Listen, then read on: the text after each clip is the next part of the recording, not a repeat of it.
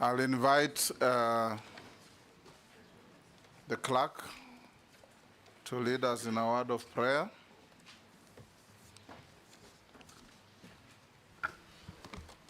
Right Honorable Speaker, honorable members, Secretariat, and our guests, let us pray.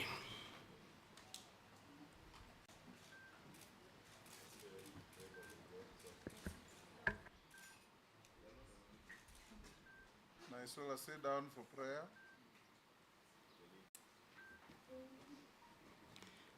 Almighty God, who in your wisdom and goodness have appointed the offices of leaders and parliaments for the welfare of society and the just government of the people, we beseech you to behold with your abundant favor as your servants whom you have been pleased to call to the performance of important trusts in this republic. Let your blessings descend upon us here assembled, and grant that we treat and consider all matters that shall come under our deliberation in so just and faithful a manner as to promote your honor and glory, and to advance the peace, prosperity, and welfare of our country and of those whose interests you have committed to our charge. Amen. Amen. Welcome to these proceedings, honorable members, members of the public, members of the press. In the public gallery, we have members from the County Assembly of Kakamega who have come to attend these proceedings, and we have agreed to them to do so. You're welcome. You may take your seats. While you're up here, no cheering, no talking, you just listen. Honorable members, on the 19th of December 2024, I received a communication from His Excellency the President nominating the Honorable Mutai Kagwe EGH as CS for Minister of Agriculture and Livestock Development, the Honorable William Kabogo as CS Minister of Information, Communication and Digital Economy, the Honorable Lee Kinyanjui as Minister of Investment, Trade and Industry. I thereafter communicated to the House, and as required under the law, this Committee on Appointments is to conduct what in American jurisdiction they call approval hearings. In our jurisdiction, we call it vetting. Pardon? So that we can be able to assess the suitability or otherwise of the nominees in holding public office in the manner His Excellency the President has proposed to the House. We are going to have this proceeding start in the next few minutes, starting with the Honorable Mutai Kagwe. Don't call him in yet. Thereafter, William Kabogo, and finish with Lee Kinyanjui. Honorable members, I have received a request by a gentleman called Aura, and his advocate called Harrison Kinyanjui. Wakili habari? Okay, get seated. Aura has asked this committee to have Harrison Kinyanjui appear before us and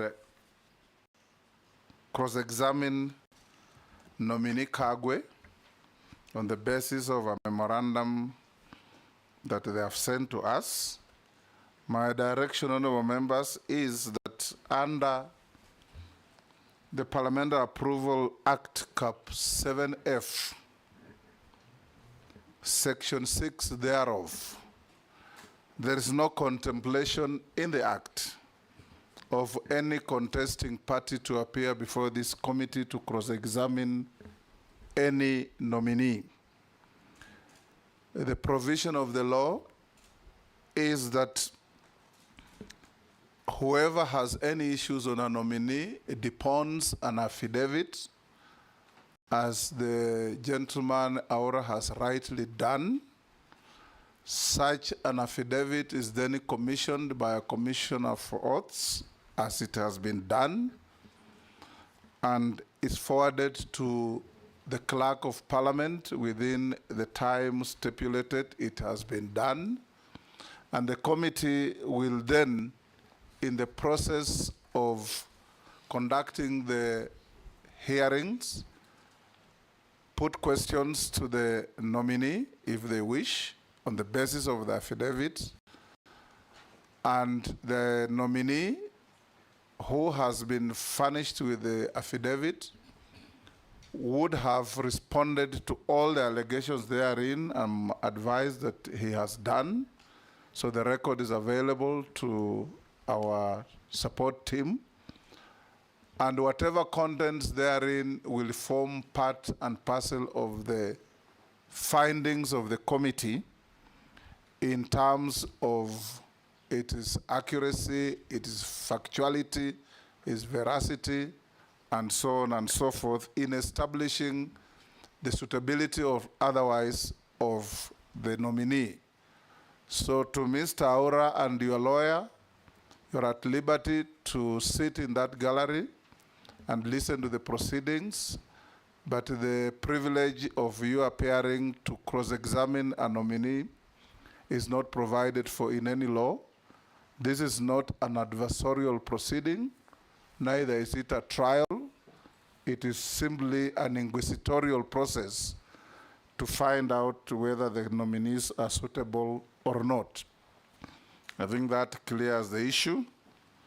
I'll therefore direct that the first nominee, the Honorable Mutai Kagwe, be brought in. Yes. Speaker. Yes, Majority Leader. Honorable Speaker, we are well guided by your ruling on that matter. Probably because Advocate Harrison Kinyanjui has many of our numbers. And last time we allowed Kenyans to contribute to the vetting process through text messages. Maybe you could also advise Advocate Harrison Kinyanjui. He can always, if he needs a follow-up question, he can always text any of the members present. Harrison, if you have any question that you think has been left out, you as truly here will receive it on my line or on any of the members. You are a well-known lawyer, and I'm sure you have sued some of these members here in different capacities. Send them messages, they will ask your questions. We have also received memoranda, like you were briefed earlier, against and for the nominees William Kabogo and Lee Kinyanjui. Will deal with them when they appear before the committee.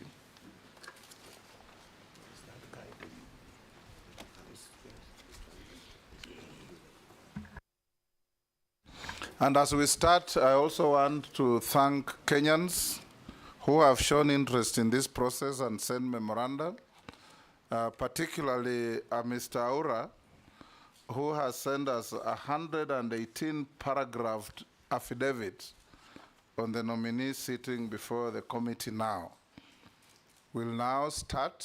The Honorable Mutai Kagwe, that's your name, but we'll invite you to put your name on record and wait thereafter for members to introduce themselves. Go ahead. Thank you, Mr. Chairman. My name is indeed Mutahi Kagwe. Thank you. I'm the Speaker of the National Assembly and the Chairman of this committee. I'll invite all members to introduce themselves, starting with my deputy. Gladys Boss, member for Wasingishu County and also Deputy Speaker.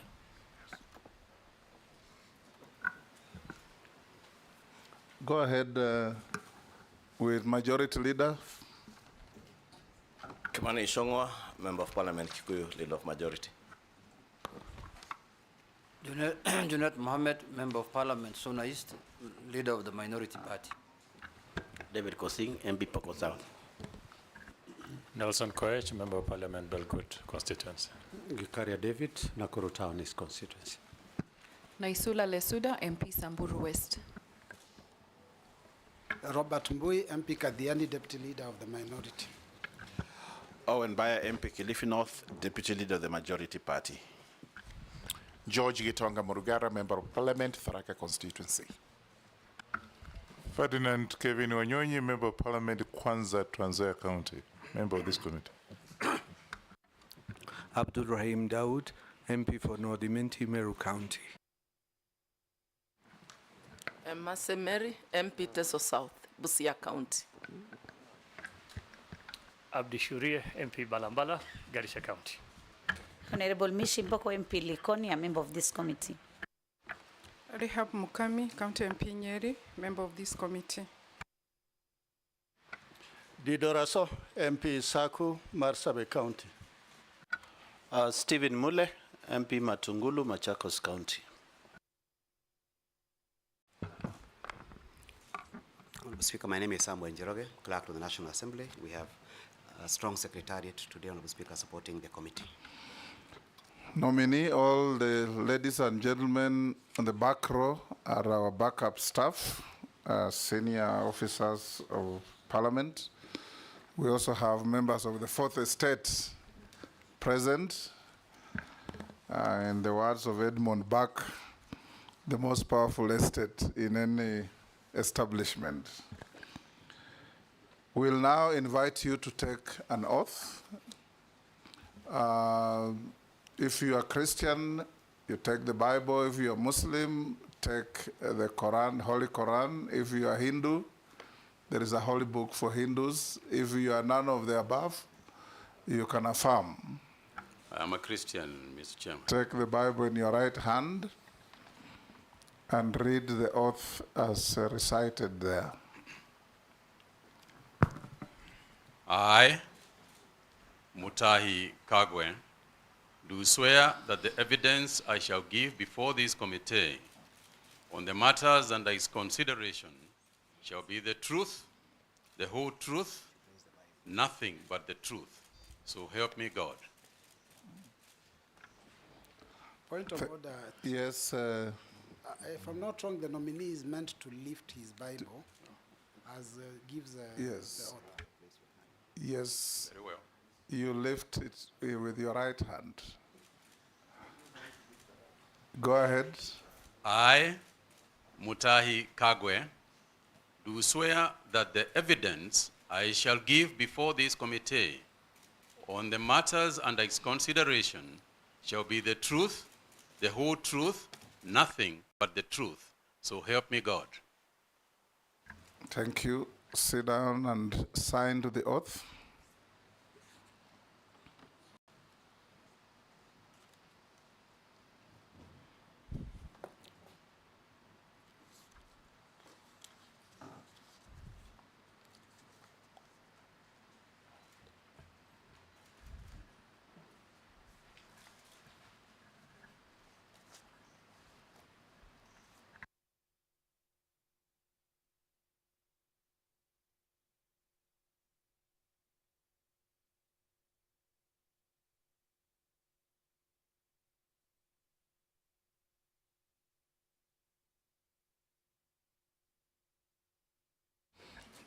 Having signed to the oath, nominee, if you have your documentation that the invitation directed you to come with, pass them on to the sergeant to give the clerk.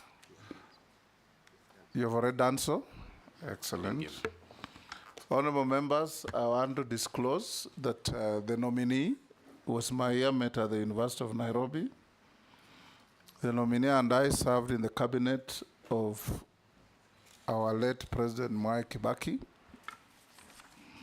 That, however, will not in any way impair or affect my capacity to question him on his suitability for the job for which he has been nominated. Thank you. Now, Honorable Mutai Kagwe, in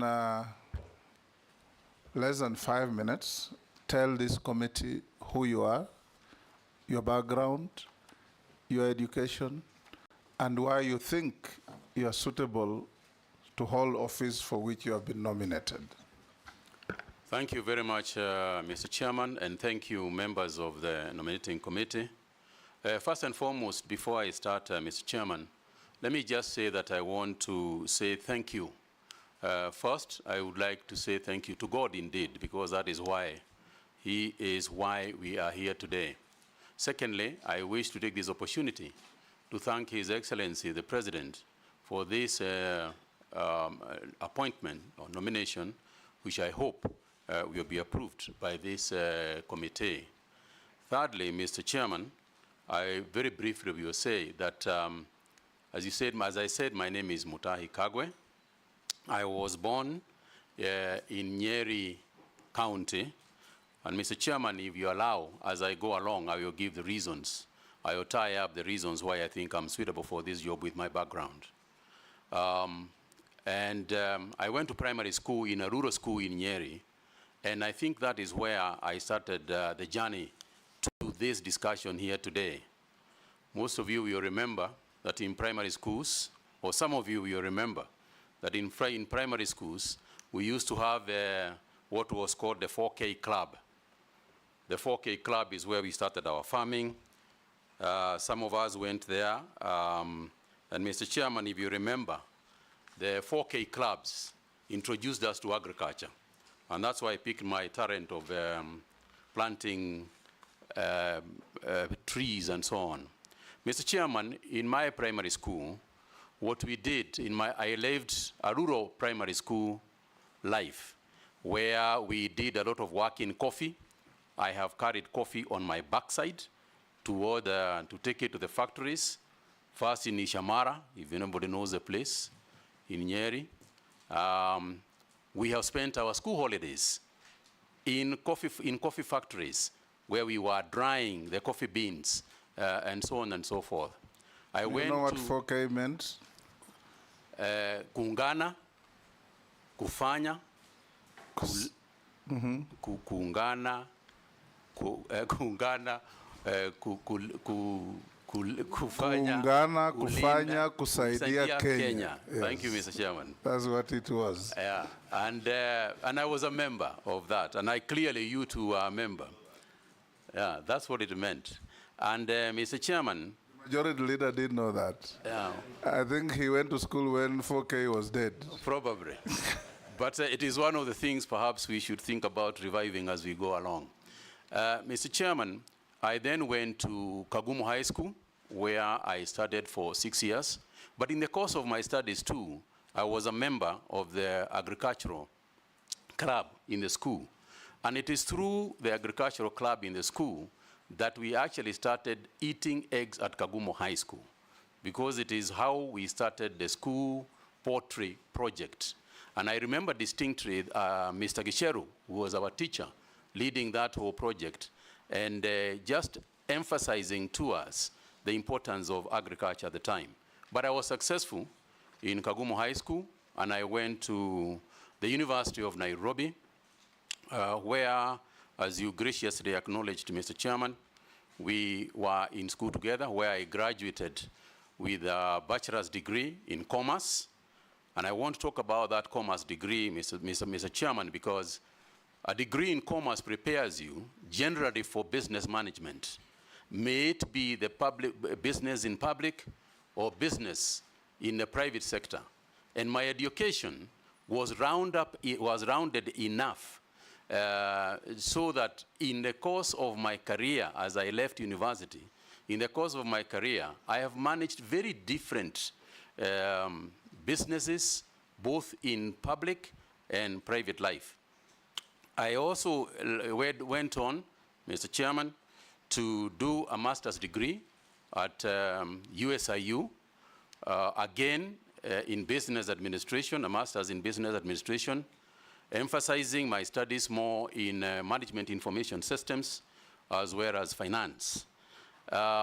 Mr. Chairman, during this time, I did my master's when I was working, but I started off my working career at an interesting small place called Mashambani Magazine.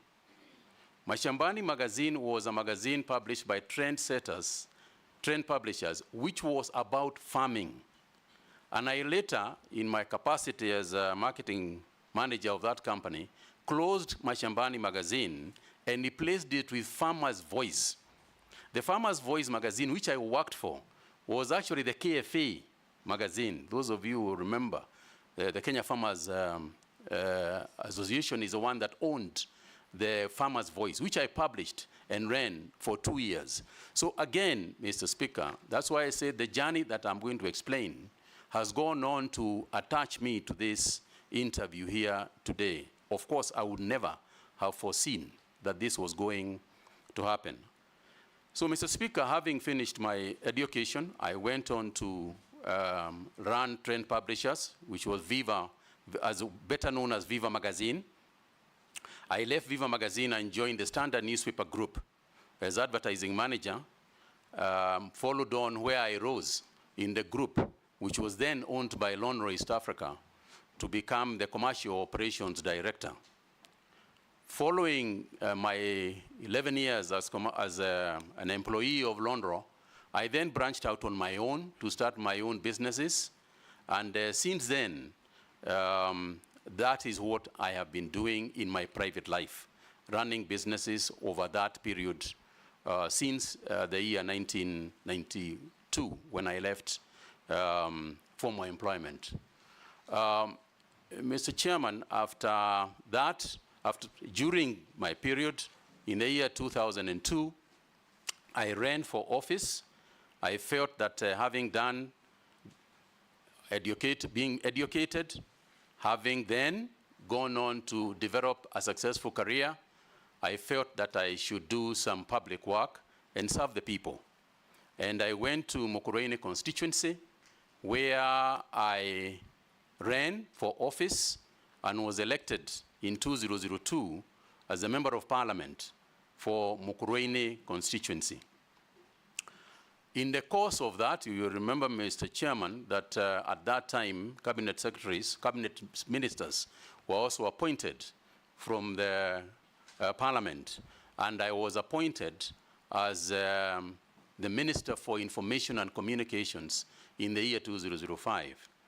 I served as Minister for Information and Communication, and I can say that it is one of my most exciting times.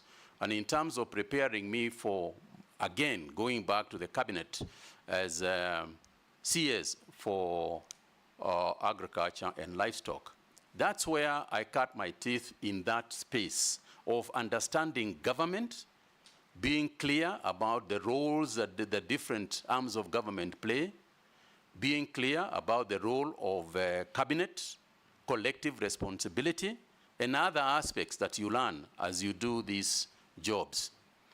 I then, in 2007, I lost my position as member of parliament, but then I was appointed by His Excellency, late President Kibaki, to be chairman of the Multimedia University Council.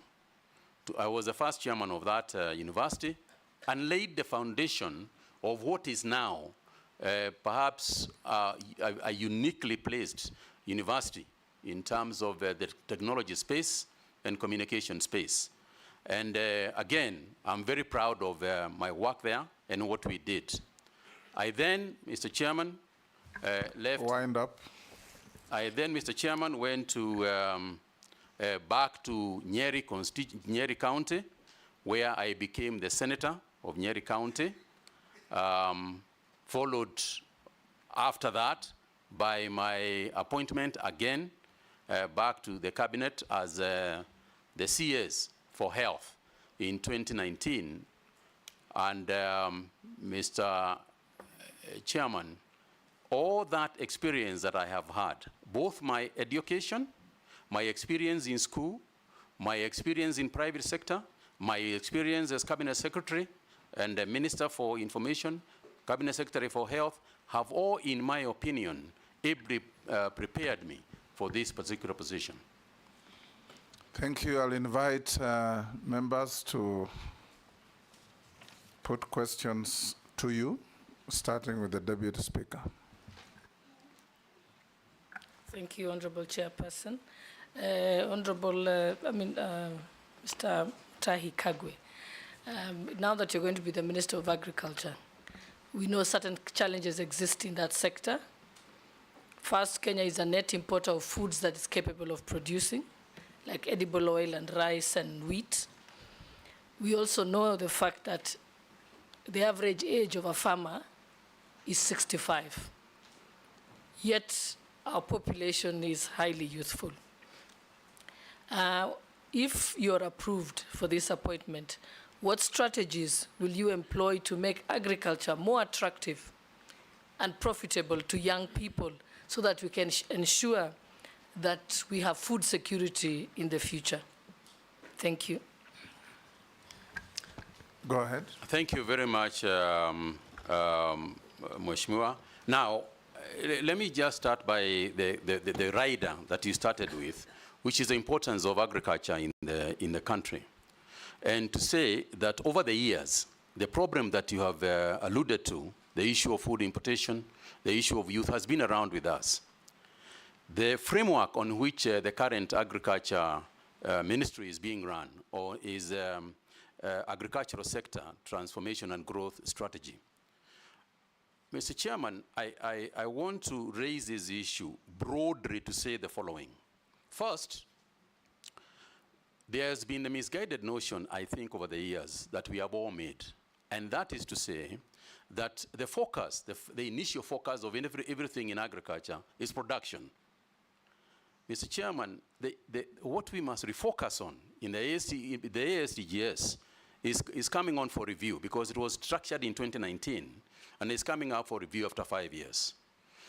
Mr. Chairman, the only way that agriculture is going to be the kind of industry, the kind of structure, the kind of mainstay for our people that we are ever going to construct is if the farmer becomes a central consideration of everything that we do.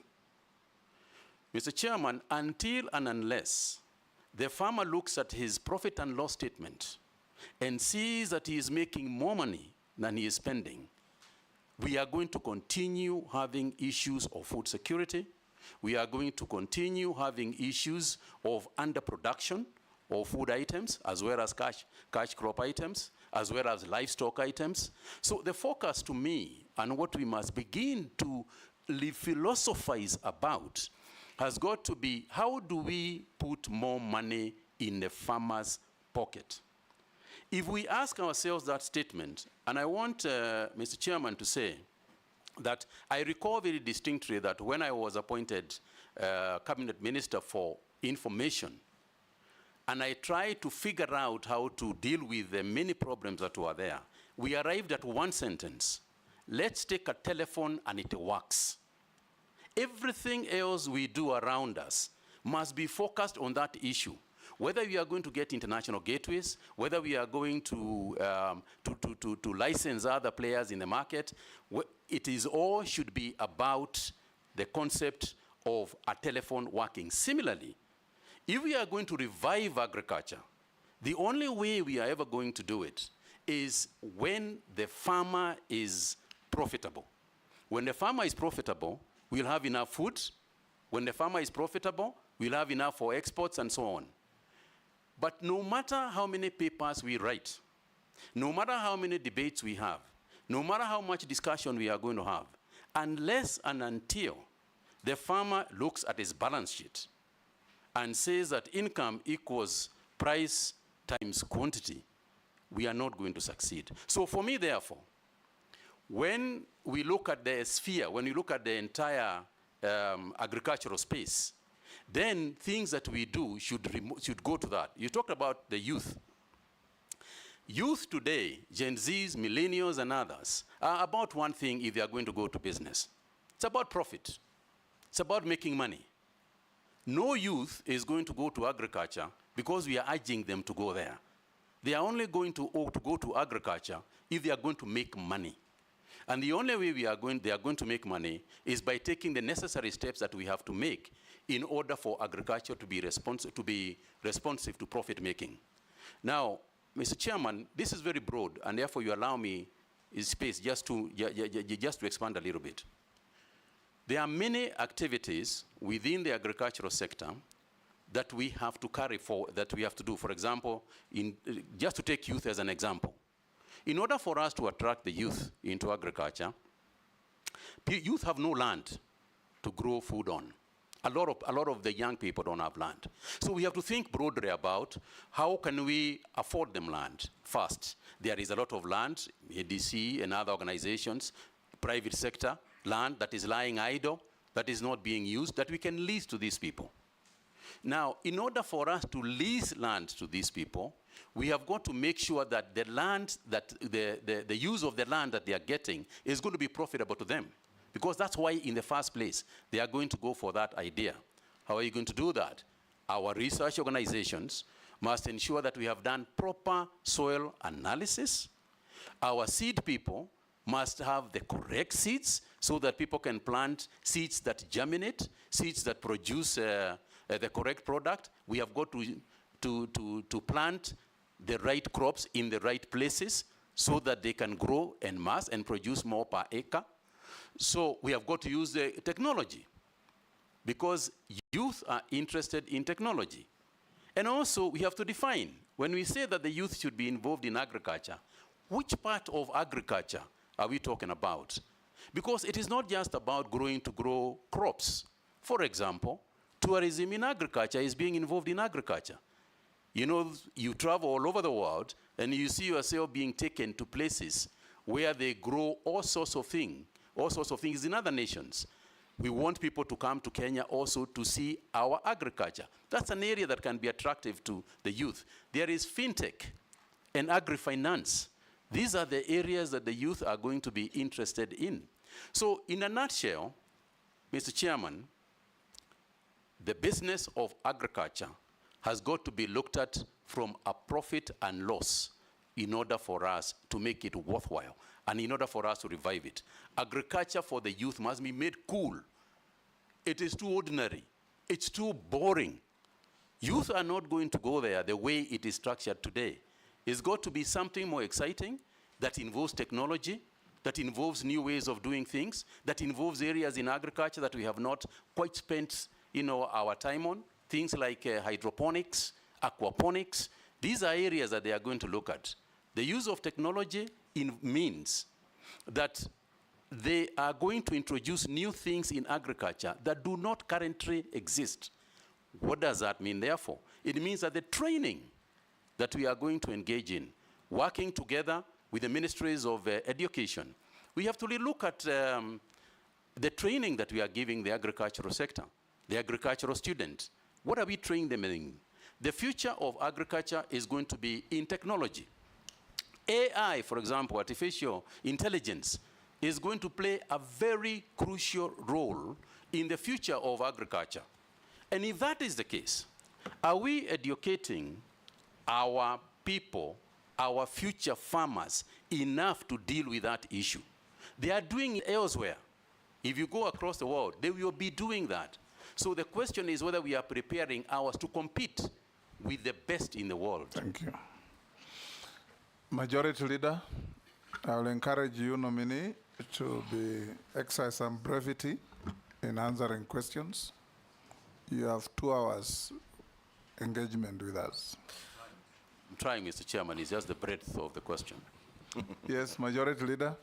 Thank you, Honorable Speaker. Honorable Speaker, maybe I'll start the CS nominee from his response to Mr. Ura's affidavit in respect to your suitability for appointment based on your professional academic qualifications. And he responded by saying that the fundamental criteria for appointment to such a position is based on one's ability to provide effective leadership and service to the public. And in that regard, you say you have the requisite qualifications to serve as Cabinet Secretary for Agriculture despite not having any training in agriculture. And probably you also didn't have any training in health when you served as Health Minister. But CS, in my view, you did well in terms of communicating, especially around the COVID time. You were on TV. In fact, people christened you the COVID CS. I would want to hear what exactly you intend to do, because, again, in my view, we have had a communication problem, and more so in the State Department for Livestock and also the State Department for Agriculture. You remember last year the issues that we had with subsidized fertilizer procurement and the communication that came around that issue. Towards the end of the year, we also had a similar problem. I had to withdraw a bill that came to Parliament from the State Department of Livestock, the Livestock Bill, largely on account of the disinformation that was being propelled in both mainstream and social media. And this bill is anchored on policies that are espoused by the government through the ministry.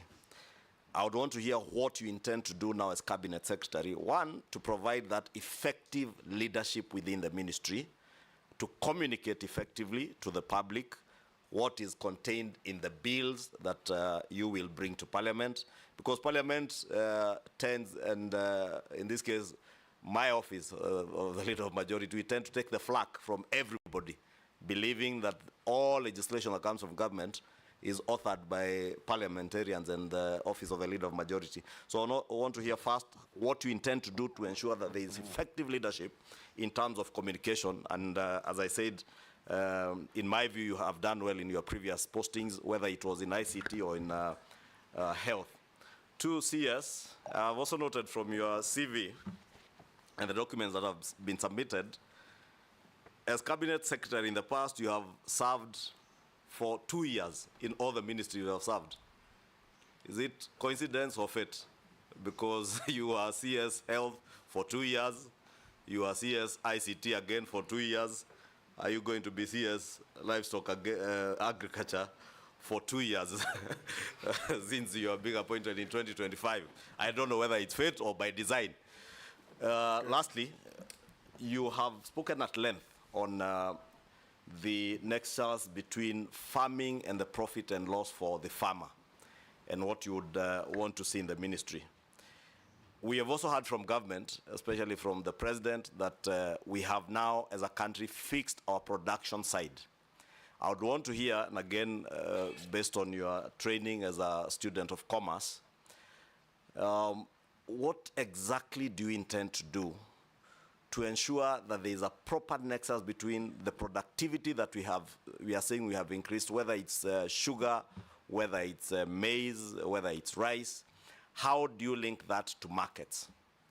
And bearing in mind that coffee, the coffee you are speaking about drying in your younger years, most of the marketing is on the Ministry of Agriculture. It's in our State Department, in cooperatives, I think. Whether it is milk, again, you produce, the marketing is with someone else. Coffee you produce, tea you produce, marketing is done by someone else. How are you going to create that nexus to ensure that also the country benefits from your experience as a marketer and as a student of commerce to make farming profitable, not just for future farmers, but even for our current farmers, many of who probably are not as tech savvy as the younger generation. And I would really want, I was looking to hear when you spoke about the P&L, how you intend to get that nexus between the good productivity that we now have to making profits for farmers to make it profitable, because that's the only way you'll be able to sustain. This sector has been riddled by cartels, whether it is in the tea sector, coffee sector, milk sector, there are cartels all over. And we have seen in the past people come into this office, very good-looking people like yourself, with very good intentions, but they get swallowed by the cartels. Thank you. How do you intend to protect yourself from being swallowed by these coffee cartels, tea cartels, milk cartels? Brevity. Mr. Chairman, you'll agree that there is quite a bit to respond to here, but I'll try and be as brief as I can. Yes. Thank you very much, Mheshimiwa. Let me start with the issue of communication, because I think that is what you laid emphasis on. I think the first thing to remember is that in my capacity, if I'm approved by this committee, in my capacity as a cabinet secretary, I am simply a cog. I'm simply part of a cog of people and stakeholders that must be involved in the decision-making processes that you have referred to. You can't be part of a cog. You can be a cog in a wheel. Yes, yes. Indeed, yes. Indeed, Mr. Chairman.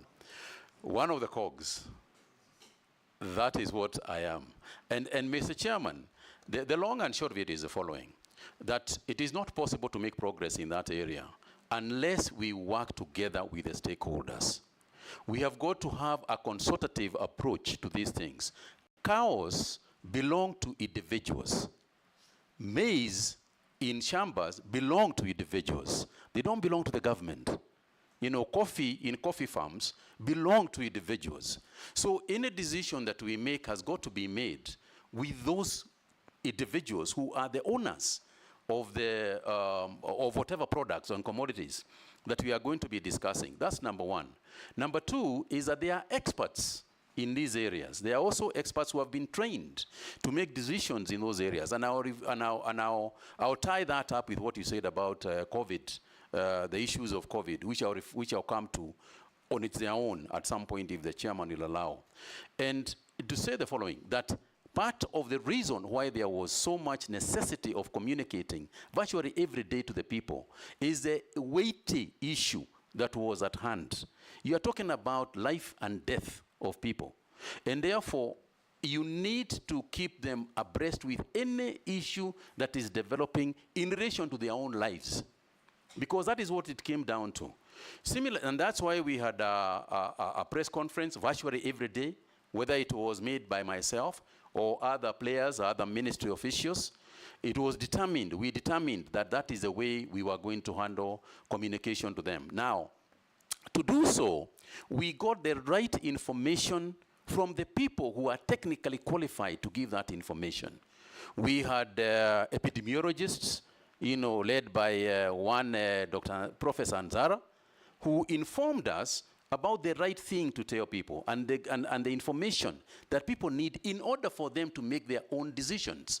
So the first thing is that we have got to be consultative. We have got to make people, we have got to consult people. We have got to consult the owners. We have got to, the owners of agriculture. We have got to consider the experts of agriculture so that as we make progress, we move together.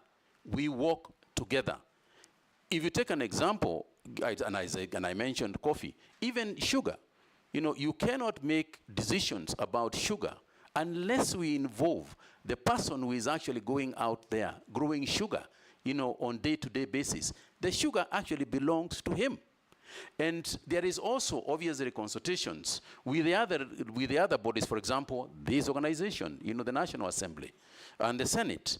There are institutions that are involved in what we are doing at the ministry. And you will remember, Mr. Chairman, that agriculture is essentially a devolved function.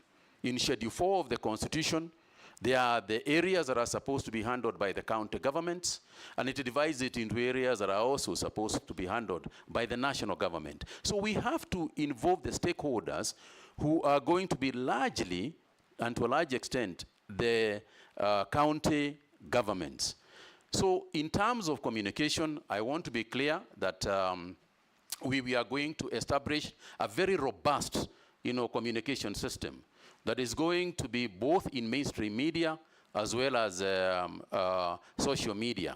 And I know that Mr. Chairman, the Honorable Leader of Majority spoke about the ills sometimes, you know, the negatives that come. I think sometimes we have to agree that in this day and age in the democracy, we have got to take both the positives and the negatives, and they are going to keep coming anyway, and that is not going to change. So I think for me, what I would like to do is use the same social media, use the same mainstream media, work with the fourth estate to try and disseminate information as much as I can to the farming community. And it won't be the first time, because during the period you have referred to, during the COVID period, part of the key players in terms of dissemination of information and the buy-in to the activities of government was actually members of the Fourth Estate. They are the ones who assisted us to succeed. And I want to say that my intention is to continue to work with the Fourth Estate as openly and as transparently as I can. We will be criticized, and that's fine too, because oversight is part of their job. So I intend to keep very closely, to work very closely with them. There is the area of social media. Social media is an area that has come to both help us. It helps us a great deal. There is also the negativity in the social media. And I know that, Mr. Chairman, if one were to talk broadly and say leadership has been made that substantially harder, you know, through social media. But part of the hardship hardship and headaches that one gets from social media is also part of the way that we can communicate more easily, you know, to our people, because they are also on social media. And that which you cannot change, you might as well use, because we are not going to be able to change some of the communication channels that exist. And indeed, we can use them very positively for ourselves. Mr. Chairman, there was a nexus that the Honorable Leader of the Majority wanted me to explain, and that's the issue of the PLL and the production capacity that has clearly increased. It's a fantastic example of what I'm talking about. The reason why the production has increased is twofold. One is because of the good climates that we have fortunately experienced. But two, and to a large extent, is also subsidized fertilizers. It's part of the reason why this increase has come in almost all products, both cash crop and as well as food crops. There has been an increase. Now, when you increase production and you are able to save on post-harvest challenges, it means that the farmer gets this bigger quantity that he has got. But the market is huge. The market for these products is not just here. The market for both livestock as well as crops is both in Kenya and external. Information about the markets is what has largely been missing. And part of this is also the deployment of technology. Because now with a mobile app, you are able to tell where tomatoes have got better prices instantly. But this information is around somewhere, you know, floating somewhere in the market. It's our responsibility as ministry to make sure that that information is available. You also alluded to the issue of the fact that the marketing aspect of most of those cash crops, the boards and everything, is in the Ministry of Cooperatives. That's fine too, because we work in a collective area. We have collective responsibility. Every ministry in government will automatically have to relate with another ministry in government. And it is not just the Ministry of Cooperatives that we have got to work with. We have got to work with the Ministry of Energy, for example. Right now we are waiting for the Ministry of Energy to connect to Kenani, to the Kenani leather park that the ministry is establishing. We are waiting for the Ministry of Water, you know, to also connect water. So we will have to work collectively. We have to work together.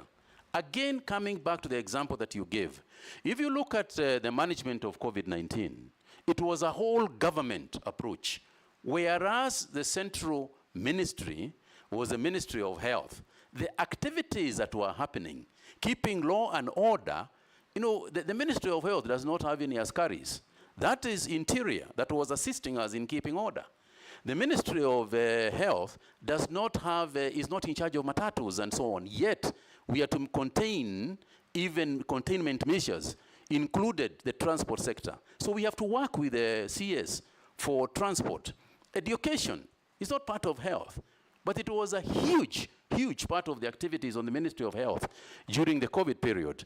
That too simply illustrates that you need to work collectively with other ministries, and that forms part of collective responsibility. Yes. Jeanette?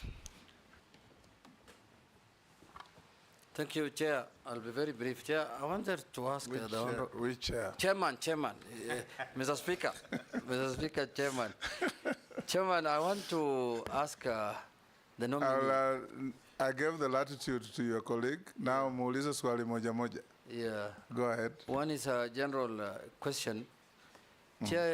Chairman, I want to remind the nominee or to inform him that in the last 2.5 years, he will be the third minister for agriculture. There was one who came at the beginning, second one came, we vetted him, you are the third one we are vetting. If you are approved by this house, to become the Minister for Agriculture. And the last one we vetted, I asked him a question. I told him, do you know what you're getting into? He told me, yes, I know. I want to ask you also, do you know what you're getting into that ministry? You need to tell me more what you think of that. The second issue is the people or the ministry concentrates so much on agriculture and normally forgets about livestock. And in many countries in the world, their GDP growth is even contributed much higher by livestock than agriculture. What do you think you will do in the livestock sector so that the GDP, the livestock sector can contribute to the GDP of the country? And what is your position on the vaccine that's being proposed to give to livestock in this country? What do you think it is? Or how will you implement it? Or what are your views on that thing? Point of order. Yes. I think if you allowed 3 questions, because many of the questions, you will easily answer them with, many responses. Yes, that's what I was going to do. Okay. Posing. Thank you, Chairman, Speaker. To the nominee, Honorable Mutahi Kagwe. Following what Honorable Junet said, many people think that the Ministry of Agriculture is crops, forgetting the bigger, which is livestock. My question will be, what will you do, particularly the pastoralist people, who keep a lot of animals, but during let's say, drought or something like that, they lose all of them. What will you think, or what will you do, or what will you tell them to listen, that even before drought, for example, that you can buy all of these animals, and then give them money to wait until drought goes, then you bring number 2. You are going to be Minister of Agriculture. Where is agriculture? There's no agriculture in national level, in my view. If you look at also fourth schedule of the Constitution, agriculture is devolved. So when you are minister for who or for what at national level? Are you going to be marketing officer of agriculture, or what is it? And yet agriculture is at level. My proposal will be, or what I want to hear from you, what nexus or structure, legal structures or implementable structures that will be between you yourself and the counties. Because without counties government, without county people, agriculture will just be almost, at national level, it will be a talk show if you don't bring in counties in terms of implementation. Thank you, Chairman. Nelson? Thank you very much. Many commentators, Mr. Honorable Mutai, believe that you did actually handle the COVID-19 quite brilliantly. But however, there are questions and of misappropriation, massive theft at that time, particularly in Kemsa.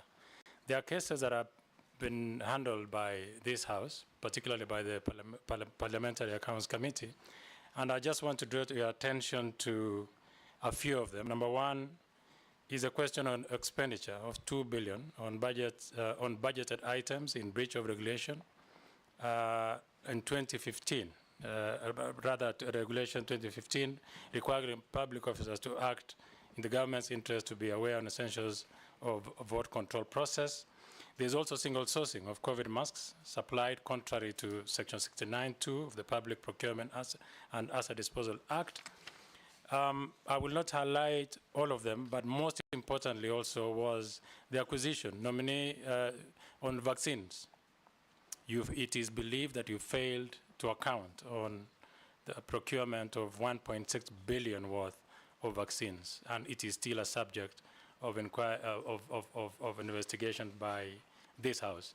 What do you have to say about all that was said at that time, that there was a lot of misappropriation in Kemsa? Number 2, I come from an area which predominantly grows tea, and I want to hear And I will like to read, so that I don't misadventure, that tea prices in Mombasa auction were on a downward trend in 2022, forcing the government to establish a minimum reserve price of USD 2.6 for the teas from the east of the rift and the USD 2.4 for teas from the west of the rift. This initiative was aimed at stabilizing the market and addressing the declining tea prices at the Mombasa auction.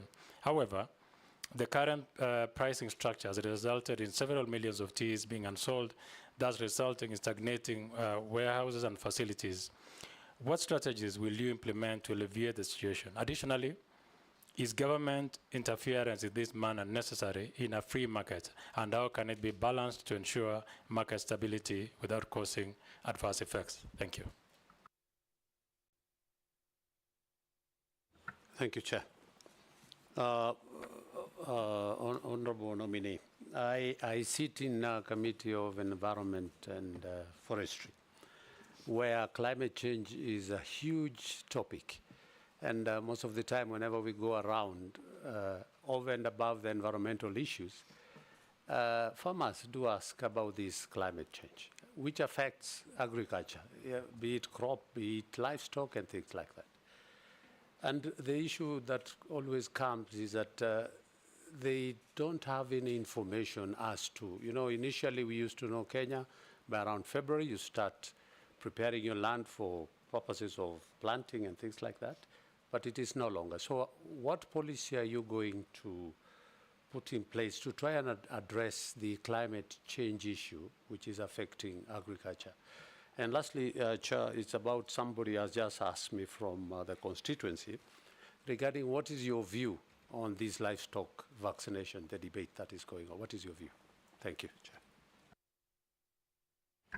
Answer those from Thank you. Honorable Junet down to Gikaria. Thank you very much, Mr. Chairman. Let me start by answering the Honorable Junet's question, which relates also to one that had been asked by the majority leader about the 2 to 3 years, which because they are kind of the same, because I'm the third minister. First of all, of course, is to say that I've been happy to serve, no matter how the period. You're happy to serve, because the idea is to make a difference. And sometimes it is not how the length of time that you do a job in, it is what you put into the time that you have got that you can make a difference in. I have no idea why 2 years into government, I was invited by the 3 previous, including the current president, because obviously they are appointing authorities. But I want to answer your question, and perhaps related to also to Honorable Koeshi's question. You asked me whether I know what I'm getting myself into. And from the questions that you have heard from Honorable Koesh, yes, I can relate to your question and what you are asking regarding the prices and so on. Mr. Chairman, you will remember that one day in 2020, I stood outside Afia House, and it is on record even in the media. I pointed at Afia House, and I said that there are many cartels in this building. I said it myself. It was not said by other people. I am the one who said it sitting in there. So as I went into the ministry, I was quite aware that there are cartels. And I'm quite aware that even this one, there are cartels in it. That's the first thing. The second thing is to say that cartels fight back. Cartels will fight back. And some of the stuff that you're hearing coming out is a question of cartels fighting back. Not only would I expect them to fight me back once you start fighting them, in fact, I'm ready for the battle, because I know the battle is going to come. And the cartels will definitely fight back. But I want to say that irrespective of the war that is clearly going to be there are sufficient people in Kenya. There are enough people in the ministry, there are enough people in this parliament, there are enough people in Kenyans out there who are going to be extremely supportive in that fight. I am confident about that. And your job in this house, as you oversight as you make sure that you oversight, is also to make sure that you assist us also, in those battles with cartels, that you'll obviously come and fight back so that they can take. In the area of COVID, for example, and I pointed it out, is that as we started the restructuring of KEMSA, and I want to say to Honorable Koech that, it is very difficult for us to remember back at the crisis that we had in 2019, and as particularly after the 12th of March of 2020, when the pandemic was actually declared globally. Mr. Chairman, we were faced by a severe situation.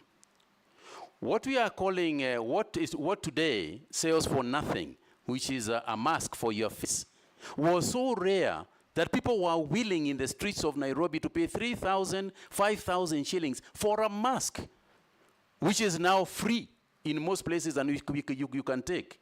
So when people say, and part of the big question regarding that period and part of the COVID billionaire issues and so on that we have had to do with the prices of issues, the prices of goods, the prices of commodities and health, and what was necessary to contain this disease in our country. Mr. Speaker, I remember appearing in this House to explain these issues and to say at that time in 2020, for example, we were looking for anybody who could give us a mask. And yes, I am the first person to admit that it wasn't an opportune time, that indeed there was abuse of process in KEMSA and other procuring agencies at that time, and not just in the Ministry of Health, but widely. But I think the major concern, the major interest at the time, and I can give you one clear example. For instance, the PPEs. We were looking for protection gear for our doctors and nurses. We didn't have any. A PPE could easily sell for 15,000 shillings, 9,000 shillings, etc. And I can tell you, Honorable Koech, that if they came at 20,000 shillings, we would have bought them. Because it's a question of, are you going to wait or are you going to buy at whatever price to save lives? Money almost begins to take a secondary position when it comes to life and death, and that is what it was. But we are also the same people who worked on it. What steps did we take? I called all the manufacturers of materials. I sat outside my office with a bottle of water, testing materials to see whether they could be able to be used for PPEs with the experts in the Ministry of Health. And consequent to that, we were able to use our own people in Shona, in Athi River, in Nakuru. We were able to use our own people to produce the same materials at a quarter of the price. And now today, the same PPEs can be produced in our country at 2,000 shillings or less than 2,000 shillings. So it wasn't an appropriate time. A lot of mistakes were made, and I'll tell you that and confirm that indeed there were mistakes made. But I would also like to say that at the prices that I was saying, and this is what I explained to Parliament, and I challenged this House, at the time that we were buying PPEs at, say, 9,000 shillings, I said I would like somebody to show me any place where the PPE was selling at less than that price. And I remember, Mr. Chairman, going to Aga Khan Hospital, going to Nairobi Hospital. Everybody was desperate and the prices were crazy all over the town. It wasn't that the Ministry of Health was buying those items at a higher price than the rest of the world or the rest of the country. We were buying it at the market prices at that time. And this is something that I have explained, at length. Mr. Chairman, the handling of COVID-19 at that time was such a nightmare. It was such a nightmare that, and the cost to people, the cost of lives, every day we would wake up to be told that 10,000 people are being buried in New York. The Italian government has given up and surrendered, that everybody is dying. In South America, people are being dragged out of houses and being burnt outside, they are cremated outside their own houses. So it wasn't a time that people were making very, very rational decisions. It was a desperate period, but we did what we had to do. And Kenya, by the way, is one of the countries that got praised because of the work that they did. And Mr. Chairman, I will say this. I am prepared to do, I take responsibility, and I did, and I said everything that happened that was not correct in my ministry, and throughout that COVID period, we must take responsibility because it was there. The negatives, I take responsibility. The positives, I give credit to the team that was working at the ministry. All the members of the National Emergency Response Committee, of which I chaired, that included members of the Defense Forces, members of all ministries that were involved. We took collective decisions. In the issue of vaccines, we took collective decisions for vaccines. And the whole issue of the expenditure on vaccines, Mr. Chairman, is actually exaggerated. Because 90% of the vaccines that we actually used in Kenya were donated.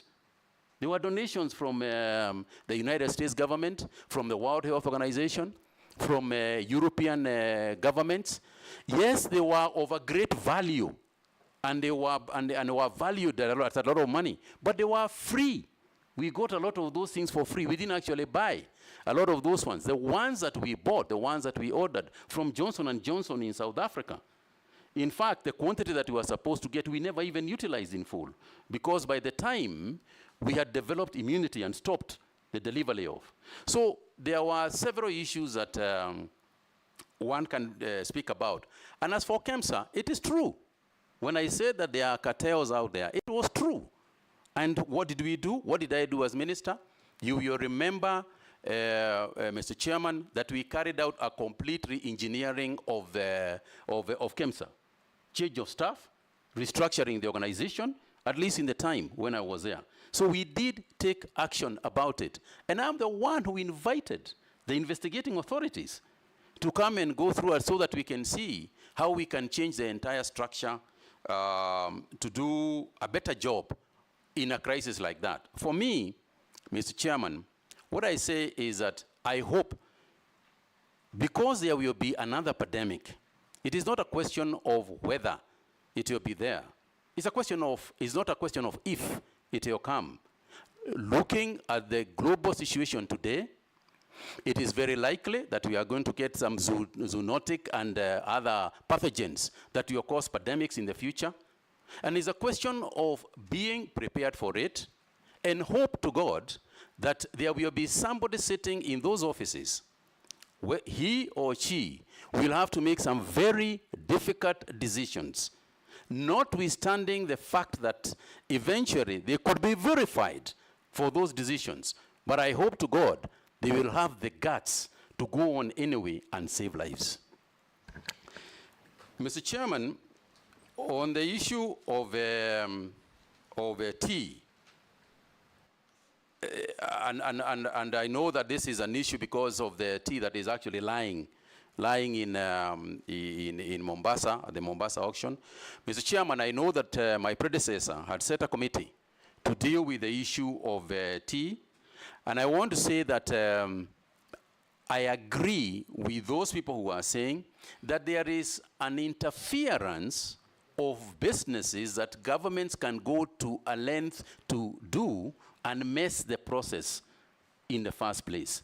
So there is a degree of regulation that you want to carry out, and indeed we will carry out some regulation, but the regulation will be to improve the market. Our job, as you asked about what is the ministry going itself doing, given the fact that it is Schedule 4 divides it amongst both the county governments and the national government. I think if you look at Schedule 4, you'll see that the breadth of involvement of the national government is quite large. And if you are involved in the policy, if you are involved in research, if you are involved in financing, if you are involved in creating markets for these products, then you will have to work, as you rightly said, in the joint committee of both the county governments and the national government. Again, I would like to confirm that this is not the first time I'm going to do this. during the COVID period or during my days as Cabinet Secretary for Health. That's what we did. We had constant communication. We had several meetings with the CECs for health. And I can tell you, Mr. Chairman, we even managed to bring in to the ministry the CECs for health to be part of the teams in the Ministry of Health at headquarters, so that you can create the linkages between the county governments and the national and the national government. So part of the price stabilization is to make sure that we are opening new markets. You know that our biggest competitors in the tea sector is China and India, and they have got varieties of tea that they produce. But we must also ensure something else and this is where the regulatory framework comes in. We must make sure that even as we talk about the prices, we talk about the quality of tea that we are producing. We must ensure that we have got a minimum regulated quality of tea that can be called the Kenya tea. Because unless we do that, our tea is famous all over the world because of quality, not because of the quantity. So we must ensure that we preserve and secure the quality of our tea as much as we can, even as we open new markets for it. Mr. Chairman, yeah, sorry. No, touch on overemphasis on crops as opposed to livestock. I was getting there, Mr. Chairman. And then climate change. Yeah. So that we go to other questions. I was getting there, Mr. Chairman. I think the honorable member said that livestock has got the capability and possibility of actually becoming a bigger industry, and that is true. Because if you look at countries like Ethiopia, our neighbors out here, the leather industry in Ethiopia is huge.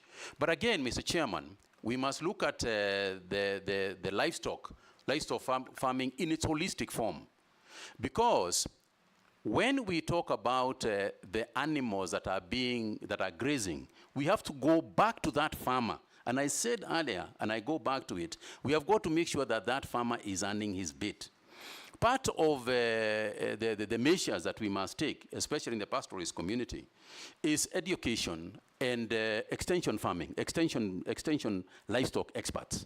They must talk to our livestock grazers and our livestock keepers and the breeders themselves. Because part of the way that we can develop the leather industry is it comes back all the way to the skin that the animal is walking in.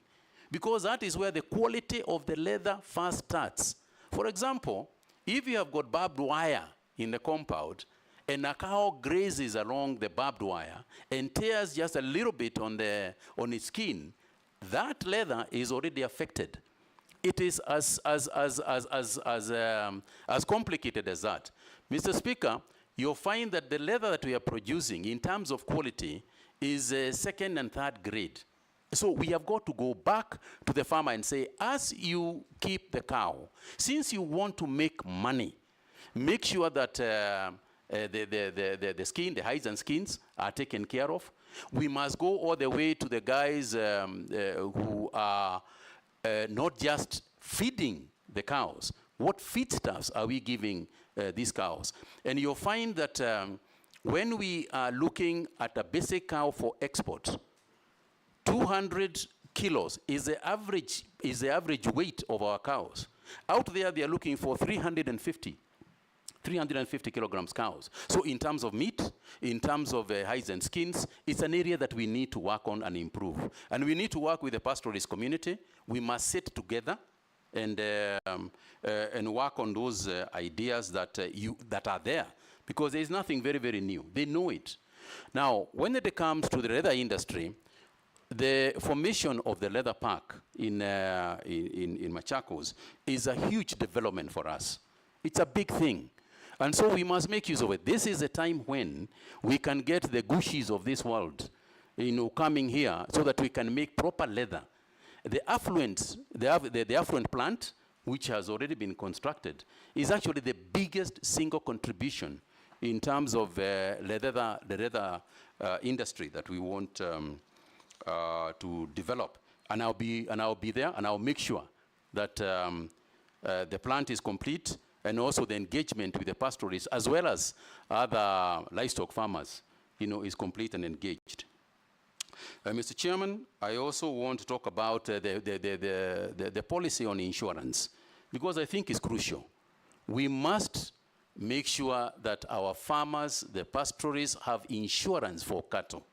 Because if they do not have insurance, and I have been there at one time, I remember distinctly, Mr. Chairman, going to Mandela at one time, trying to get the farmers to agree to sell their cows because KMC was buying them, but they were not agreeing to sell. So there is also a cultural aspect that we have to deal with, and agree that it is there.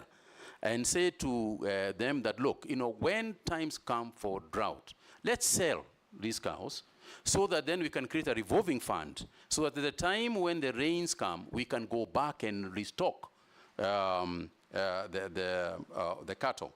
And I think it's also important to teach this issue of insurance because largely there is no communication on it. Yet, there are very many organizations that are involved in this insurance for livestock. And I think we must push that agenda, and I'll be at the forefront of ensuring that it is there. But more than the insurance is also to make sure that the insurance premiums are affordable. So there is no point of saying there is livestock insurance, but the insurance is too high. People can't afford it. So we have got to go back and ask ourselves, how do we make sure that there is so much livestock, there are so many cows that are being insured, that in terms of the insurance premiums, they can come down. Because insurance works on the basis of probability. The probability that something bad is going to happen diminishes as long as the base itself is becoming, has been widened.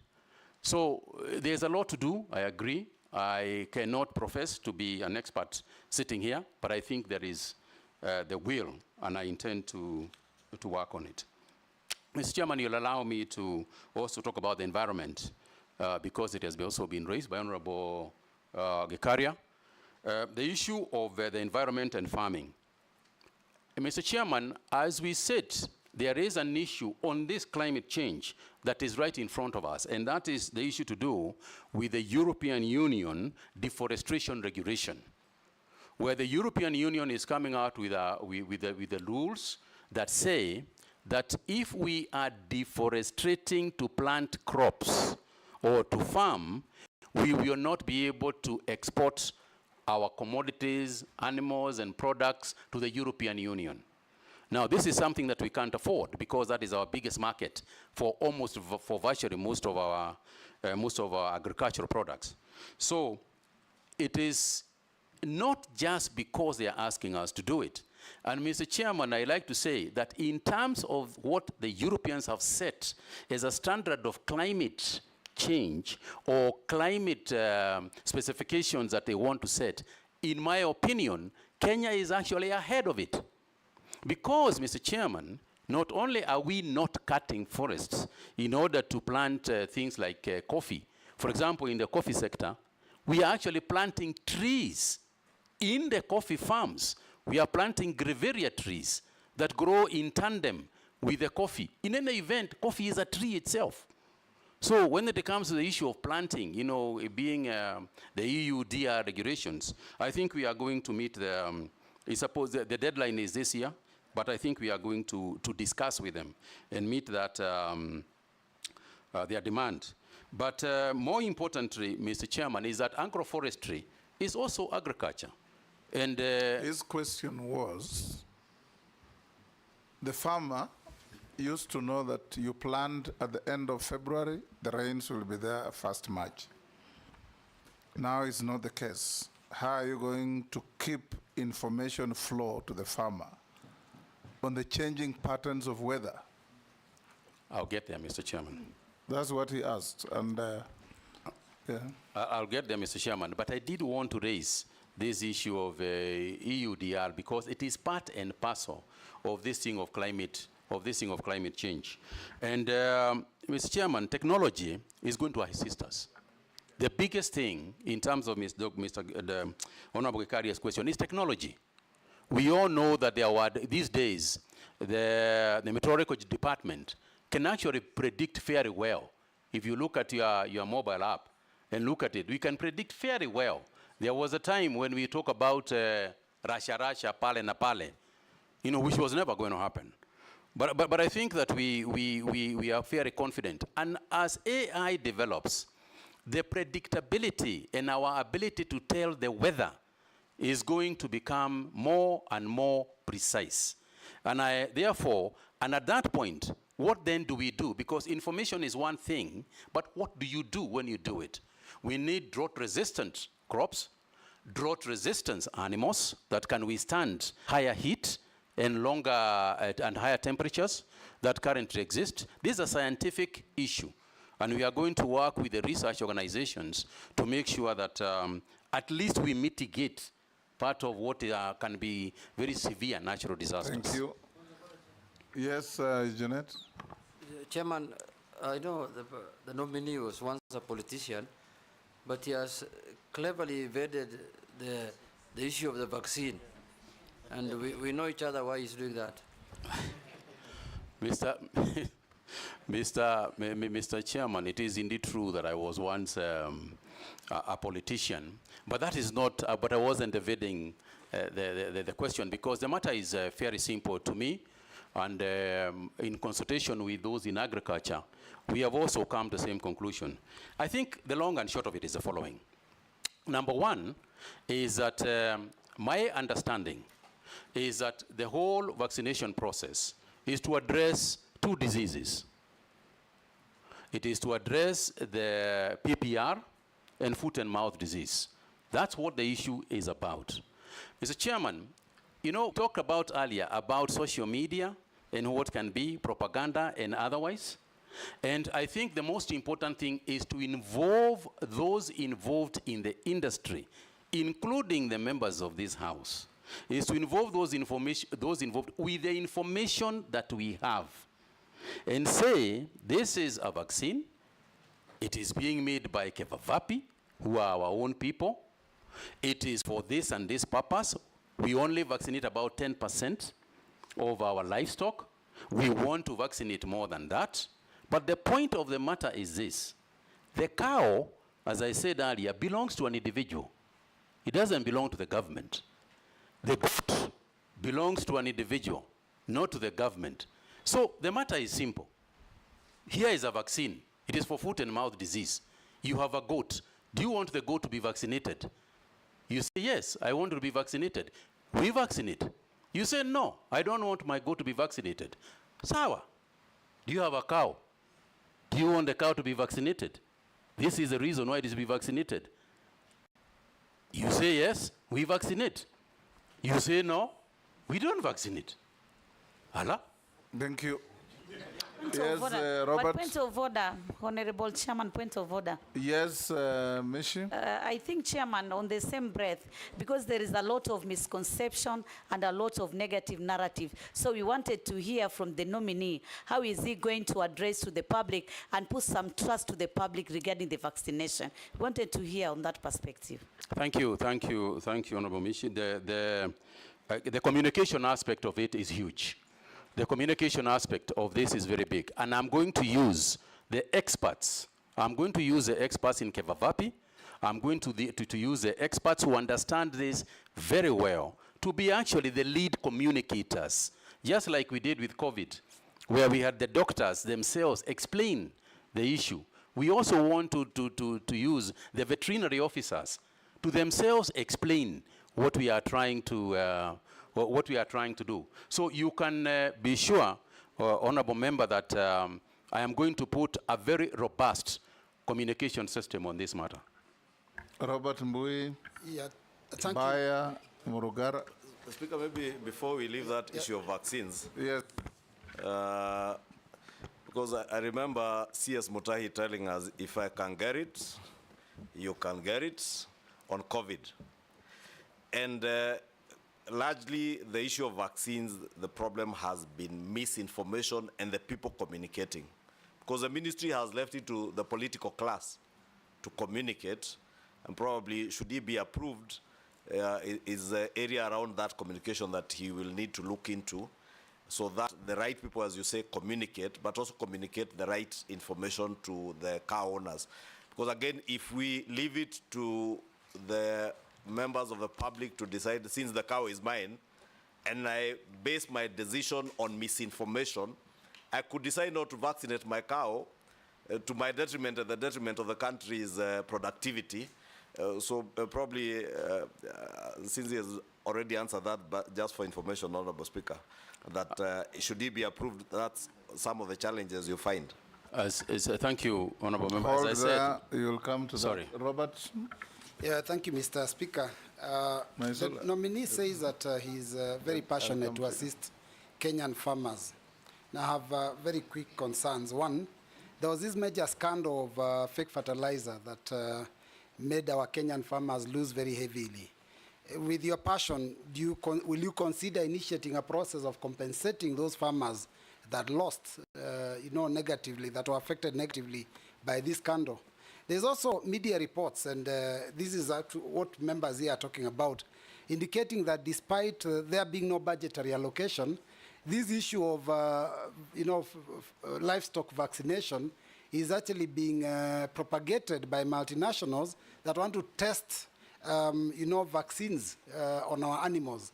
What is your comment on that? And finally, the government has been accused in the recent past of regulation of private business, especially agriculture. I mean, there's regulations on you have to get a license to grow, a license to harvest, a license to transport, a license to store, a license to sell.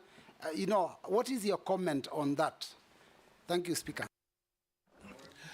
Thank you very much, Honorable Speaker. Nominee, I would like to ask you the following question. One, just on the oil crops and the cost of edible oils in Kenya, there has been a over-reliance on the importation of edible oils. And yet this country, especially at the coast, has huge potential to actually bring down the cost of edible oils and actually grow our GDP. Crops like coconut, cashew nuts, ground nuts, and many other nuts that grow at the coast.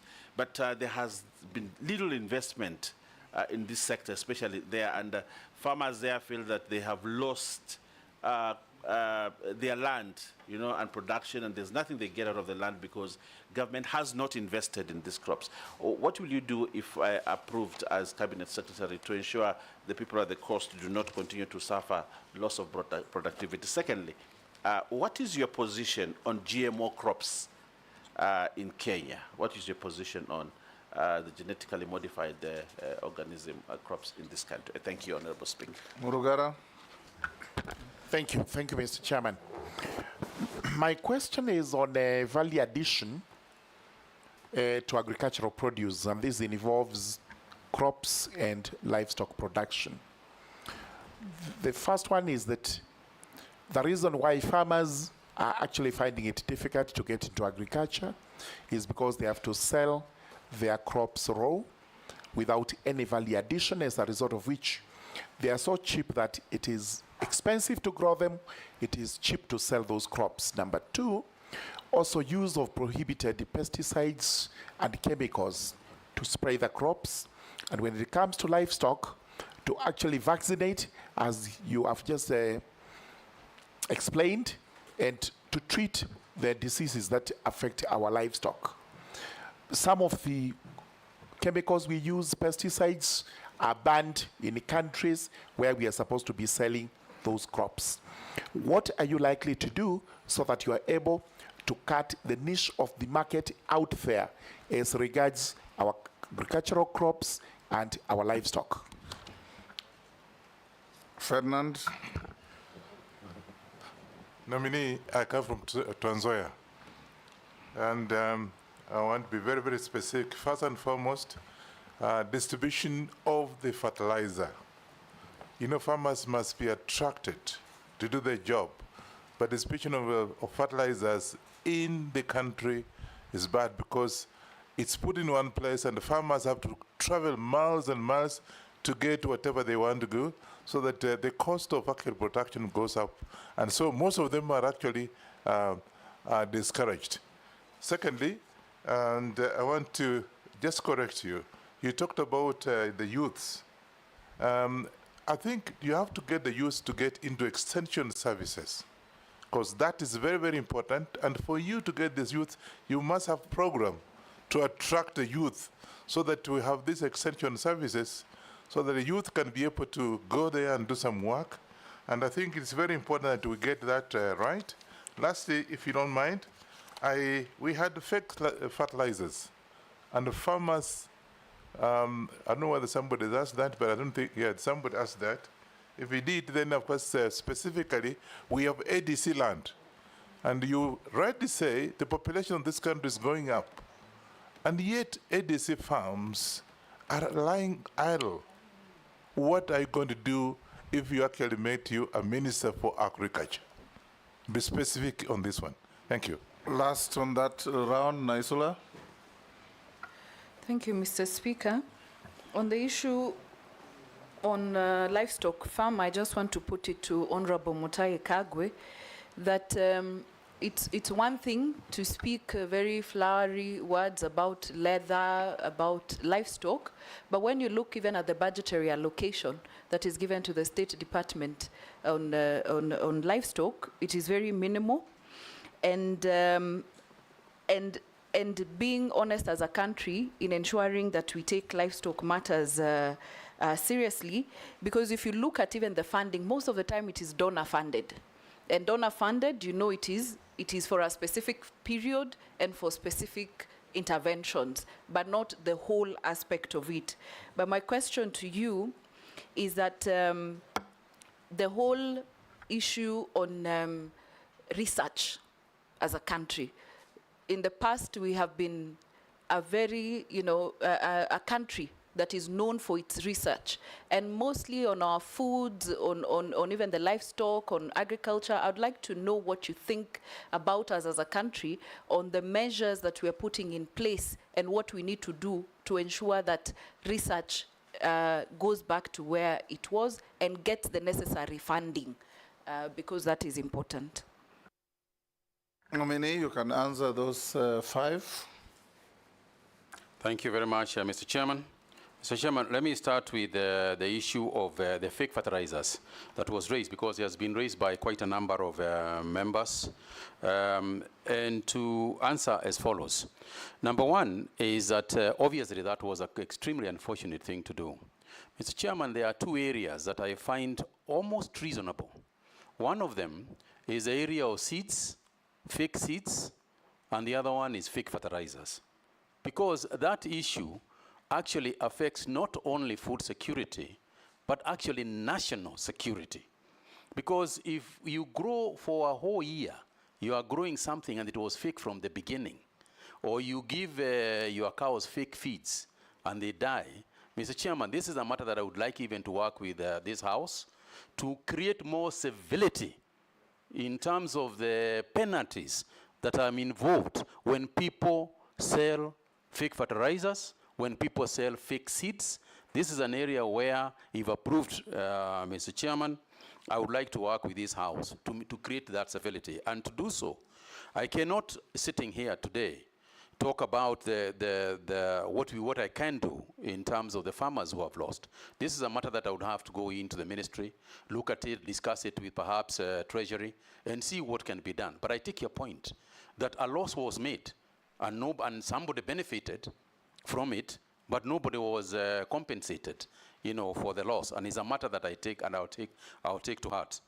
Mr. Chairman, on the issue of livestock vaccination, I spoke to it, and I spoke about what I believe. And obviously, sitting in the office, I will have the information at my fingertips. I will be clear, this is a vaccine that is being made locally by Kevavapi. One of the things that I would like to say as a highlight to all the things that I have been asked, including the pesticides that I think Mheshimiwa Ferdinand spoke about, is to say that there will be a rule of thumb that, in my opinion, the ministry, if approved, would adopt. Number one is this: whether GMO, whether pesticide, whether fertilizer, if that product is not being used in its country of origin, it will not be used in Kenya. If it is a fertilizer, if it is a GMO product, if it is a seed. Do you know the case of Roundup? Yes, I'm aware of the case of Roundup.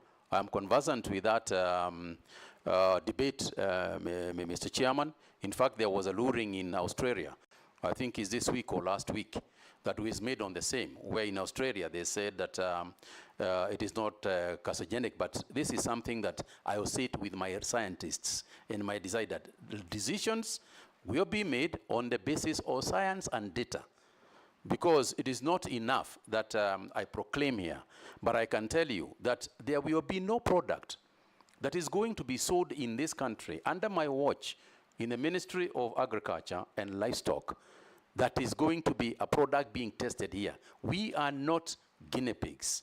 We will not be used by anybody as guinea pigs. I am aware, Mr. Chairman, for example, there are some organizations overseas that are rebranding their products so that instead of coming as the main product which has been banned overseas, they rebrand themselves as another product so that we can pass it here. And I can tell you that we will be as vigilant as we can be to ensure that we protect our farmers as well as our private sector players.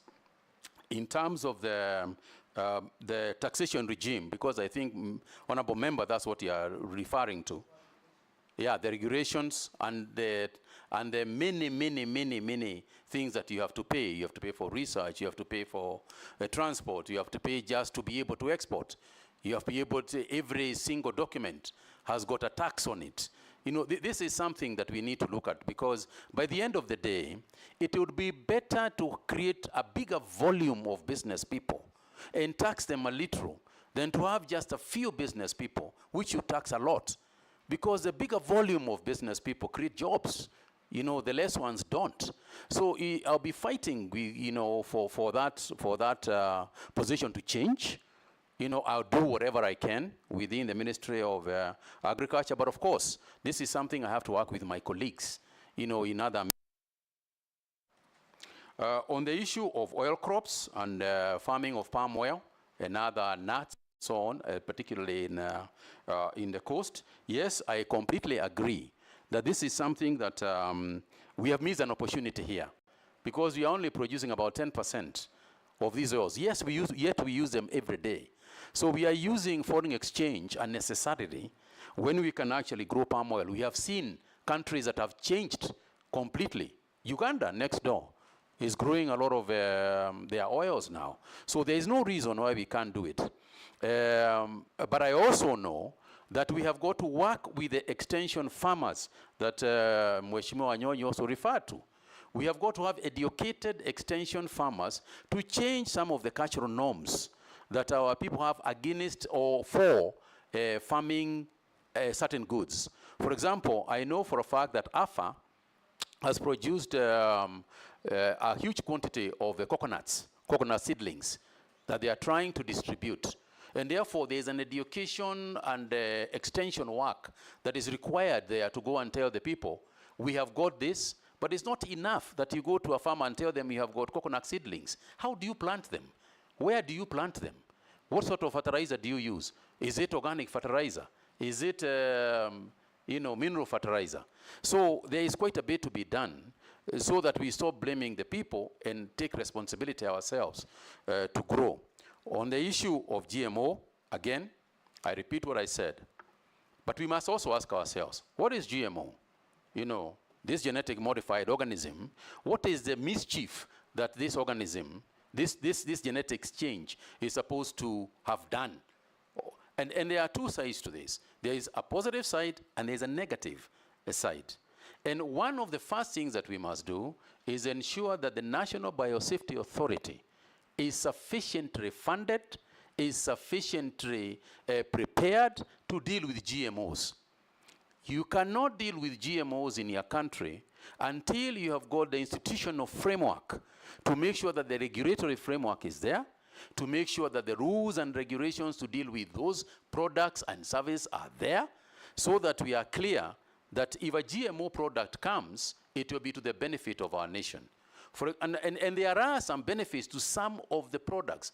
For example, if you look at the cotton growing areas, and you look at BT, and what has happened because of the absence of the worm, you can see that cotton is now increasing. We are now having more cotton. So there are, and let's also forget that genetic modification of plants happens naturally anyway. The maize that we are growing today is not the maize that we originally got from Mexico, centuries ago. It's a different one.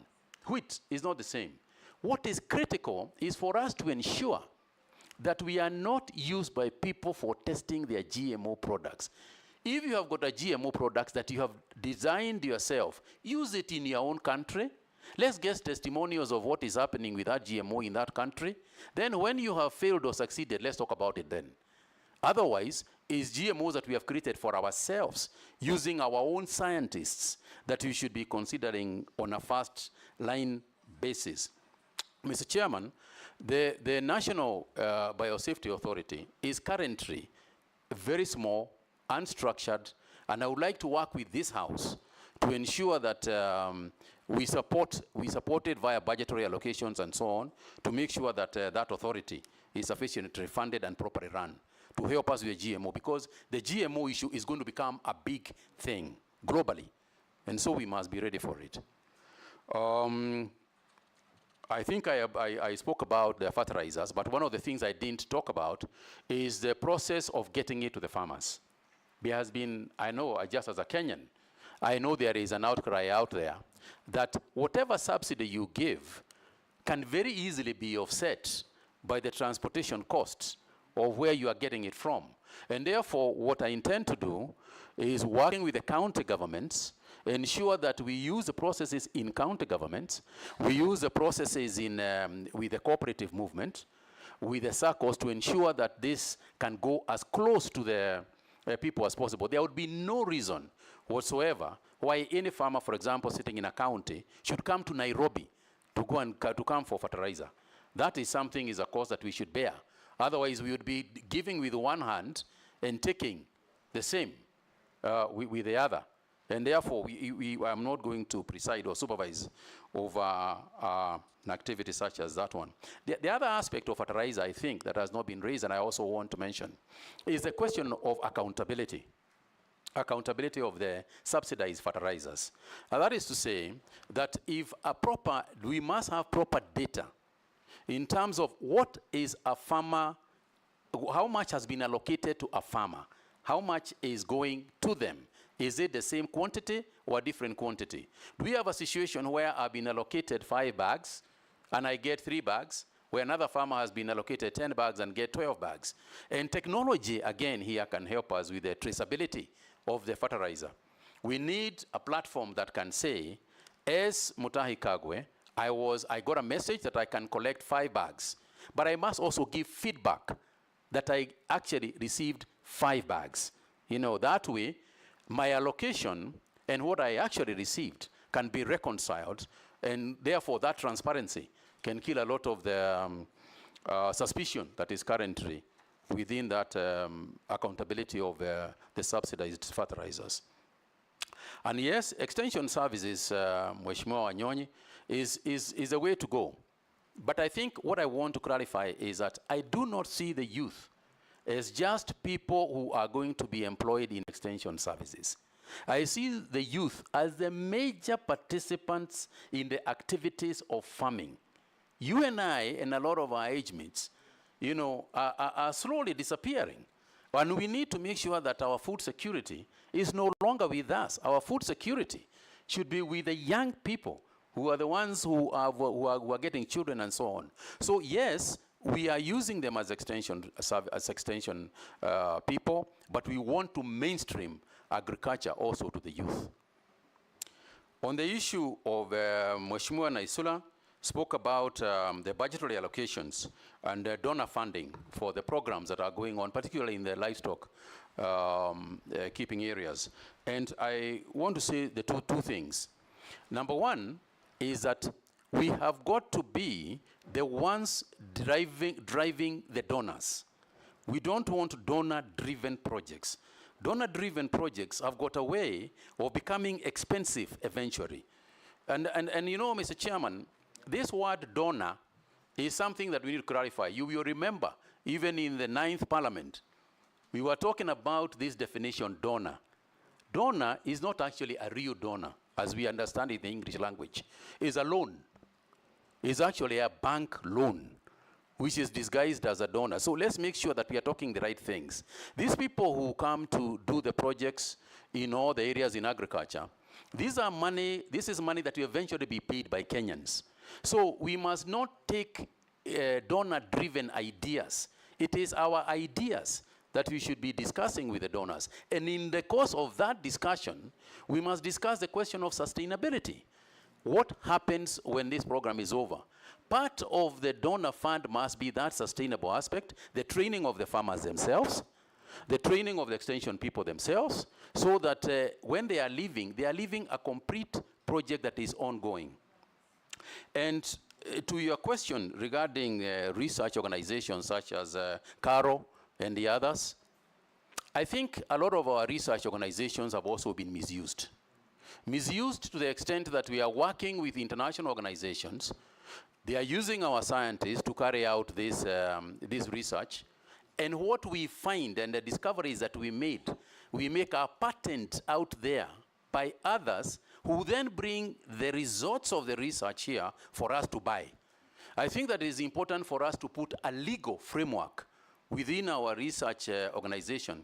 And I can tell you this is something I tried to introduce at KEMRI, because the same thing was happening with the researchers for health.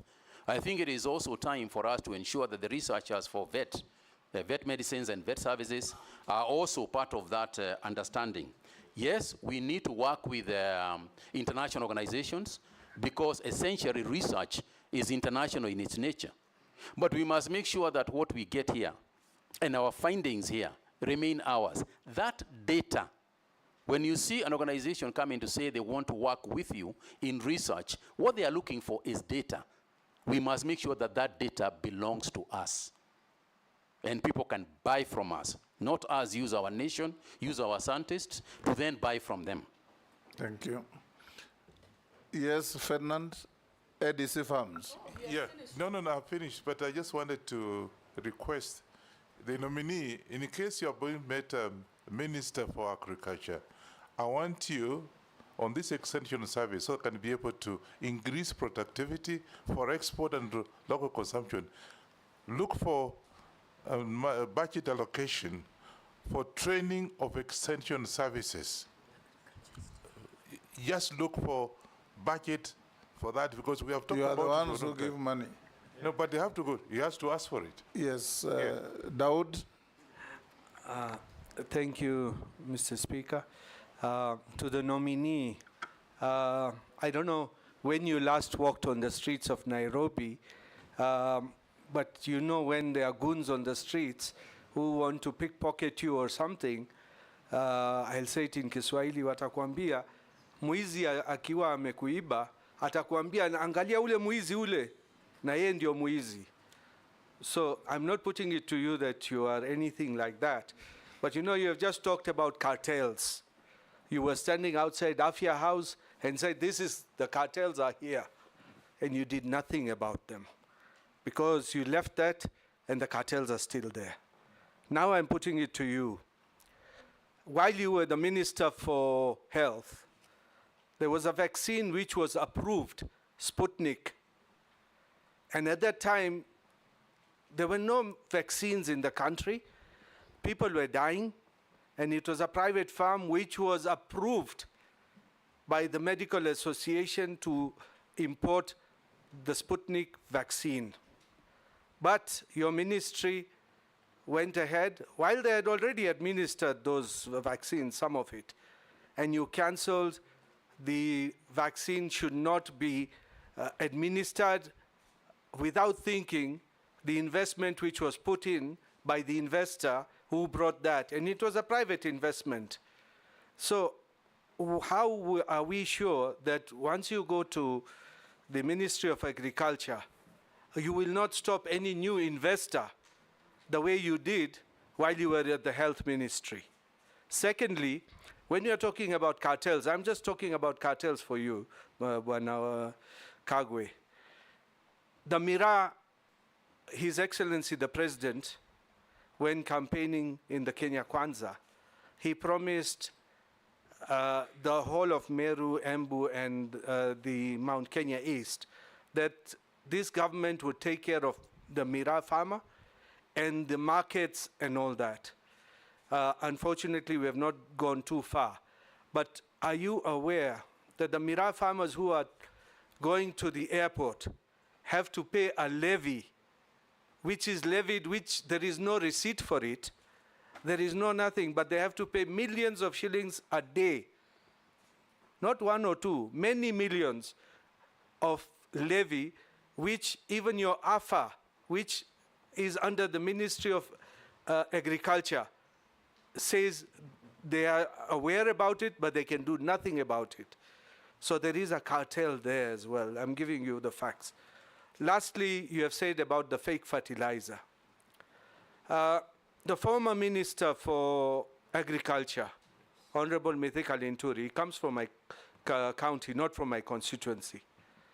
He said there was no fake fertilizer. He's on record saying there was no fake fertilizer. If there was fake fertilizer, as you have alluded to, and no people have been taken to court for that fake fertilizer, and nobody has been compensated for that fake fertilizer, is it true there was fake fertilizer or there was no fake fertilizer? And the fertilizer was being distributed by National Cereals and Produce Board, a government agency, not private shops. So what are you going to do about it? Thank you. Marcel?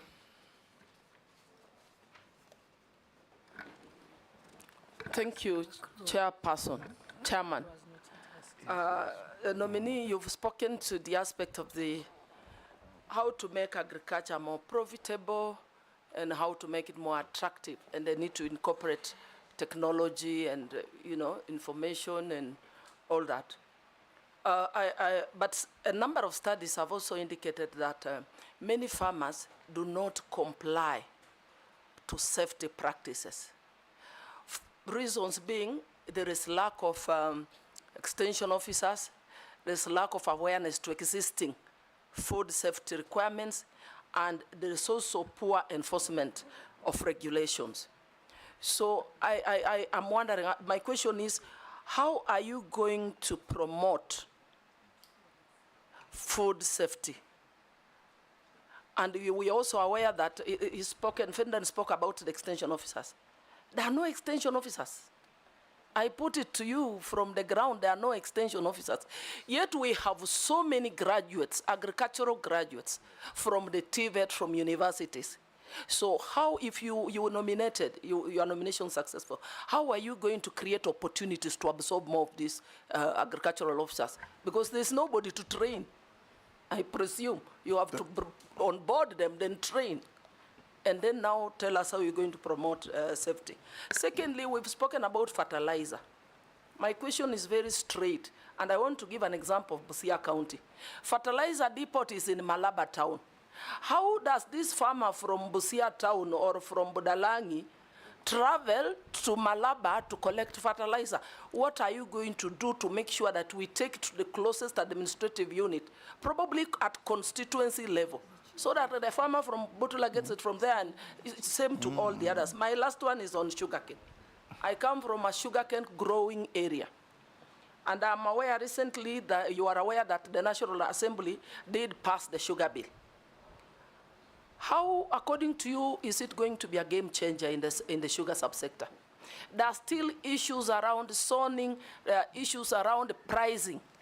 There's a farmer who has just texted me that the price per ton has gone down from 5,500 to 4,200. So what are you going to do to improve the price of cane so that our farmers can benefit? Thank you. Sharia. Thank you, Chairman. Mheshimiwa, there's a growing interest in public-private partnerships. How do you plan to foster PPPs in the agriculture and livestock sector? Thank you. Meshi. Yeah, thank you, Honorable Chairman. Honorable Chairman, in our country, we have been facing two scenarios. One is recurrent droughts, and second is recurrent flooding. And I'm just asking the nominee, what mitigation measures are you going to put in place to ensure that you intervene on these two scenarios? Because I'm just looking like an area in the coastal region, an area like Tana River, which experience erratic rainfall, prolonged dry spells, and intense flooding. And this scenario, both, they affect crop and livestock sector. So how are you going to mitigate this? Because I'm thinking that during flooding, maybe we can do some measures to ensure that maybe we harvest that water which is caused by the flooding, so that it can be used during the drought. But most of the ministers who have come, they've been talking a lot on how they're going to mitigate on this issue, and yet they have done nothing so far. My second question is just to emphasize on what the Kenya Kwanza government has been talking about in terms of creating employment opportunities. One of the area is in agriculture, and I'm just thinking, I'm looking at how the ministers have been doing a lot in terms of coffee, tea, and even sugar sector, whereby they've put a lot of initiative to ensure that they create some jobs and also they boost the economy. What are you going to do in terms of coconut, cashew nut, and also Bixa, in terms of having some local industry in the coast region so that we can have some employment opportunities for the youth? And also, again, on the same breath, and this is my last question, it is the challenges which the farmers on coconut and cashew nut are facing in coast region, especially on pest, disease management, and also planting materials. What are your measures which are going to put in place so that to ensure even coconut, cashew nut, and Bixa can thrive in the coastal region, to ensure that our economy is being boosted and even we have job creation for the youth? Thank you, Honorable Chairman. Thank you, Nominee. Can you answer those four? Thank you very much, Mr. Chairman. Let me start with the issue of fertilizer.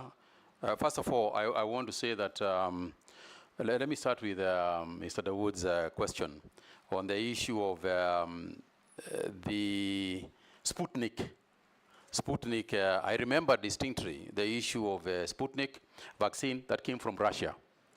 And I can tell you, Honorable Member, through the chair, that there was not a single vaccine that we allowed into Kenya that was not approved, and there was not a single vaccine that we refused to take that was approved. Now, the issue here is who approves it. And our rule within the National Emergency Response Committee on coronavirus, and following the advice that we also got, is that we did not use any vaccines that were not WHO, World Health Organization approved. And I'm aware that at the time that we had stored with Sputnik, the condition that we gave Sputnik is, and the Russian people even came to see us, not even the business people, is to say, please deal with the World Health Organization approval, and as soon as you have got those approvals, we have no problem using the vaccine. Because you can imagine how many, what we'd have to deal with vaccines coming from very, very different parts of the world. The only thing that we could do and guarantee the safety of our people was to use the World Health Organization as a major approval organization for us. And at that time, Point of order, Chair. Yes. Chairman, sorry. The minister, the former Minister of Health is not telling us the truth. There is no way the vaccine could have come to Kenya if it was not approved. That is the first thing. They had an approval from the Kenya Medical Practitioners Board, and it was even administered. 230,000 doses were administered. But it was politics which made it to go out. It was a private venture. Yes, they had everything, but the minister is not telling us, the former minister is not telling us the truth. Are you not telling us the truth? Yes, Mr. Chairman. Hold there. Yes, Junet. Chairman, I agree with the Honorable Dawood. The vaccine arrived in Kenya with the approval of the government, and it was administered to many people, including the current president. And what happened when the current president, who was the deputy president, took it, is when that regime stopped it. Let us be honest to each other. Yeah, let's be honest. Mr. Chairman. Did you play politics with the health of Kenyans? Mr. Chairman, I want to repeat that the only approvals that we recognize as the National Executive Committee on Coronavirus was approvals that came from the World Health Organization. If that was the case, just hold there. How did the vaccine get into Kenya and have it administered on Kenyans before you chased it away? Yes, including our then deputy president getting a jab of that vaccine. Mr. Chairman, all I can say is that whether a vaccine has arrived in the country or not, no matter how it has arrived in the country or not, if it has not been approved by the World Health Organization, we cannot use it, and we did not use it. I think I rest my case. So are you telling us that it had, by the time it arrived and it was administered to 230,000 people, it had not yet received approval from World Health Organization? Absolutely not. And I think, Mr. Speaker, I do not recall the actual figures that it had been administered to. I cannot remember now what figure, but I don't think it was anywhere near, the kind of figure that you had said. Suffice it to say, Mr. Chairman, that the decision that was made at the time by the National Emergency Response Committee and the Ministry of Health was that we will not, and we would not in the future, use any vaccine that had not been internationally approved by the World Health Organization. And you are the chairman of that committee? And I was the chairman. Yes. And I take responsibility. And we agreed, Mr. Chairman, we agreed, even at that point, as I remember, we agreed that if the vaccine could get World Health Organization approval, we would use it. What Daud has put to you is that you made an irrational decision based on political consideration. Mr. Chairman, I just want to ask him what Honorable Junet has said. The Deputy President at that time and the President right now, who has nominated you today, is the one who took that jab, is when you stopped the Sputnik. Is that true or not true? Absolutely not true. Point of order, Chair. Chair, when that, Chairman, when we were taking the vaccines, yes, there were many vaccines. There was AstraZeneca, there was this one and others. Pfizer, Johnson & Johnson. Chairman, we were in the country here. At that time, people were really looking for vaccines to use. Desperately. The day the current president, who was then the deputy president, got a jab in the afternoon, in the evening, a press statement came out saying that thing is banned in our country. That's the truth of the matter. That's the truth of the matter. Mr. Chairman, I cannot recall the events as they followed, if indeed that is the way they followed. But I repeat my position. We could only use a vaccine approved by the World Health Organization. Go on with the others. I'm sure you know. Mr. Chairman, Mr. Chairman, the issue of mitigating circumstances, I think that were raised by Mishi, the issue of what do we do when there are droughts and then there is flooding that happens. I'll come back to the others as well. I agree with her that, Honorable Chairman, that the issue of drought mitigation is critical. And it has been there a long time. We all know about Budalangi, and we know other areas in the coast. And season after season, the discussion is the same. And what I would like to commit myself to, Mr. Chairman, is working with the ministries involved. As you are aware, the Ministry of Irrigation, the Ministry of Water is charged with the dam, the areas of matters to do with the damming. But I also want to involve the county governments in this matter, because the issue of acceptability, for example, the involvement of the county governments with the extension farmers, because in Schedule 4, extension farmers that Honorable Emase raised, extension farmers are actually the job of the county government. My job is to ensure that we fight this fight in terms of training, in terms of budgeting and funding, so that we have got these people. And I would like to refer to the matter that you referred, which you say that this House is the one that allocates budgets, and to say that in spite of that, we can also predicate some of these things on what Honorable Naisura had raised on the issue of donors. This is one of the areas that we could try very hard to work with our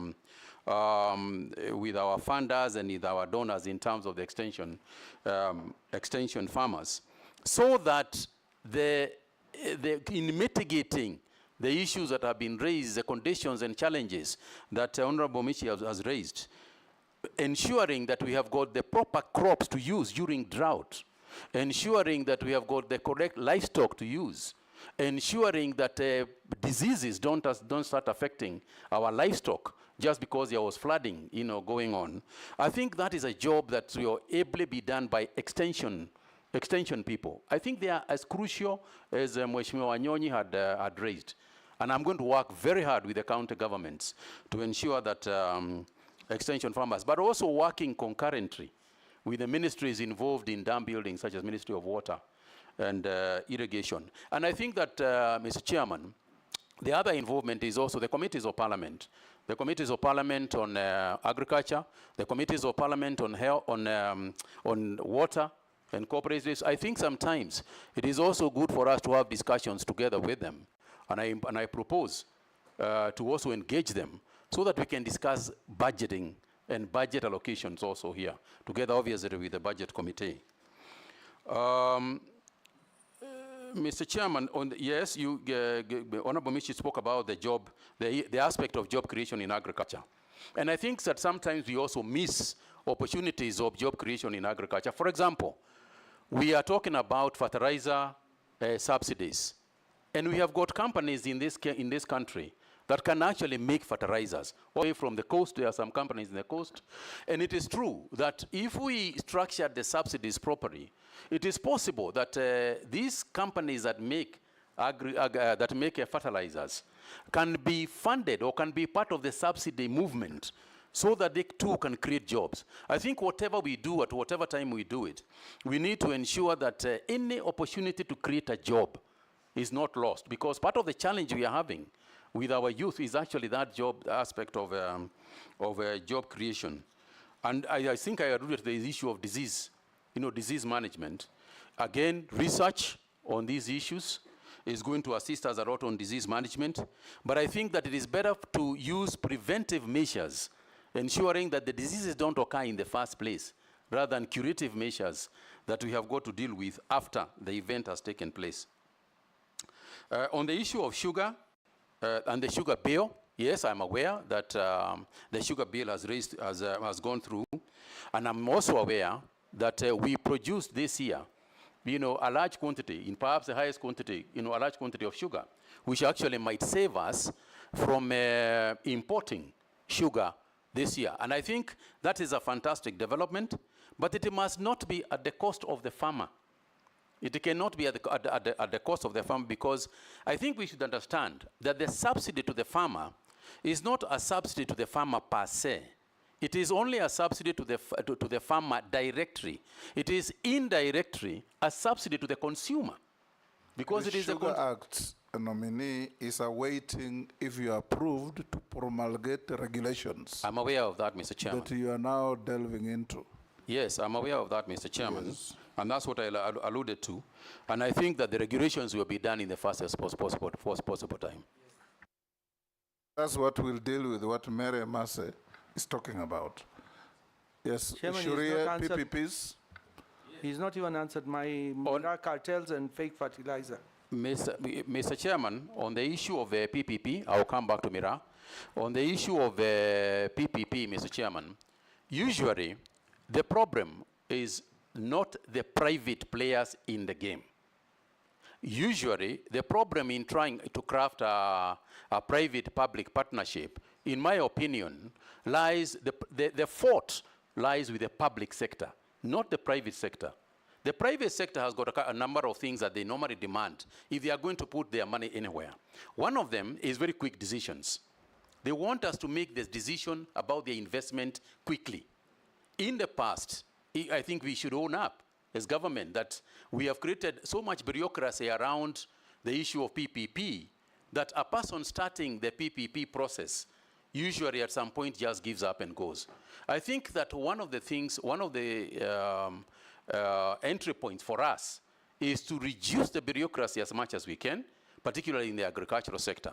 There are people who express interests to come and lease land and grow, say, for example, rice, all right? And we put roadblocks to them, and we put so many conditions to them that eventually, by the end of the day, they say, if I go to Rwanda, I'll get free land and start this job tomorrow. And they lease. So we are losing a lot of investments, you know, because of our own bureaucracy and the conditionalities that we are using, that we are putting on the private sector people. Conditions that sometimes are official conditions, and conditions sometimes which are suspect. So I agree with you that we must fight more, we must reduce our bureaucracy, and we must be more willing. It should be an objective to bring the people in. It should be our objective to fight for investments to come in, not to put roadblocks for the investors. On the issue of the cartels, as Honorable Dawood raised, and what you are referring to, I think, Honorable Member, is a criminal issue. It's not a policy issue. You are referring to a criminal activity that is clearly going on someplace. You said at the airport, that is clearly going on at JKIA. And I think this is the only thing we can, you and I, is to bring this thing to the attention of investigators. I will do my part in terms of prosecuting that issue and ensuring that through AFA, through the organizations that are in the Ministry of Agriculture, I will ensure and fight to make sure that we unravel any of those practices that might be going on. But clearly, Mr. Chairman, what we are discussing here is a criminal activity and a criminal gang that is operating at JKIA, and it should be referred, in fact, to the police and investigating arms of the government. And I can tell you that that is not something that we are going to just stand by and watch the Miraa farmers, you know, get punished for nothing. Okay. Yes, Junet? Mr. Speaker, just still on the issue of sugar. Honorable Nominee, you can see there's a problem in the sugar industry. And stories after stories have been happening for many years, how the sugar sector will be revived. But there's a program the government has started, and they have done well now, I can see in Mumias, the leasing program, and it is bearing results. What are your thoughts on that? Because I come from a sugar growing area. I want to see what your I want to hear what your thoughts are on that. Thank you very much, Mr. Chairman. I agree with the Honorable Junet that part of the problem, obviously, in the sugar industry, I'm speaking very quickly on these issues, because as you can see, the time aspect. Your time is up, actually. Yes, absolutely. I want to say, Mr. Chairman, that the issue that we want to address, and it is good that the Chairman has pointed out that the bill, is just waiting for the aggression. Increasing efficiency or production is part of the solutions that Honorable Emase was raising. Because if you increase efficiency and you reduce the cost of production, then automatically that wastage that was happening within that structure would go to the farmer. It goes without saying. And it is clear, anybody who has been following that sugar sector issue is clear. With the kind of debt write-offs that we have done as a government, it means that you can reduce that burden a little bit. If we then get licensees, these people who want to work with, who want to partner, the lessees who want to work, with the sugar sector, whether it is, especially the government-owned mills, if they want to come to us, and the farmers are in agreement, and the caucus within this parliament is in agreement that that's the way to go, in order for us to create efficiency in the sugar sector, by all means, that's what we should do.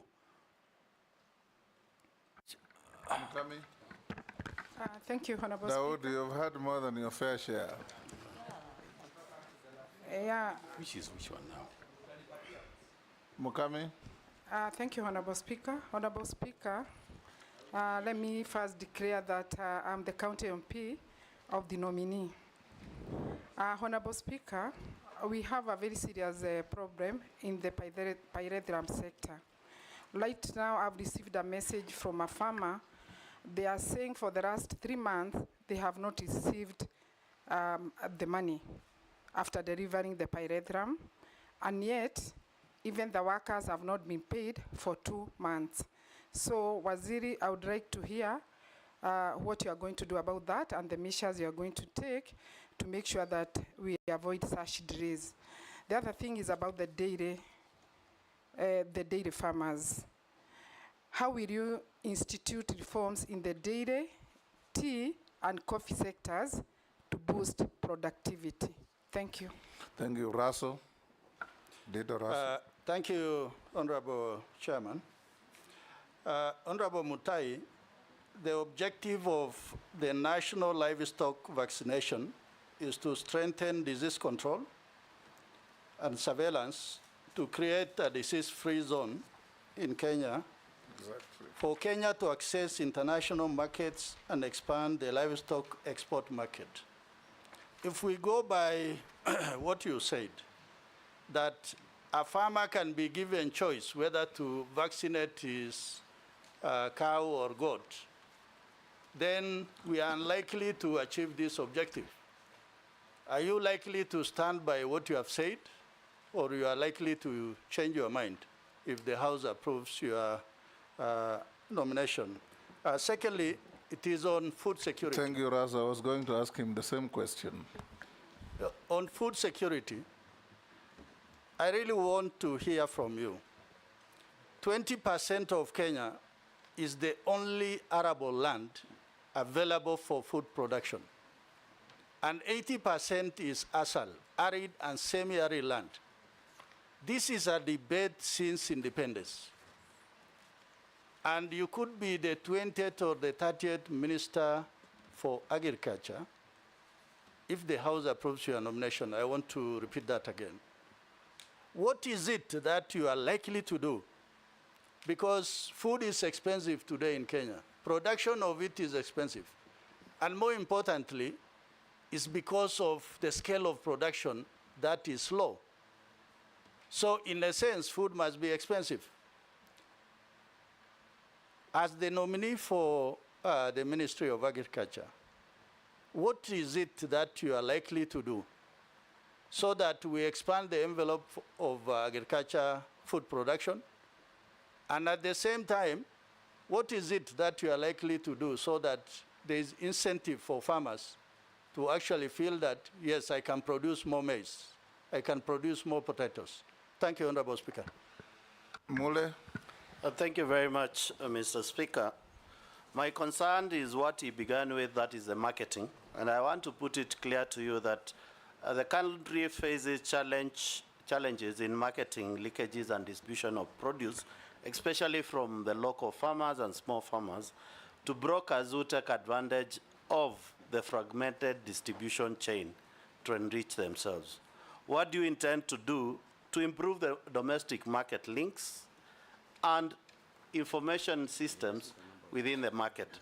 And last, Mr. Speaker, your predecessor sat there, and I asked him about the tea issue in Mombasa. And he promised that committee, once he's approved, he'll deal with the issue within weeks. Up to today, maybe that's why he has been deployed to be an ambassador. Up to today, we are still talking about issues about the local Mwanainji, Wanjiku, Kinuthia, who is planting tomatoes. Yet we still have influx of products from the neighboring countries within. And yet they are, the cost of those products at the market are cheaper than the Kenyan produced products. And this is across board. That is tomatoes, cabbage, maize, onions, and everything. And you need to spur that growth of productivity at that level. What are you going to do if you are approved by the House? And putting in mind, we were given a promise by your predecessor, a month or so, nothing has happened. 2 years down the line. Yes, go ahead. Thank you very much, Mr. Speaker, Mr. Chairman. Mr. Chairman, I want first to start with admitting that the pyrethrum sector that Honorable Mokami referred to is in a mess. To put it any other way, would be to do the proverbial ostrich, thing and bury my head to the ground. And the only thing I can say is, broadly speaking, it is an area I intend to sit with the industry itself, the entire industry, and unravel whatever has been bedeviling it since almost independence. Since the Americans got out who are buying this pyrethrum of ours, we have never quite recovered in the pyrethrum sector. And all I can say is that I will need time to sit with them so that we can resolve whatever issues exist with them. I do not have the silver bullet with me right now. The second thing is on the issue of dairy farmers. I think I spoke at length about the industry to the extent, and I think it's the Honorable Junet who raised it, that I have to work with the marketing agencies, particularly the cooperative ministry, in order for us to streamline. But for me, there are a couple of things that we can do anyway in agriculture. The first thing is that I said, and to begin with, and perhaps that is what I'll eventually end with, that we have to put money in the farmer's pocket. For example, and I'm referring to coffee because you have raised it, not because, and I grew up there, so I know a little bit more about it. Coffee, for instance, was biggest challenge has always been the gap between the farmer and the market. The fact that you grow coffee and give it to somebody, you have no idea how much you have sold it at. You have no idea who is going to process it. You have no idea where it is going. And sometime in the future, you expect to be paid. There is no such business case that can exist anywhere, whether in farming or in any other areas. And I think that closing that gap, and I hope that the coffee bill also, the farmer can also be the person who knows a little bit about the market. And I'm glad, Mr. Chairman, because under the current structure, at least my understanding as I speak today, is that cooperatives are also getting broking licenses. And as you know, that went to the CMA. They are the ones who are approving that structure, so that the cooperatives themselves can also form part of the marketing team. Private sector does that. If you go and see Sasini tea or Sasini milk, Sasini coffee in the supermarkets, is actually processed by the grower of Sasini. So it is something that we must face in order for it. But the other thing is the productivity per acre. The aspect of the quality, the quantity of produce. Again, even if you look at both coffee and tea sector, if you look at the sugar sector, what you'll find is that the private sector players can produce a ton within, one metric ton can come. They have got a ratio of 10:1 for the private sector and 15:1 for the government sector, which informs also what Honorable Junet was talking about. So I think that that linkage between efficiency, private sector, the buyers, and the farmer is the solution to our problem. Mr. Chairman, on the issue of Russo talking about, Mheshimiwa talking about the question that I said, the freedom. I want to be clear on this. There is no farmer, in my opinion, a sane person, who is going to refuse to protect his cow or to protect his herd at all if the alternative is that the herd is going to die. What has been missing is a communication and engagement with that person. So we only vaccinate about 10%. So we will never be able to be disease-free at 10%. If we increase that figure over a period of about 3 to 4 years, say, for example, cover 90% over 3 years, we begin to be FMD disease-free. So my intention is not, as it were, to say that I have given people assurance and then kept back, slept on it. It is to make sure that the communication in which we are executing will make sure that the farmer is ready to do what he needs to do to protect his livestock. And I commit myself to that. That's not what you said earlier. I said, Mr. Speaker, Mr. Chairman, Nominee, earlier you said, I will turn up with my vaccine. Do I vaccinate your cow? You say, no, I leave you and move on. And remember, can I explain? Just hold on. Just hold on. You are here to answer questions. Yes. You turn up with your vaccine. The farmer says, I'm not interested. You leave the cow and go to the next.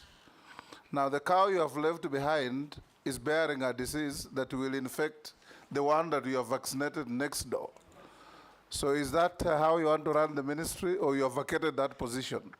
Mr. Chairman, I have not vacated that position. Let me explain. Don't take it too literally. I think that is the problem. That's what you say. What I'm saying, Mr. Chairman, what I'm saying, Mr. Chairman, is this. I said, and I repeat, nobody is going to be forced. You cannot go and force a farmer with a gun or whatever it is to go there and tell a farmer, you must absolutely vaccinate this cow, or else I'm going to take you to a police station. That is not the way to approach the issue. The choice that I have created, Mr. Chairman, is a choice where you are saying, listen, there is no force of vaccinating your cow. However, if you don't want us to vaccinate it, we can leave it. However, these are the problems that you are going to incur. And that is why I'm saying, Mr. Chairman, nobody with the proper communication is going to make that choice. What you cannot do is go there at gunpoint and tell somebody. You can imagine the kind of fighting you might have with some people with pangas and so on if you try that system. So all I'm saying, Mr. Chairman, and don't take it too literally, is that we will give people a choice, but we'll make sure that they make the right decision. Mule, the last one from Mule. I'd ask. Products from our neighbors. Yeah, sorry, Mr. Chairman. Yes, on the issue of the East African situation, it's a challenging one, Mheshimiwa Mule, because we have got the East African Protocol, which has given us certain conditions. We have got the COMESA Protocol, which has also given certain conditions. And the only way for us to work on this issue is to make sure that our cost structure is not as high as it is. In other words, if we are putting this, and perhaps what the government has started in terms of subsidizing fertilizers and subsidizing other farm inputs, can assist us in bringing down our cost of production so that our people, the prices of our goods are not, do not exceed those ones of Uganda and Tanzania. We have got quotas. And I think there's a discussion between the East African countries that has got to be done, because don't forget that even as we complain about what they are bringing in, they too are complaining about what we are taking there and the balance of payment issues between the East African nations. So I think eventually it will come to an equilibrium, but I think on our part, on my part, my role and my job is to try and make sure to mitigate the circumstances so that we are producing at an affordable rate where we can both make money for the farmer, but also make sure that the consumer is not advancing for the importation of others because they are cheaper than their own products. Thank you, sir. Thank you. A few questions from the public. Mr. Speaker. Yes. He didn't answer the second part of my question, which is on the issue of ASAL. The ASALs. Yes. I think I'd spoken a little bit about that issue of food security and the issue of ASAL region. But let me just quickly wrap what I had said. I had said that we need a huge infusion of our research organizations in those areas, particularly the arid and semi-arid areas, because the farming in the area we have got to bring products that are conducive to the climate. The climate won't change.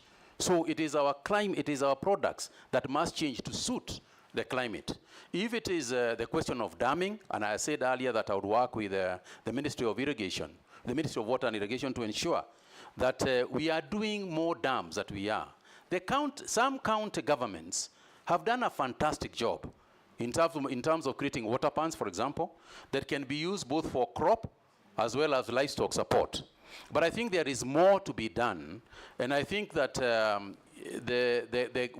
I will work with the county governments that are in place and see where the support that we can give in terms of creating these disease-resistant crops, drought-resistant crops. And I think I'd spoken to that issue a little bit earlier. And you are right.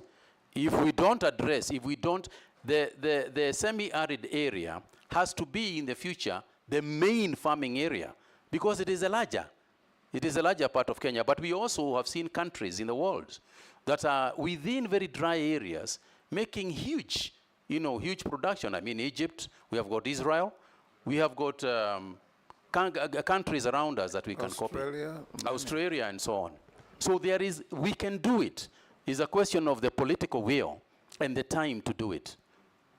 Thank you. Mishi? Mr. Speaker. Mishi's question about the planned crops of the coast. Yeah, Coconut, Bixa. Did you answer that? And Chair, also Chairman, yes. Just on the same breath, there is one section of farmers which you have not addressed, and I want to talk about it, to ask the question on the horticultural farming. There is this question, and it is some challenges, especially the stringent international standard which they are facing. The other one is the Ethiopian's fledgling cut flower industry. So how are you going to intervene so that you ensure that our farmers doing horticultural also can benefit from this? Chair, if we can respond to the issue of the bulk tea at the port of Mombasa. I know it is a serious issue whereby it is holding serious economic background to this country. And we really need very clear directive from him when he takes off the ministry. Because last time we were given 2 months to handle it. It's still there. And farmers are suffering. Nominee? Thank you very much, Mr. Chairman. My understanding, Mheshimiwa, is that, and this is something that I had consulted even with my predecessor on the matter, is that the Munyi-led team has done a substantial amount of work in terms of reducing the quantity that was there lying at the port. I understand there was almost 100,000 metric tons, and right now they are probably talking about some 20 to 30 remaining. That's my understanding from where I sit. So because of the changes that they made in terms of the fixing or the removal of the fixing of the prices, I think that the situation is easing away. But this is something I can only talk about from what I have been informed. This is something I need to be there to see. But I'm aware of it. I am aware. I have been looking privately on my own about what is going on in there. I happen to know the committee people as well. So I'll make sure that I get involved as much as I can. I do not wish to give a week or two because I don't know the intricacies of the issue. But I can guarantee you that I'm going to get into the thick of it as quickly as I can.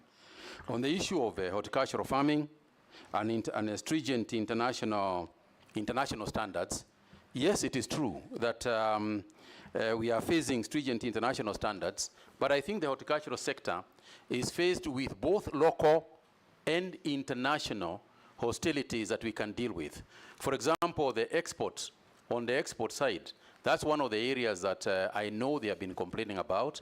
It has been there, is common knowledge in the newspapers, talking about the many small taxes and deductions and all these things that they have to do. And that's what I refer to as supporting. We need to support them, remove some of those things, export more, and then you can tax on the income taxes, and you recover your money through the volumes, not through the initial prohibitive taxes. And of course, on the issue of the international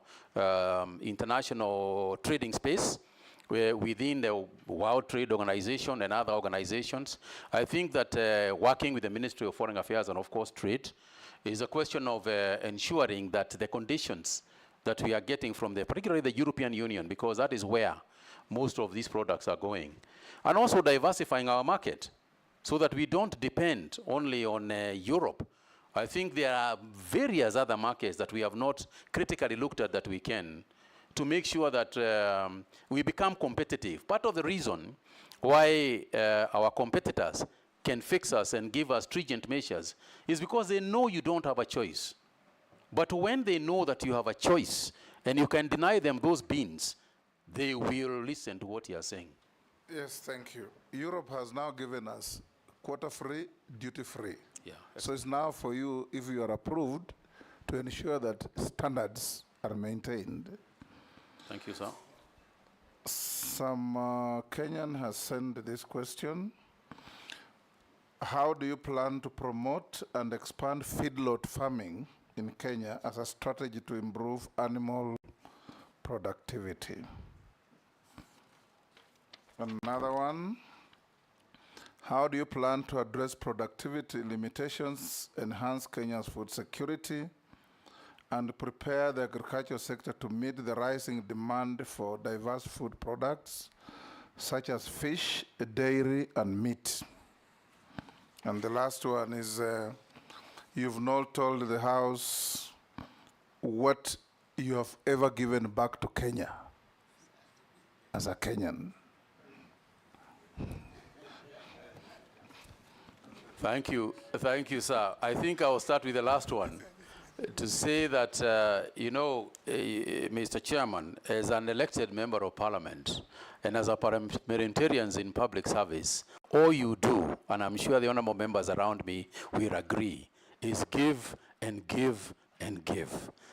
I think that is something that we can all agree in this house. Every single day, you are giving back. Every single day of your life when you work for the public, and you do so legitimately and honestly, all you are doing is giving back to the community.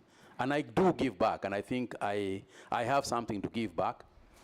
And it is the public also that has created us, has created me, through the education, through the jobs I have had.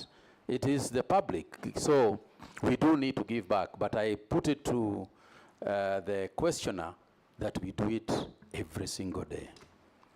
Mr. Chairman, on the issue of to the question that the honorable member had asked about the dry areas, the feedlot is one of the key solutions to that issue, because silages, hay storages, these are some of the measures that we have to be able to take in order for us to have that storage, warehousing those things, so that during a dry season, we have got at least some measure of mitigation before the rains come again. And as I said, this is something that we need to work with the county governments. Even as we talk about food security for the human beings, we also ought to talk about food security for livestock, because livestock is also part of food security. So if we had that issue of feedlot, and we say to ourselves as county governments, backed by the national government, that anytime there is, like now, when the hay is available all over the country, let's make sure that we stock up enough for a rainy day, even as we stock up, you know, for the people who own the livestock, because sometimes their livelihoods depend are the same. On the issue of diverse food products, yes, I agree that it is time to look at even going back to some traditional crops like sorghum that we used to grow, millet that we used to have. But this is happening almost automatically because the current consumer is also becoming very aware and health conscious. So that 10 years ago, there was very little demand for millet and soya and so on. Today, that is something that is growing, and if you go to the supermarkets, it's happening. But we must also remember that urbanization and lifestyle changes are also going to create different demands that have not been there. For example, rice, the demand for rice, is the fastest growing in the country. Why? Because of lifestyles, because people in urban areas can cook rice a lot faster, that they can cook other foodstuffs. So we have got to adjust the farming issues in a holistic way. We have got to look at farming holistically, relating it to changing lifestyles and changing needs and consumer behavior in the country. Thank you.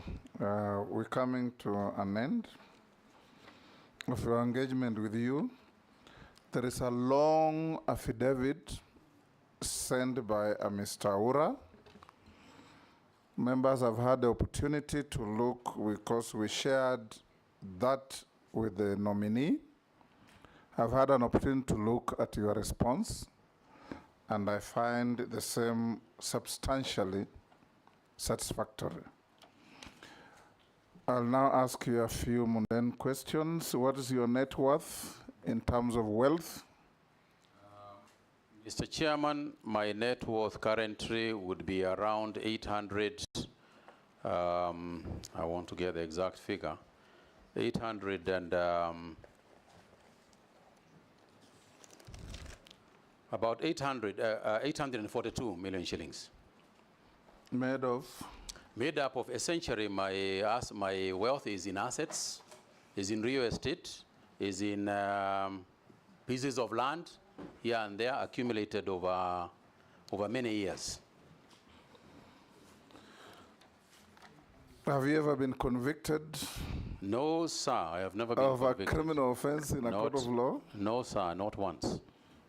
Have you ever been adversely mentioned in a parliamentary committee? No, sir, not to my knowledge. Do you hold an office in a political party? No, I do not. Have you ever been dismissed from office or removed from office on account of contravention of Article 75 of the Constitution? No, sir. Have you ever been associated with practices that depict bias, favoritism, tribalism, nepotism in the discharge of public duty? No, sir. I'll now give you 2 minutes to make your concluding remarks to this committee. Thank you very much, Mr. Chairman. Mr. Chairman, I wish to take this opportunity to thank the committee for a very engaging debate on this matter. And I want to assure the committee that going forward, I look forward to working with you, collaborating with you in this House, because half of the work that we are going to do, or a fair percentage of the work that we do, is collaborating with the members of the National Assembly and members of the Senate. I want to assure you that some of the issues that we have raised are issues that we are going to look at, we are going to study, we are going to execute. I have no intentions of wasting 2 years. That is the period that I have, and I will do my utmost not only to set the ministry on the right path, but also to address some of the challenges that have been bedeviling the ministry over a long period of time. I thank you, Mr. Chairman, for your indulgence. Thank you very much. Unless you are lawfully held, you are now released to go to your other duties. Thank you, sir. Thank you. The originals of your documents, make sure you go back with them.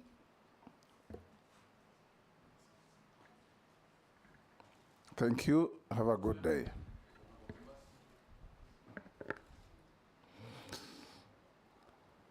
Members, it's now 2:35.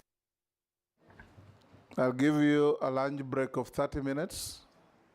So be back here at 3:05.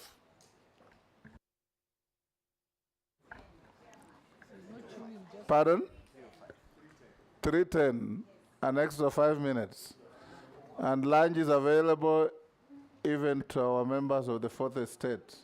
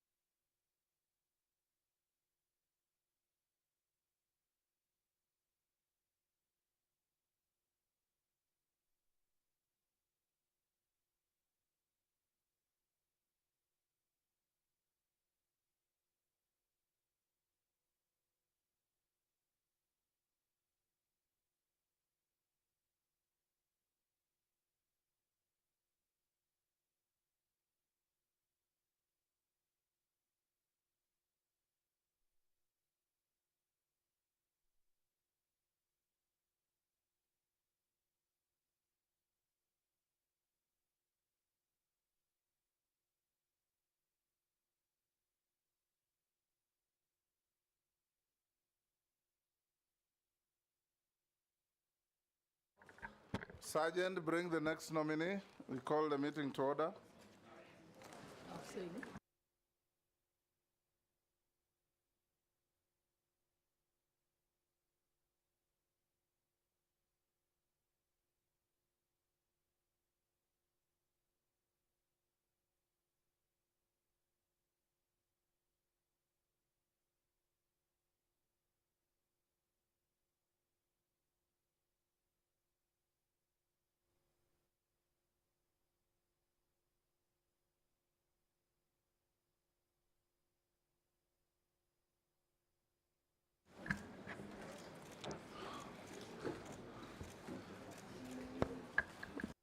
William Kabogo, welcome. When I last saw you, you didn't have a bald. Is this a fake bald or a real bald?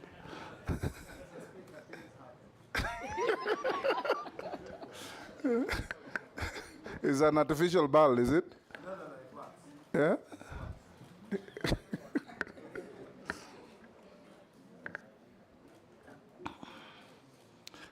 Okay, we'll start, honorable members. Nominee, welcome to this committee. We are to engage you to establish your suitability or otherwise to hold a public office as CS of Information, Communication and Digital Economy, to which you have been nominated by His Excellency the President. We'll start by asking you to take an oath. If you are Christian, there's a Bible. If you are Muslim, there's a Quran. If you are Hindu, there's a holy book of the Hindus. You're Christian? Yes, I am. Yes. Hold the Bible in your right hand and raise it and recite the oath. I, William Kabogo Getau, do swear that the evidence I shall give before this committee on the matters under its consideration shall be the truth, the whole truth, nothing but the truth, so help me God. Thank you. You may take your seat and sign to the oath.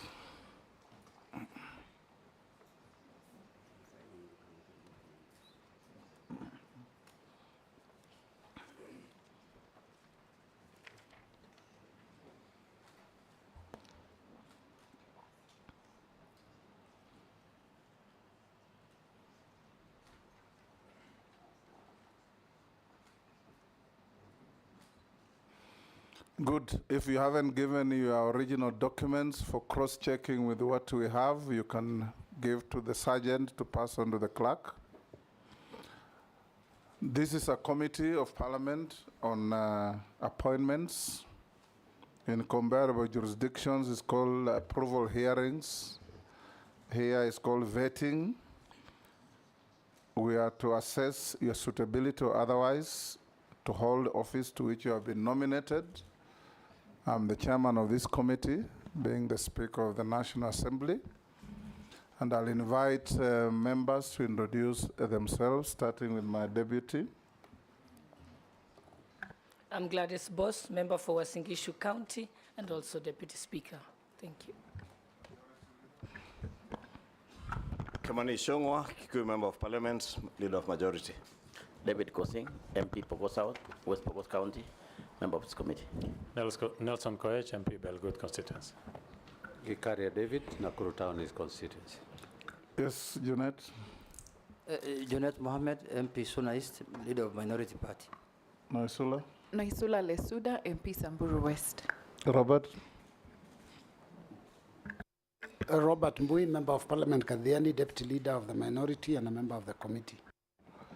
Owen Bayer, MP for Kilifi North and deputy majority leader. George Getonga Murugara, member of Parliament, Tharaka constituency and member of the committee. I'm Ferdinand Wanyonyi, member of Parliament Kwanza in Trans Nzoia County and a member of this committee. Abdul Rahim Daoud, MP for North Imenti, Meru County. I'm Mase Mary, member for Teso South, the member of this committee. Abdi Shurie, MP Balambala, Garissa County. Mishimboko, MP Likoni, a member of this committee. Rehab Mukami, County MP, Nyeri. Honorable Stephen Mule, MP Matungulu, Machakos County, a member of this committee. Samuel Jiroge, Clerk to the National Assembly.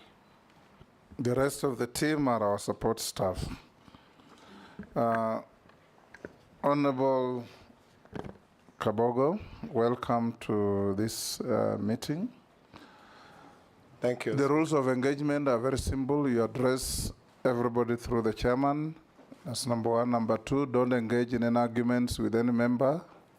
And three, no member is allowed to harass you. When they ask a question, they're all in good faith and answer them as such.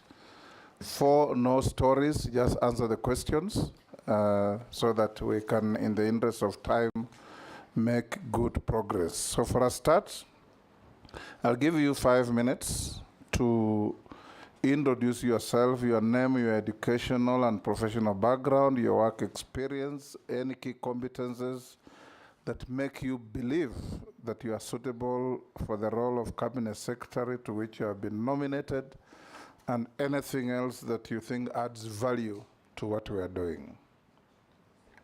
Thank you, Mr. Speaker. My name is William Kaboko Getau, born in Komodhai sub-county in Githunguri constituency.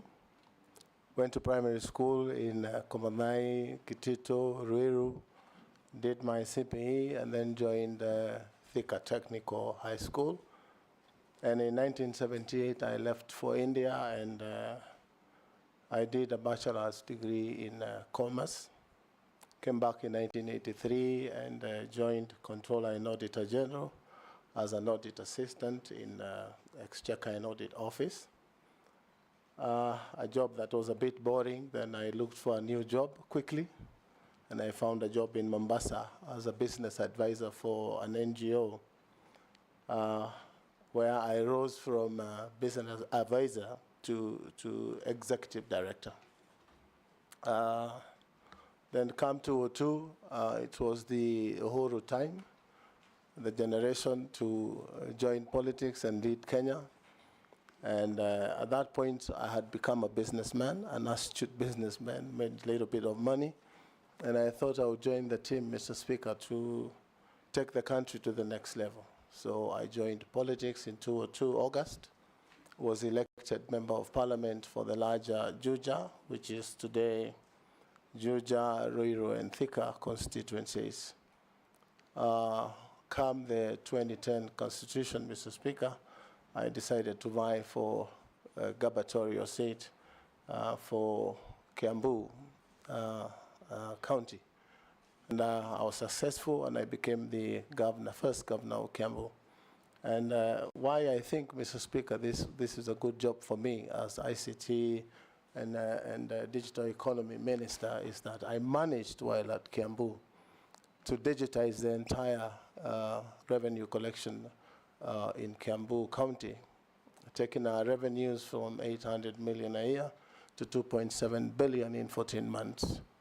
I also managed to digitize the health systems such that there would be seamless work by doctors in treating Kenyans in all our Kiambu hospitals.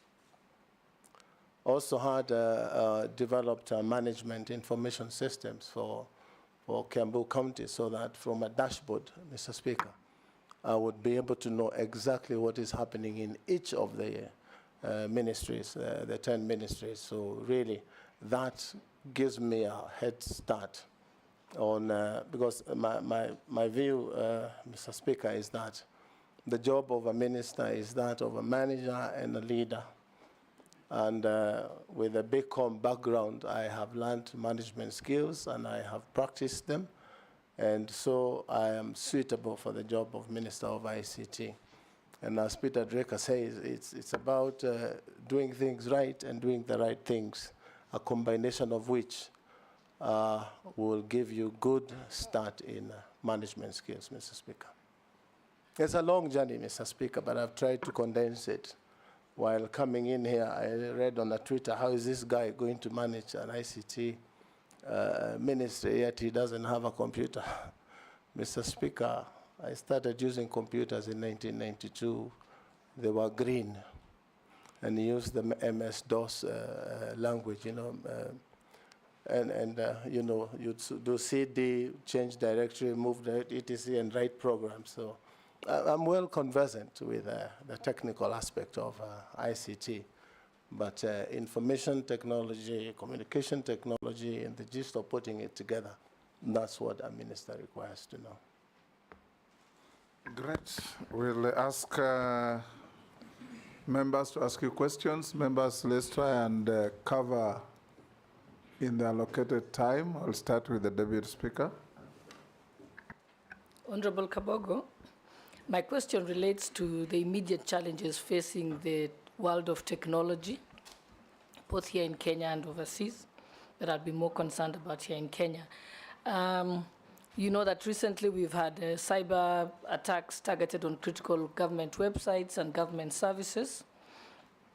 So my question will be, I'd like to hear, if approved, how will your ministry ensure that we have resilience and rapid recovery of these government services when we do have those attacks? I also would like to hear what strategies you have to deal with the growing challenges posed by social media phenomena such as fake news, misinformation, disinformation. What strategies would you promote to ensure that we still uphold freedom of speech, but also protect the country from fake news and misinformation? And lastly, also your ideas on how to deal with the big challenge of concern by use of unethical use of artificial intelligence to terrorize people or to promote misinformation again and disinformation. Thank you. Go ahead. Thank you. On the issue of challenges on cyber attacks, this is a world phenomenon today. But other countries in the world have engaged professionally so that some of these things can be curbed through legislation. And it's a continuous process because the attacks are getting more and more serious because of AI. Because both AI is good and it's bad in terms of how we use AI. But the challenges are real, and the only thing is to be able to put resourceful people and money in terms of developing firewalls and things like that that will stop cyber attacks. And in real time. And this would be difficult given the status of our country in terms of use of where we talk of things that have already happened. And that is why it's important to have digital information available in real time so that decisions can be made in real time. And that is possible. Social media, misinformation, and things like that. Apparently, this is happening again in the whole world, where very energetic young men and women on social media take to social media to send information, some fake, some real, some by use of AI, they could easily get my picture as Kabogo and use it to spread fake news as it is me who is saying. Suffice to say, Mheshimiwa, that the laws are there. We have, for example, the computer misuse and that law that governs such misuse is just a part of enforcement that needs to be improved, and also regular review of the law, but also cognizant of the fact that there is freedom of expression in Kenya. And we have to strike a balance so that the freedom of one is not used to infringe on the freedom of others. But more so, we should be thinking about engaging the younger generations, the Gen Zs, the millennials, on how to have ethical use of cyber space or internet space. Because today there will be Gen Zs, but in a couple of years there will be fathers. And the engagement should be such that if you put Kaboro in a coffin, as is the case now, at one time there will be fathers like me. How would they feel when their father is put in a coffin? Genuine engagement with the parties that are sharing this platform. On the challenges of the use of AI, I said AI before is good because it helps. If you want to know something today about anything, AI can help you, because AI, what it does is try to mimic human behavior and human thinking. And it's quick, it's information on your fingertips, but badly used will be detrimental to any nation. We should be able to have laws that help in our behavior and our attitude in terms of engaging and using AI. And from time to time, if I'm confirmed in this ministry, we should be able to engage the legislature to see that we have laws that help so that there's a balance.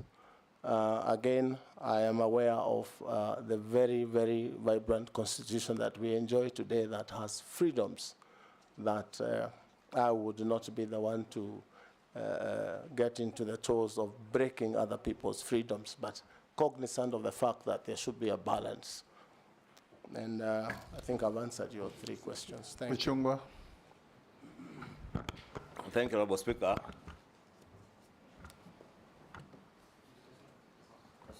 Thank you, Honorable Speaker. And maybe just for the record, the nominee is my former governor in Kiambu. And we served at the same time when he was governor, and I was a first-time member of parliament. CS nominee, you have indicated that you are the party leader of Tujibebe in your documents. Tujibebe or Kenya leader as a party leader. I want to know whether you have resigned or you intend to resign. If approved, whether you would resign. 2, in relation to the question that the Deputy Speaker has asked on AI.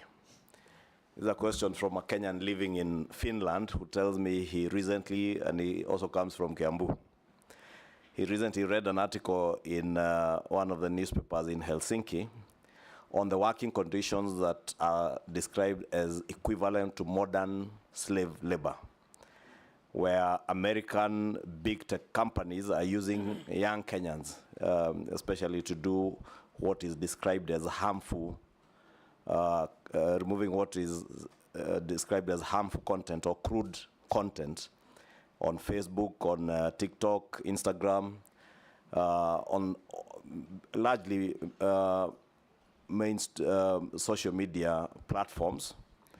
I say that they ensure that they review Facebook, TikTok, and Instagram to ensure that these important platforms are not filled with hate speech or incitement to violence. We watch murders, executions, child sexual abuse, and rape, often for more than 8 hours a day. And we are paid less than $2 an hour for it. The workers described it as part of the excerpt from that article. And therefore, would want to hear what you would intend to do as Cabinet Secretary now in charge of ICT. 1, to protect these young Kenyans from being exploited by the big tech companies working on AI from the US and other developed countries. And 2, to also protect these young Kenyans from the harmful effects of the content that they watch, that they have to go through as they work. And you know, mental health is indeed a big issue and has been rated as one of the big issues, especially with those working in the tech space in the country. And probably part of it is out of this engagement with content that they are finding online as they work. What would you do to protect them? Lastly, on revenue assurance, calls dropping, Kenyans telcos continue to work with, we all work with phone companies or telcos that call drops are very frequent and nobody ever compensates Kenyans for the call drops, what you would intend to do. Plus, because that is a situation where these telcos are stealing from Kenyans as we make calls. But the same telcos also steal from government in terms of revenue. Because we have a system where KRA cannot tell how much airtime you have used, because it's a self-reporting system with the telcos.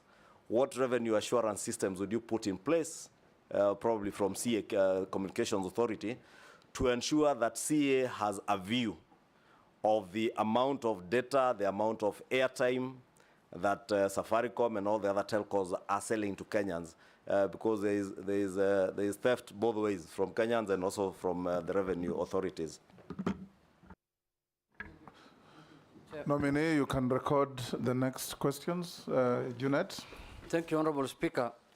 Honorable Speaker, through you, I would like to ask the nominee, Honorable William Kabogo Gitau, that we are looking here at the suitability, his suitability to be the Cabinet Secretary for ICT. In that regard, having been a governor, member of parliament, and having run a huge county like Kiambu, I have no doubt in his capacity. But these are the questions I want to ask. In 2010, Honorable Chairman, the late Professor George Saitoti, then the Minister for Internal Security, named in Parliament persons suspected to be drug traffickers in connection with alleged illegal trade, drug trade, and who are under investigation. Among the persons that were named, Honorable Speaker, the name of Honorable Kabogo appeared on the list. Can you make it clear to this committee and the great people of this country who are watching you today, did you or have you ever been suspected or charged with the drug trafficking? Second question is, this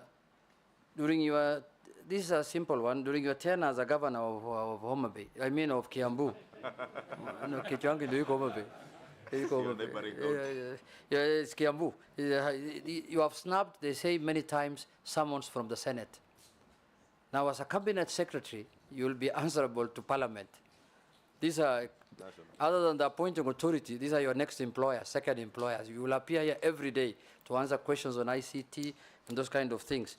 Will you be able to appear before the Senate and the National Assembly at any time that are required? And lastly, people also describe you as somebody who is they say tough-headed, bordering arrogancy, highest level of high-handedness. How are you going to be compatible now with being a CS with this kind of job that requires a lot of humility? And looking at your CV lastly, I went through, you have not indicated how many children you have. Can you share with the committee how many children you have, Honorable Kabogo? Go on. In Africa, we don't count children, so you can ignore that. Thank you, Mr. Speaker. First, I appreciate the fact that Honorable Junet has said he has no doubt I have the capabilities of becoming Minister for ICT. I thank you. Party Leader Mheshimiwa Ichung'wa is talking about working conditions and big tech companies. Like I said before, Mr. Speaker, it is the use of regulatory frameworks and legislative work that can help us deal with these big tech issues. And the way they take advantage of especially African countries in terms of call drops. I have been a victim of very many call drops by Safaricom itself. And the minute you call them and ask why is this happening, they say it is technology, it is these days, frequencies, all these stories. As Minister for ICT, if I'm confirmed, Mr. Speaker, this will become a thing of the past. We should be able to ask CA to be able to get call logs and determine how much call drops each caller has and what the company needs to do to compensate drop times. On the issue of hate speech, and harmful content. Again, this is a matter of every country having its own regulations. It is true if you look at TikTok, you look at Facebook and X, you will find all sorts of pornography, actually even available to children. This is a situation where our regulators should be able to engage these providers or the owners of these apps, Facebook, TikTok and others, to know how they can be regulated. Nominee, it is not about the regulator. If you are approved, you'll be the minister providing policy direction. Exactly, That's Mr. what Speaker. Ichungo wants So to my know. first directive to CA is to be able to get to know how this can be regulated. And we have technical people who have experience, Mr. Speaker, on how these things can be done. I should be able to sit with them on the first or second day of my term in office to make sure that there is a direct and clear way of dealing with these problems. So, Mr. Speaker, on the issue of exploitation, I have addressed that. Perfect and harmful content, again, it is a matter of great concern how much bad content is available on these platforms, and it is worldwide. We have seen situations where other countries have stopped certain platforms in operating, like for example, the discussion now in the US, where TikTok is supposed to be banned from using the American airspace. I should be able to get to the bottom of these things and see that the Kenyan content is good for consumption for underage and also other users. If I go to, I'm not sure whether I got the third question from. He asked if you are still chairman of Tujibebe party. Yes, Mr. Chairman, I am not a chairman of Jibebe now. The minute I was nominated by the president, I resigned the following day, and I think a copy of that is in the bundle of documents that I have given. From the Honorable Junet, a question I have dealt with all my life since that fateful day when Professor Saitoti, the late, dropped names of MPs as suspected drug dealers. I want to say here on record, Mr. Speaker, I have never, ever dealt with drugs of any kind all my life. Mr. Speaker, this Not is even Panadol? Mr. Speaker, I do not imagine that Junet Mohammed was asking about Panadol. I have some in my pocket if it's just Panadol. But I know he's talking about hard. We know what he He's meant. talking about hard drugs, cocaine, and the rest. And this is a very disturbing subject, Mr. Speaker. But I invite Kenyans also to have a look at the dossier that Mr. Saitoti brought to the House. It's a dossier such that, Mr. Speaker, if it was given to Inspector Mwala, it would not pass Mr. Mwala's table for a script.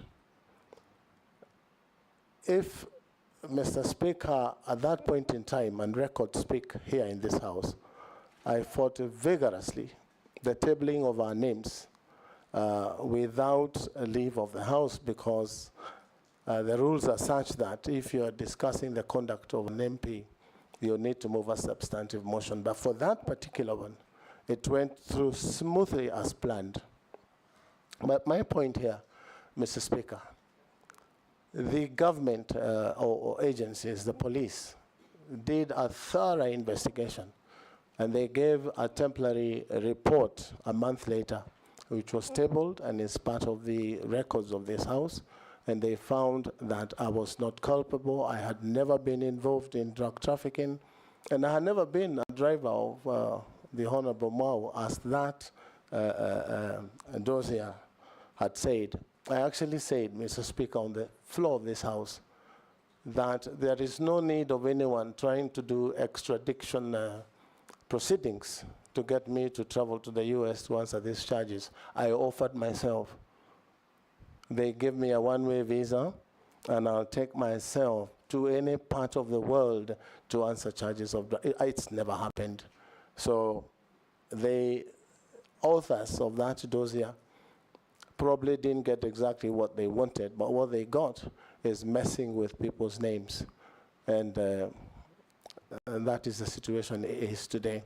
Mr. Speaker, it has continued to happen. People talking about, you will find some of us are named Pablo, all those names. But the truth be told is that I did take some people to court. If you remember, there was a program by Standard called something Mihadarati by Mheshimiwa from Nyali. And I did take them to court. It's taken long, about 8 or 9 years. But finally, I got judgment against them, and I was paid a little bit of money. But circulation is still happening. This is something I am bound to live with for the rest of my life. But I do not do drugs. Thank you. That was a tough one. Yeah? You've not answered the one. He also asked you that when you are governor of Kiambu, you snubbed invitations and summons to attend. I'm going there. Okay. Thank you, Mr. Speaker. You know, it was the perception of being high-handed. It is. Pardon? Go on and answer the questions. Yes. Yes. In the beginning, when governors were being called to Senate, there was a general feeling that we should not come to Senate as an independent government. But when it was clear through court decisions that governors would appear, we started appearing, and I want to be on record here, Mr. Speaker. I came to this Senate House to answer questions of senators. For 3 consecutive years, Kiambu had appeared. As a matter of fact, I came to the clerk of that committee, and I said they can ask the chair, I think it was Professor Nyang Yong then, that should any county be invited to the Senate and they do not appear, Kiambu can appear. It's just next door in short notice, even half an hour. And that's how we managed to go through our audit queries for Kiambu for 3 years. So I should be able to appear before the House of Parliament, both Senate and the National Assembly, to answer any questions that may arise, and also carry along the staff of the ministry. Sometimes you ask questions. I've been to this house. Sometimes you ask questions, and the minister is given questions by technocrats to bring to the house, and they're never accepted. I should be able to come with the PS or whoever it is and tell them, now you need to answer this question because it's being asked by MPs who represent the people. It's the people asking. So I will honor invitations to appear. What was the other part? Are you arrogant, yes, hard-headed, and high-handed? Mr. Speaker, I have a very serious face, just like yourself. And that may sometimes be confused to be, but I'm very straightforward. And I do not beat about the bush. I say things as they are. Mm-hmm. And this is where people wonder whether doing things right or doing the right things is the thing to do. I believe in doing things right, but doing them right. So that sometimes it appears. I have a very strong personality on putting things in order. And that is why I was able to bring order to Kiambu, a very difficult county. How come they rejected you after one term? Mr. Speaker, that is a long discussion you and I would have, because you know how elections are done in this country. Yes, Junet? Mr. Speaker, the nominee has answered me saying he is not high-handed, he is not arrogant because he has a very serious face. So does he use his face and his bald head to scare people? Speaker, maybe because there's also a question CS nominee did not answer, but probably just in defense of him, Honorable Speaker, on that, or without being seen to defend him, from a question by my colleague Jeanette, is probably a character trait of people from Kiambu of being straightforward, saying it as it is, and we are at times misconstrued to be arrogant, but that's just the way we are, Honorable Speaker, those of us who come from Kiambu. So is that what you said, Leader, the burial of the mother of the Speaker? Honorable Speaker, CS, my question on the big tech companies is how they're exploiting, and in fact, that article spoke of the work that is usually done by students, housewives, and groups of people who are in a weak position.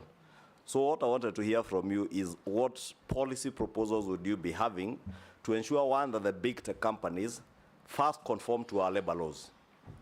Two, they are not exploiting these people because they're in a weak position. Because what they are doing is taking advantage of our students because they can be paid $2. $2 translates to about 300 shillings an hour. But in the US, nobody will be paid $2 for whatever mundane task you are given. So I'd want to hear what policy proposals you'd bring into the ministry to ensure that we enforce our labor laws with the big tech companies, as much as we're in a third world and developing country, but also big tech companies are not taking advantage of our resource, because these young people who are tech savvy are a resource to this country and to the world, and therefore they ought to be compensated properly. That's the bit, CS, I think you didn't get the question. It's a CS nominee. It's CS not a nominee. Yes, it's a good prayer, Mr. Speaker. You will realize, Mheshimiwa Ishongwa, that it's not only affecting Kenyans on outside jobs. Even the local content creators, like in music, that put their stuff on YouTube, they rarely get value for their content. So I should be able to bring into Parliament a bill that should be able to regulate how much money content creators are paid, just like the coffee industry. There are brokers in this business of digital economy who take advantage. You'll be surprised that probably a job like that is paid for $200 and only $20 or $10 that get to this. So we should be able to do that through some regulation and some law. And knowing how vibrant our young people are, they would be happy, especially the Gen Zs. We can redirect their energy into using that energy productively to make money in the digital economy. So I should be at the forefront in terms of bringing laws or amendments to our laws so that our labor laws are applicable. But again, challenges of enforcement is something we would need to worry about how to enforce, because the employing agency is an American agency, is a British agency. How do we apply it online here? So, and those are things that the technical people in the ministry should be able to advise. Pausing. Thank you, Mr. Chairman, our Speaker. Honorable Kabogo, people listening to you and watching you, particularly from rural areas, are worried. They have given me their messages. And they're saying, how much does Honorable Kabogo know this country? How much does he travel out of Kiambu, out of Nairobi? How much? Like, for example, do you know anywhere, like in Pokot, any location in Pokot? As an example, Honorable Kabogo. Why? Because of the Minister for ICT now. It's actually about the rural areas in terms of communication, you know, in terms of telephone communication and so on and so forth, which actually lacks in this country, Honorable Kabogo, and particularly pastoral areas, conflict areas, where if we had this communication, maybe it would have helped us to reduce these conflicts. And therefore, they're asking me to ask you and tell them, how much have you traveled out of Kiambu? Number two, what are you going to do should Parliament approve you and the President appoints you? What are you going to do with the Universal Service Fund? You know that sits in CAK. And that fund is supposed now to do what I'm telling you, making our country reachable in terms of telecommunication. But it's not being used to the best of. There are many Kenyans who cannot call Nairobi now. So, Honorable Kabogo, how much have you traveled out of Kiambu? Hold, Coach. Just not Honorable Kabogo. Thank you, Honorable Speaker. Honorable Kabogo, our cyberspace has become extremely robust. And I have a totally different view. Many people will probably vilify the young people out there who have different arguments and are doing all sorts of things in that space. But in this very same seat that you are, 4 months ago, I asked the then nominee, who is now out, what she will do, particularly with the space of the many young people, enterprising young people, whose source of employment will have otherwise been in that space. I give you an example. Mulot, for instance, is a small town, but extremely robust in terms of business. That is particularly coming from the cyberspace. So many young people, but many of it borders on criminality. And I posed a question at that time to the CS nominee that what will she do differently to make sure that you can harness the young people there and have a resource in them. She promised that she was actually going to look into it. She was going to probably even build an institute and tap on the knowledge of these young people and onboard them into genuine business and transactions online. Of course, she didn't do it.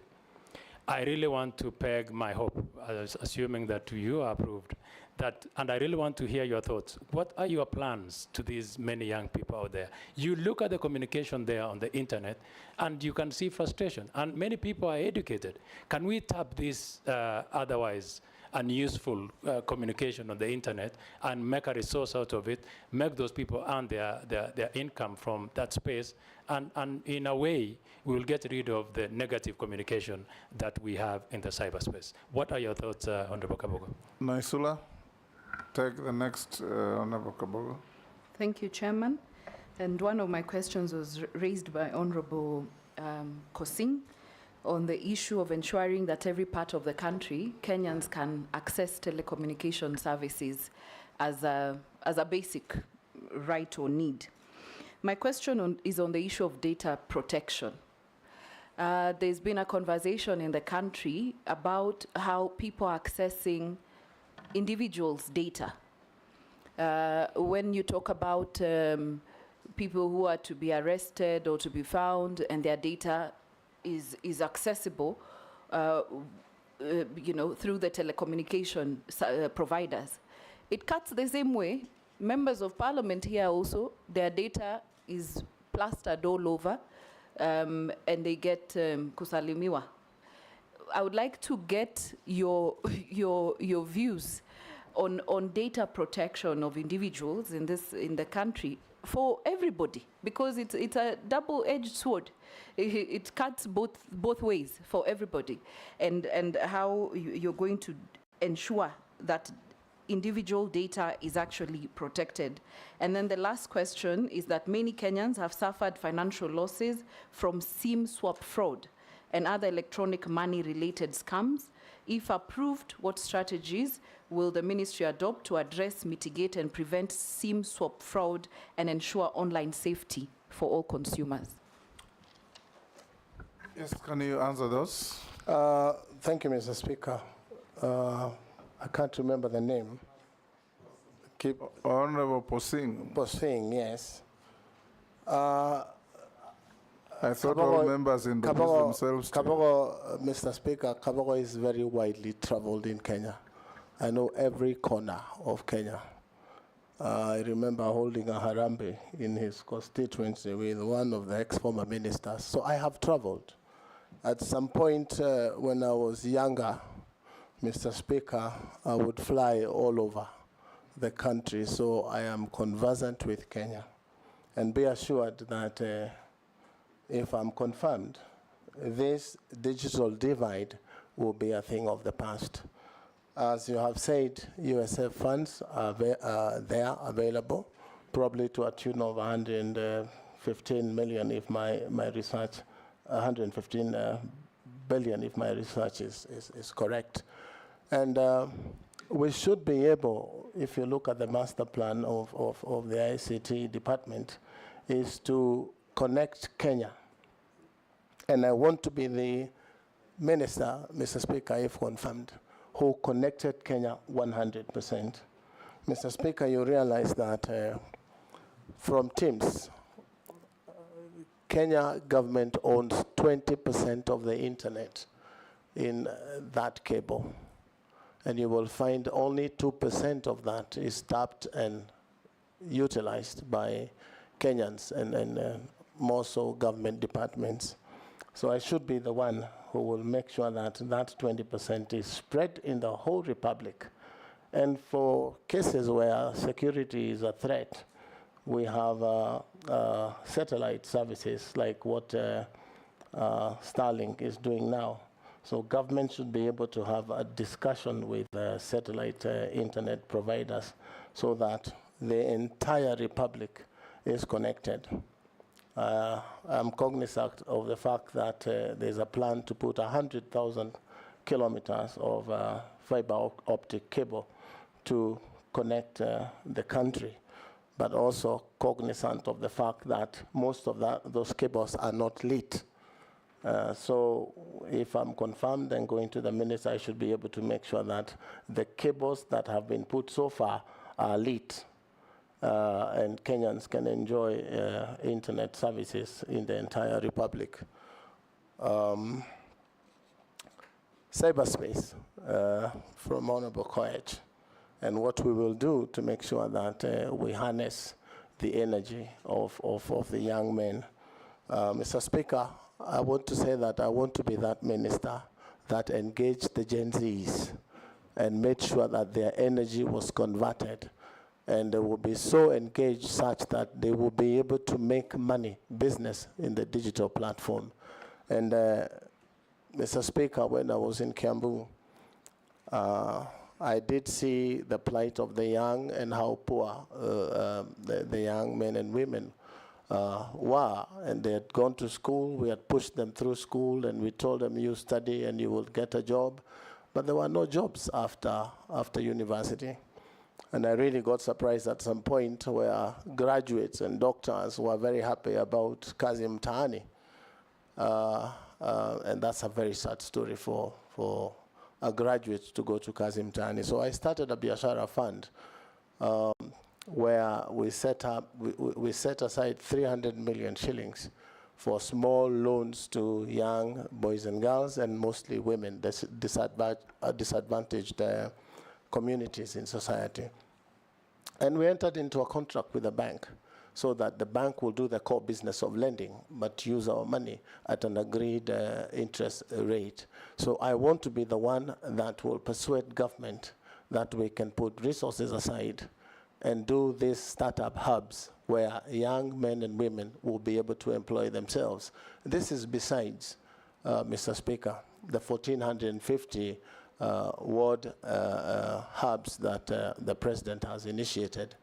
I have a feeling that every one of those ward hubs would bring forth about 10 so that the young men and women can get access to affordable loans. You realize that today the non-collateralized loans in Kenya are charging interest of up to 20–25%. And really there is no business a young man would do and be able to pay interest of 20%. So if we can get non-collateralized loans by government, or a collaboration between government and, for example, KCB, loans will be given to these young men, and it's startup loans. And what we did in Kiambu, we gave loans through LPO loaning, so that you don't give them cash. So that if it's computers, they would get computers, and they would get routers and all these things that you need in a digital hub. And then they would use the digital hubs for a period of 2 years, for example, during which they should be able to get money and support themselves. So that's one of the things that we could initiate. Data protection, I think, from the Honorable Lesuda. You know, I understand the concern of data being harvested. And if you listen on social media, you will see people attacking that Safaricom has released people's numbers and then they are being given to Kenya Revenue Authority. I say from the front that if that happens, it is illegal because we have laws that protect data. I am told, and I want to reliably believe, that only a security threat would cause sharing of data. But I would want to be the one that makes sure that private and personal data is protected by government if I were to be nominated. It is a serious threat to persons, it is a serious threat to families, and I would want to make sure that, again, dialogue between parties, discussions online and offline and in places like Parliament, opening public portals to discuss data security, data protection, etc. would help so that we create a modus operandi sort of on what we say and what we, because some of these things may just be not true. I do not want to say it's not true, but it may be so.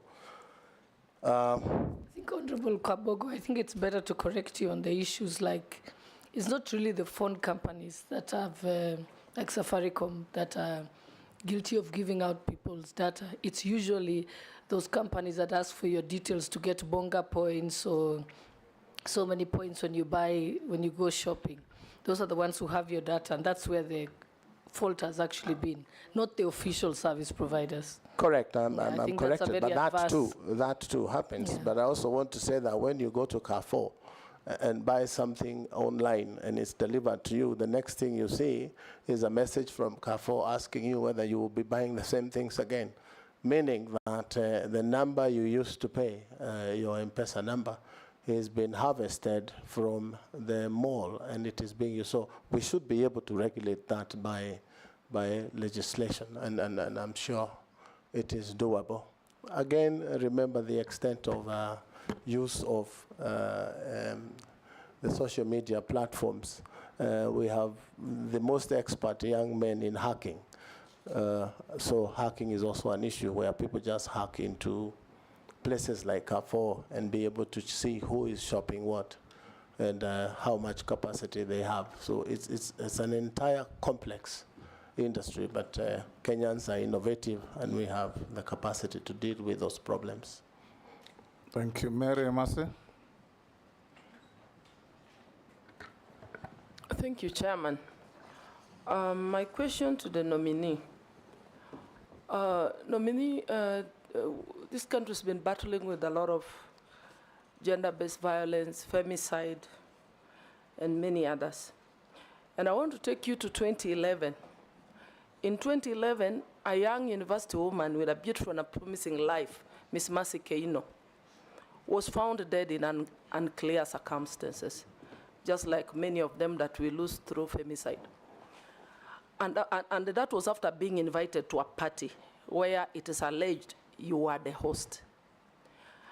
That tragic incident left so many Kenyans, so many questions in Kenyans' minds, and still remains in the memory of many Kenyans. Kindly expound on this and explain whether you are fit to hold office in light of these allegations. Thank you. Dawood. Thank you, Mr. Speaker. Honorable Kabogo, you've been a governor. But I think you know the docket you're going into is the ICT and communication. And the Kenya Kwanza government needs more communication out there than anything else. I believe you know about holography. If you do, please, you will tell us how you would want to deploy it, even if the president cannot make it into one area to communicate, or a minister. They do not have to go in 2-3 places.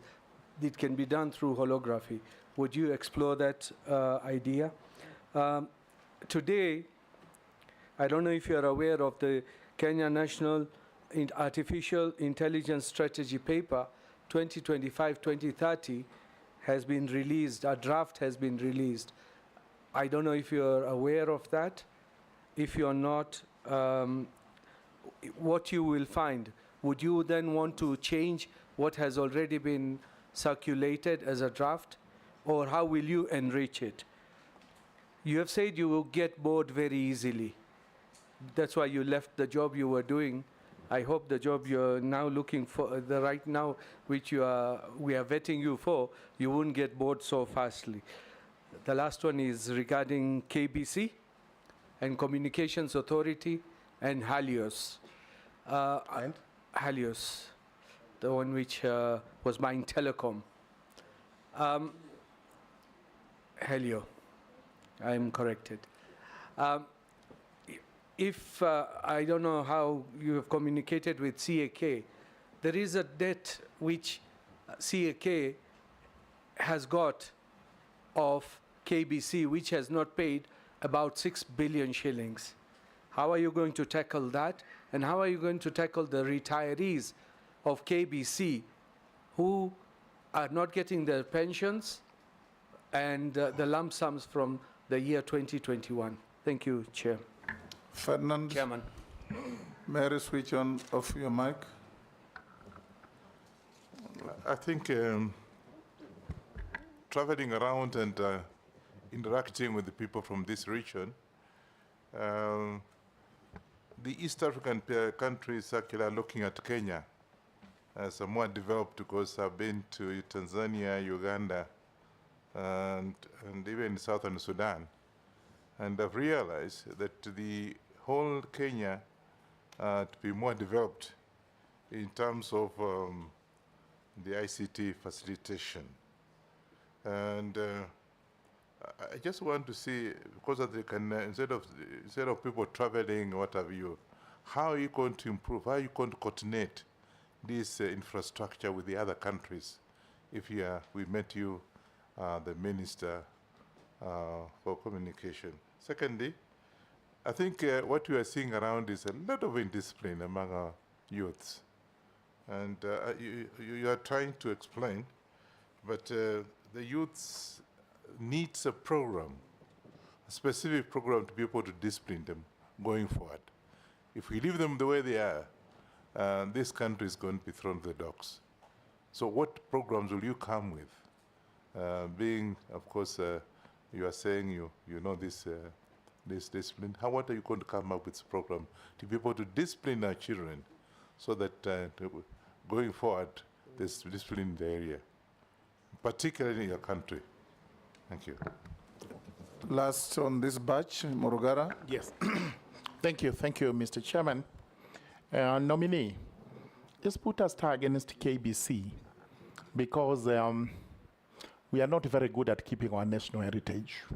I mean, the successor in title, KBC, took over from VOK.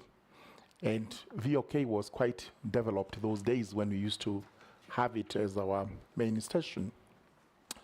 Today it's a Pearl Shandle. And we are worried that other entities in other countries, which are possibly national broadcasting corporations, like BBC, South African Broadcasting Corporation, have been able to peak, but KBC is going down.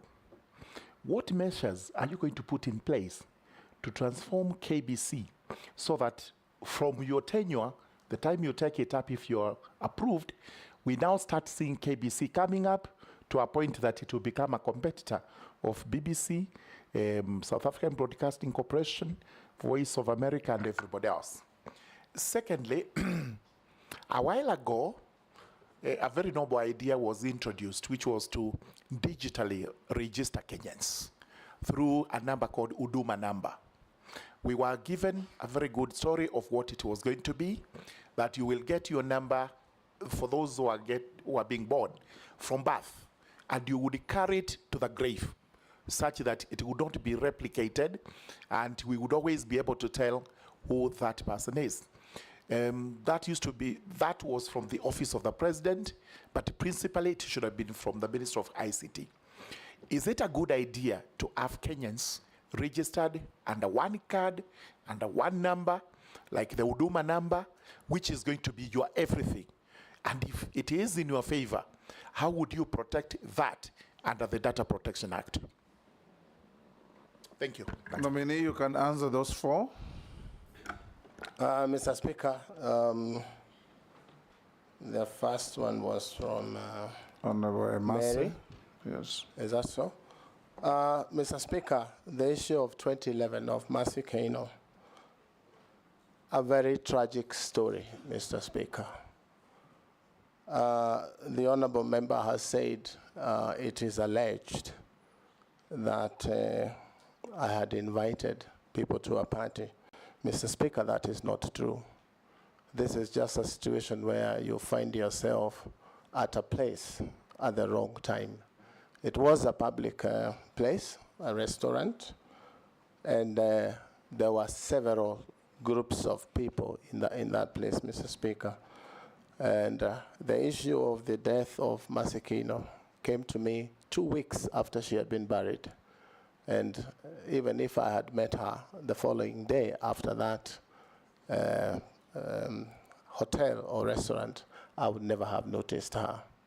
It is a sad story. A Kenyan life was lost, but I sincerely and truly had nothing to do with it.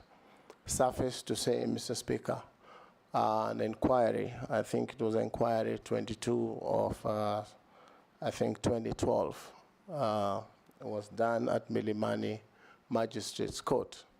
And all persons of interest. An inquiry or an inquest? An inquest, sorry. Yes. I am not a lawyer like yourself, Mr. Speaker, so some of these terms. The two are different. Yes.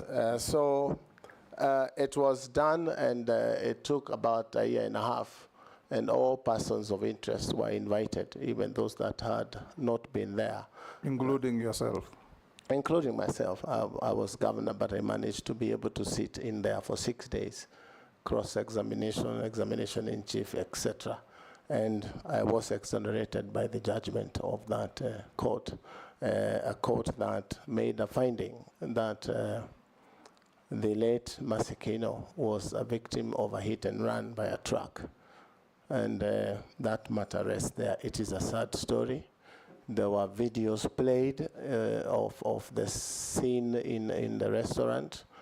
And when I was speaking to the father of Mercy Kaino at the inquest, I was urging him really not to watch those videos, because they were videos that were not very nice for a parent. I sympathize with the family of Mercy Kaino. May her soul rest in peace. But I am certain that as a child, and a God-fearing child, I believe that one day the truck driver or whoever it is that was in the truck that killed Mercy Kaino will be able to come out and say, unfortunately, I kept quiet, but I did it. And I hope that day will come. I have a copy of the inquiry report with me if anyone would be interested to have a look at. It's a public document. Honorable Dawood, I am not aware of the 2025 bill, but he asked me what I would do if it's there, whether I would reverse. I would have to probably study it closely with the technocrats in the ministry and understand what has informed the bill, what it wants to cure, and look at it with those that are technocrats in different divisions in the ministry to make sure that we bring to law a useful legislature that will help. I'm not sure whether I understood your question. It's a strategy draft, not a bill. Right, so I'm well advised. So that's what we will do. Look at it and go through it with those that have proposed that draft. Holography it's a welcome idea. It's of today's world, that's what is happening, so it's something we could embrace. But again, with AI, we have to be careful about what is disseminated, because through AI, many things are happening today. I was asked to KBC, the Horace loan, and what we would do with Kenya Broadcasting Corporation as an icon, a historical sort of thing for Kenya from VOK. In my mind, Mr. Speaker, KBC needs a total overhaul.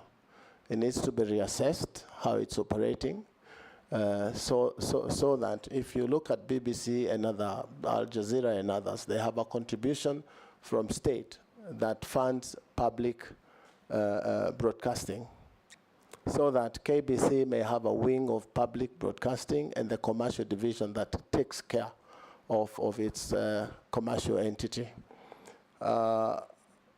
I've talked to a couple of people and they say KBC has got a lot of land. They could sell their land and revamp KBC financially.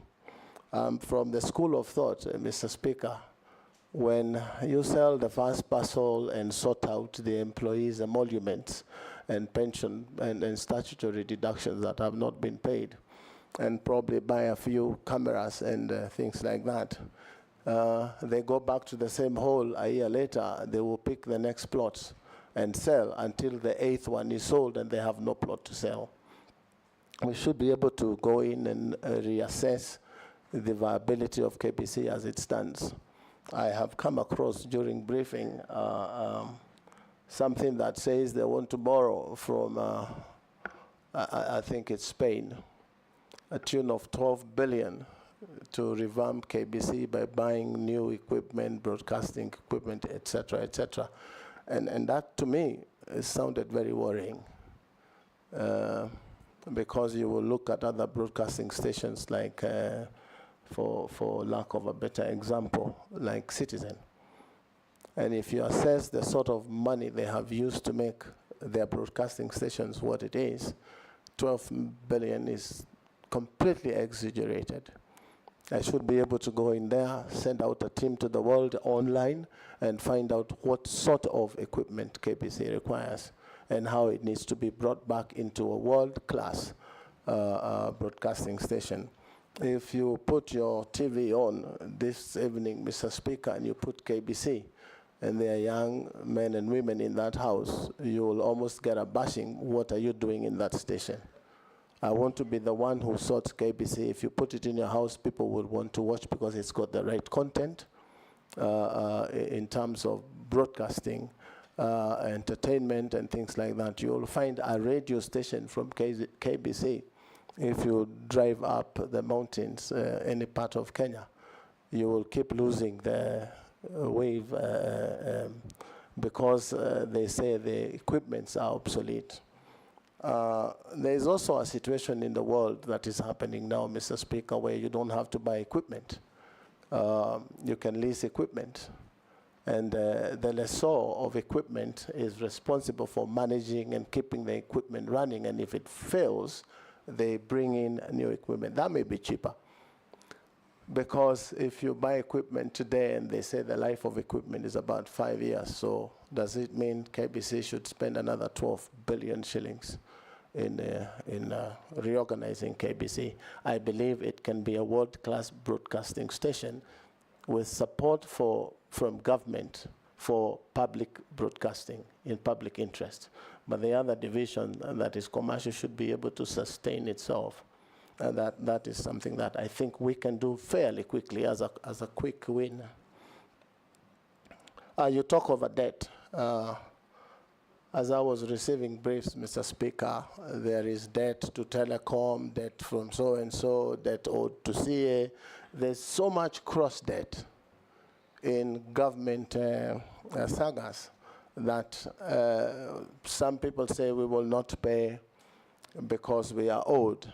You find a place like Telecom, when it comes to paying, they say it will affect public in this way or the other. But when it comes to their own dues of paying, they say they are private.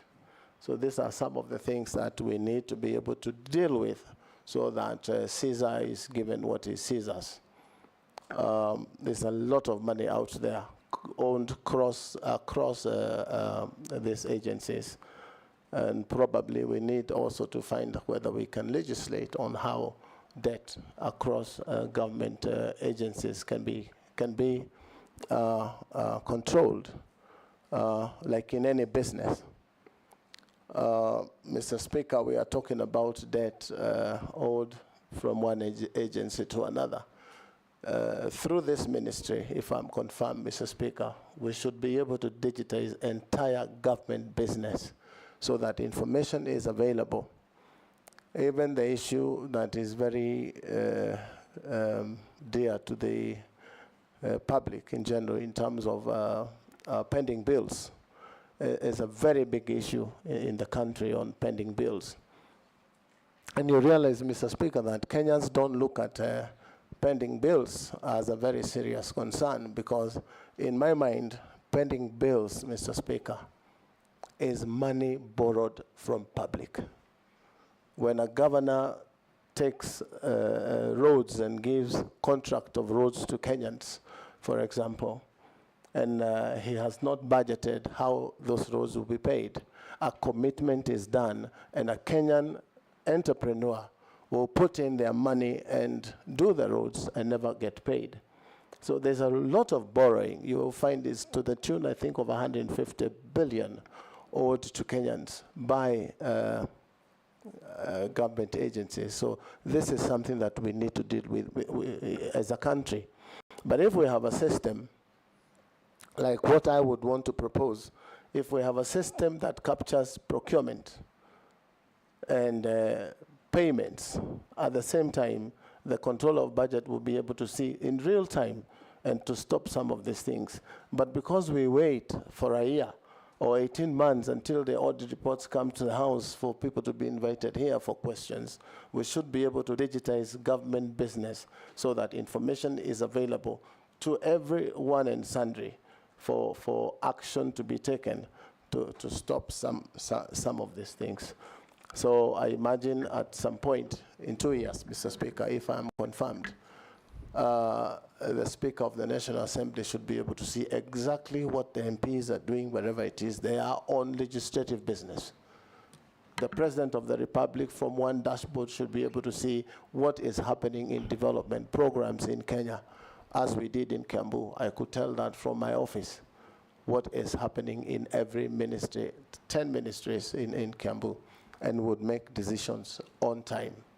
There would be a management information system that gives an amber light when you open your document, and it tells you here something is about to go wrong. Red means it's chaotic, everything is bad. And information available in real time should be able to take us to the next frontier. Yes, Owen. Ferdinand, oh yeah. Did I answer? No, you didn't touch on Ferdinand's question. Ferdinand is East African, first and foremost, it is said Kenya is the Silicon Savannah of Africa. It is top #1 in Africa in terms of ICT and digital economy. But that does not put us in the first world. So it's a lot that needs to be done in terms of fast connectivity, so that we have high-speed internet in the whole country, ICT skills in terms of equipping the young with skills to be able to use these platforms. But again, our landlocked country neighbors should be able to use our infrastructure to get internet to Uganda, to Rwanda, and those other places. If only the bureaucracy between governments is sorted, so that we can take advantage of the position that we occupy in terms of ICT and digital economy in Africa.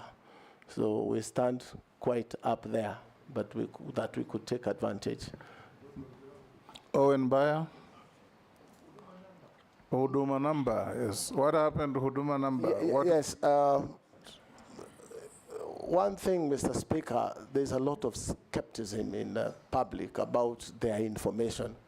Always people thinking government wants their information to give to KRA, government wants their information to do this. And we have to continue engaging ourselves as a public on why isn't it necessary to have information of Kenyan people in one database. For as long as that information is safe in the hands of government, it is important that government if you walk into Dubai now and you give in your passport, if you've ever been there before, anything, they have got your stuff there. If you are exiting Dubai, they tell you to look at the screen and you're taking your identity.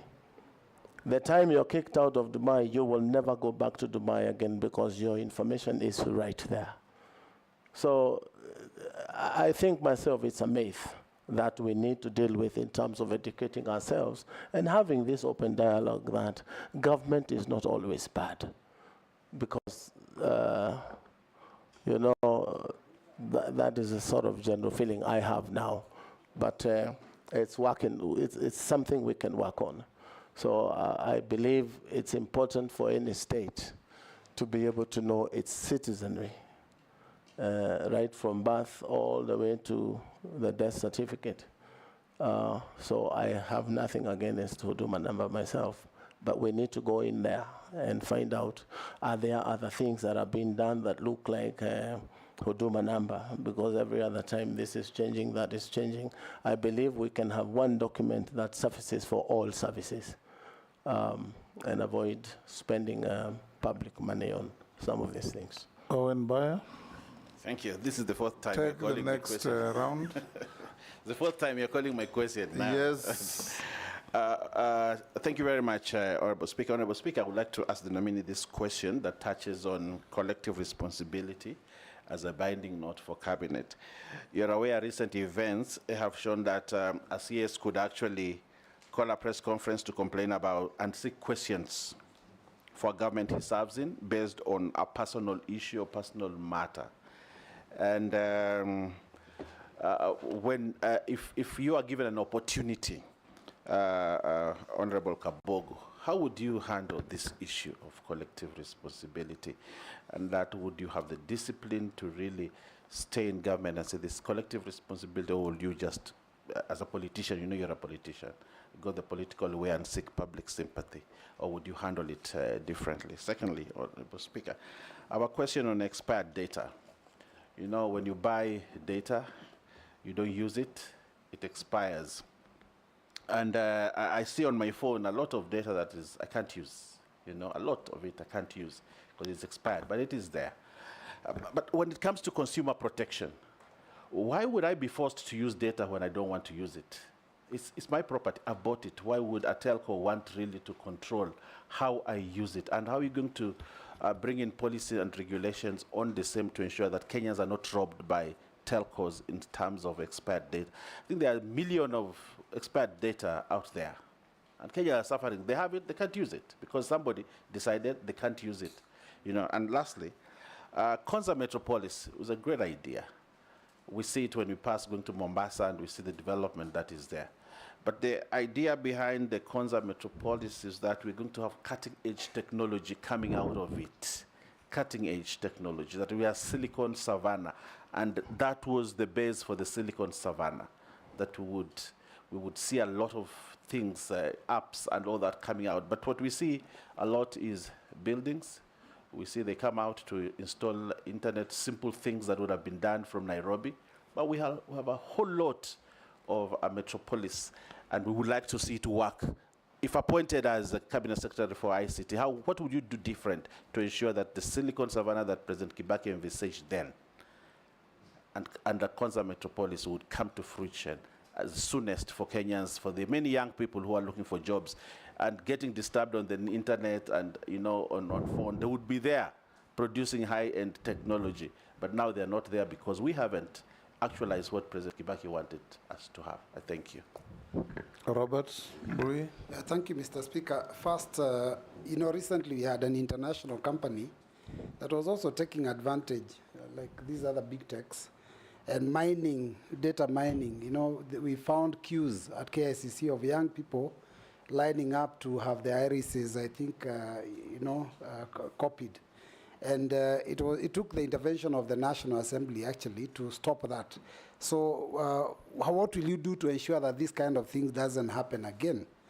Now, there's also the issue of pending bills that are owed to media houses by the government, and of course that has led to some of these media houses closing, and you know, journalists being owed a lot of money. What will you do to ensure that they are back in business? And finally, what do you want to tell those young Kenyans on social media, because this ministry is responsible for social media, and who are actually out there saying that they believe this position should have been given to a very young techno-savvy youth in furtherance of the Article 10 of the Constitution, which is principles of good governance. Thank you, Speaker. Let's take one more. In fact, two more. Mule. Thank you, Mr. Speaker. Honorable Kabogo, if you are approved by this House, and I heard you speak about Starlink, owned by the billionaire Enoch Marx from the US. What will you do to make sure that you protect the investment done by Kenyan companies like Safaricom, Telecom, and any other investment which has been done in the country to make sure that Starlink does not come here and kill Safaricom overnight? You know the number of people working for Safaricom. The revenue collected by government from Safaricom is the highest. If we allow this under your watch, I think the Gen Zs will not let you smile. So we want to hear your views on that, because it's a connectivity issue and investment by Kenyan taxpayers' money in this country, and you must protect it. We need to hear that. Secondly, Vision 2030, which has emphasized a lot on development on knowledge-based economy, highlighting the importance of ICT in this country through education to enhance productivity and efficiency, is key. And you are getting into this ministry whereby we have only 5 years to actualize the Vision 2030. That's 5 years to go. And we still have the Concert City, which is supposed to, and it was one of the flagship of this, to make sure that digitization and ICT integration in the schools is well implemented. What will you do in the ministry to fast track this and probably leave a clear legacy to make sure that the vision for Honorable the late Mwai Kibaki of Vision 2030 is achieved? Thank you. Raso, I'll jump you to Sharia. He says he wants to ask a question and shortly leave for a meeting. Sharia? You are going together? They are fasting. No, it had nothing to do with religion.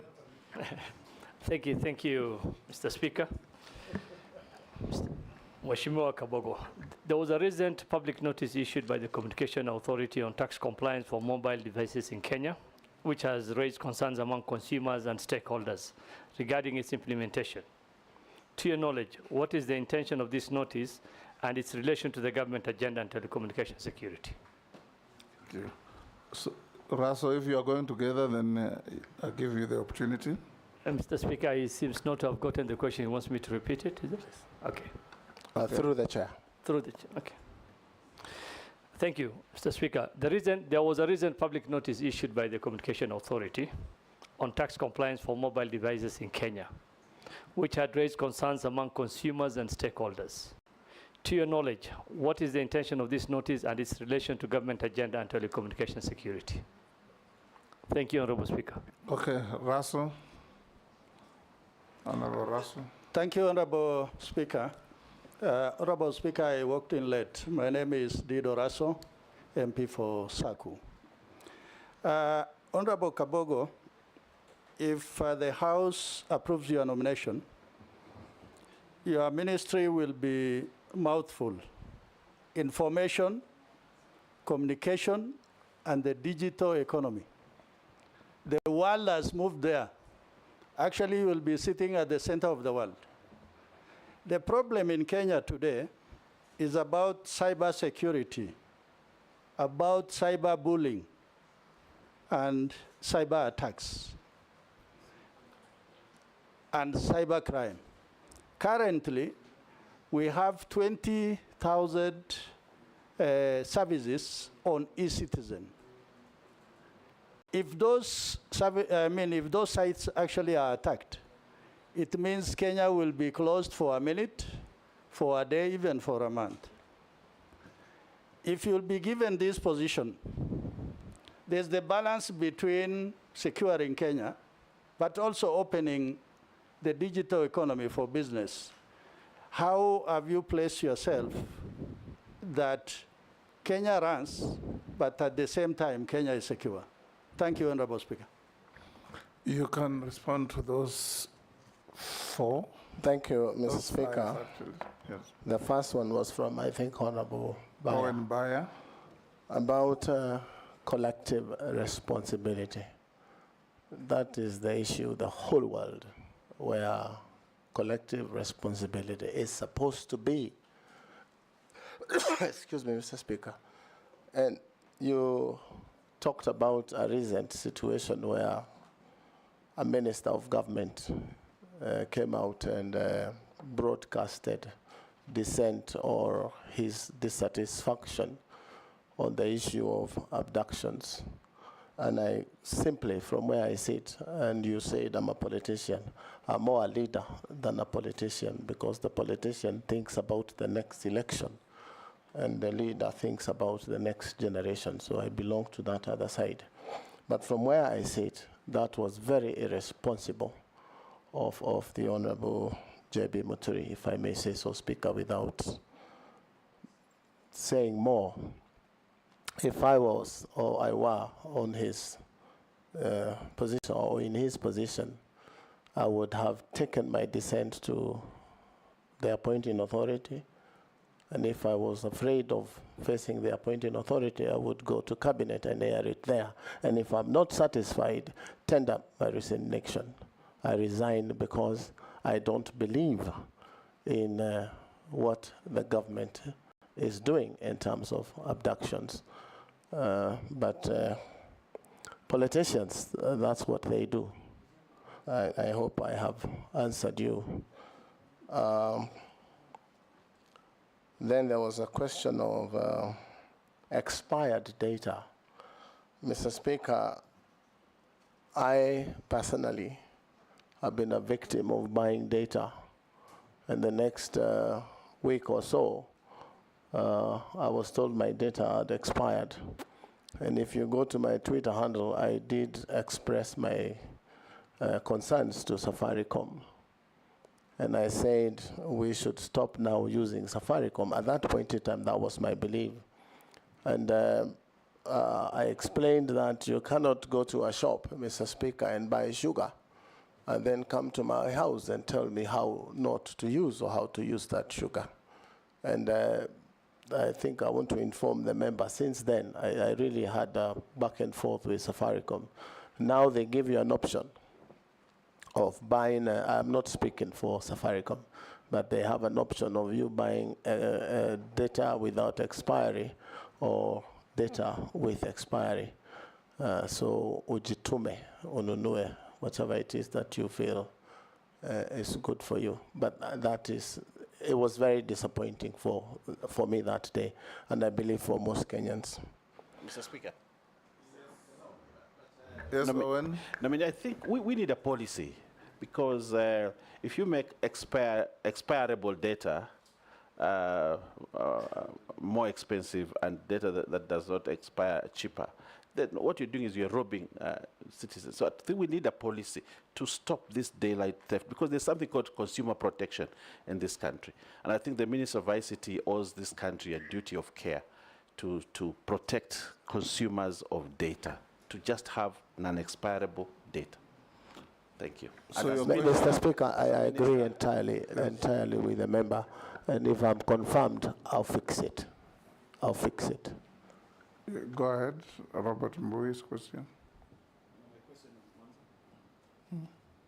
Yeah, the other part of Honorable Bayer's question was on the Konza city. Yes. Mr. Speaker, you realize that this was a dream 16 years ago. And things were different 16 years ago. And from where I sit, if I'm confirmed and going, we shall put the issue of Konza City on the table and reevaluate whether the original dream still stands and what it is we need to do with the very huge investments that have been put in Konza. And as a businessman, I have asked myself time and again, why haven't I ever thought of going to Konza and invest there as an astute Kenyan businessman? And in my mind, Mr. Speaker, is that there is nothing attractive from the businessman point of view, because I've seen others come up in Dubai. I have invested there. I've seen others in other places of the world. So really, Mr. Speaker, we need to reevaluate the concept of Konza City. A lot of money has been put in Konza on infrastructure. Phase 1, almost 95% complete. But my question is, what is it we need to do to make Kenyans themselves and foreign investors be attracted to investing in Konza? You know, Nairobi is competing with Konza.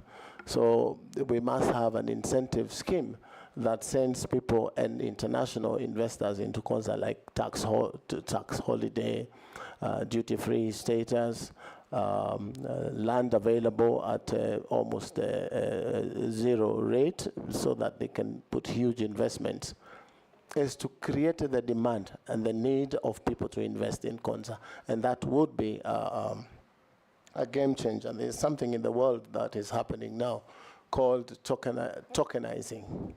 We can raise money from public and from investors and buy tokens for Konza so that it can build itself. But always when it's a government project, people tend to want to go slow on again, bureaucracy, again, the way decisions are made. I have had a little bit of a briefing on Konza, and there are many things that we will put on the table and see whether we still have to do business that way. I'm told Konza City is building hubs. The 1450 or the first 100 hectare, which is the authority responsible with connectivity, will do internet. Konza will do the structure, and hectare will connect, from what I understand, and then probably give an ISP to run. Is it really the right thing to do for Konza, to build these hubs or concentrate on the core mandate of Konza? This is questions I will need to ask until I'm convinced that that is the way to do this business. So there's a lot that will be on the table of the ICT minister in as far as Konza City is concerned. Because 16 years ago, it was a great idea to have Konza as one smart city. But today, you would see that we need to devolve and have smart cities almost in every county. And that's the way the world is going today. Why don't we have the Elon Musks of this world investing in Konza City? Do we risk losing the total amount of money that has been invested in Konza? Then there is land being given. For how long has this land being given has been going on? What is the criteria? Are these people going to invest, or they are people who speculate? These are things that the ministry needs to look into and reorganize Konza the year today and not 16 years ago. That's from an outsider's point of view. Data mining. This is something that I'm not sure who asked, but this is something that you're not sure? You're not paying attention? Sure. Second? You are not sure who asked? I'm not sure. I didn't get the name. That's why I'm saying. Robert I know it is a member sitting just there. So sorry, I did not get your name. But be that as it may be. Does that tell a story about you? All these members introduce themselves to you. Mr. Speaker, sometimes you do not hear the pronunciation of the name, so I do not want to take the risk of calling someone in a name that is not their name. And the name tags are also there. Unfortunately, He is Honorable Robert Mbui. Go ahead and answer I his am question. physically challenged from seeing far. Honorable Mbui, you will excuse me, but data mining, as I had said earlier, it is something that needs to be checked. It needs to be regulated. What sort of data is going into whose hands? You did give an example of a company that was collecting, I think, data from Kenyans, and then they were paying. So government should be able to regulate who is it that is collecting data from Kenyans. And I think that's not a big deal to do. We should be able to quickly. In fact, should we allow any foreigner to come and mine our data? In my mind, we should not unless it is done through a government agency. And for what reason, Mr. Speaker, we would want to give data of Kenyans to foreigners? For me, that is a straight no. But you find that Kenyans are very enterprising, Mr. Speaker. When the rumor was that you get 10,000 shillings after you register, sometimes Kenyans don't give a damn of some of those things as long as there is some enterprise happening. So we should be able to engage people and them understand that it is wrong for them to give data to anyone. So I want to tell Kenyans to be careful on who you allow to take information from yourself. But if we have rules and regulations on how this thing is done, it can be controlled. Now, Mr. Speaker, I think it's Honorable Mule. I got... Yes, Robert? You haven't finished my questions on pending bills and what Kenyans on social media are saying about this docket.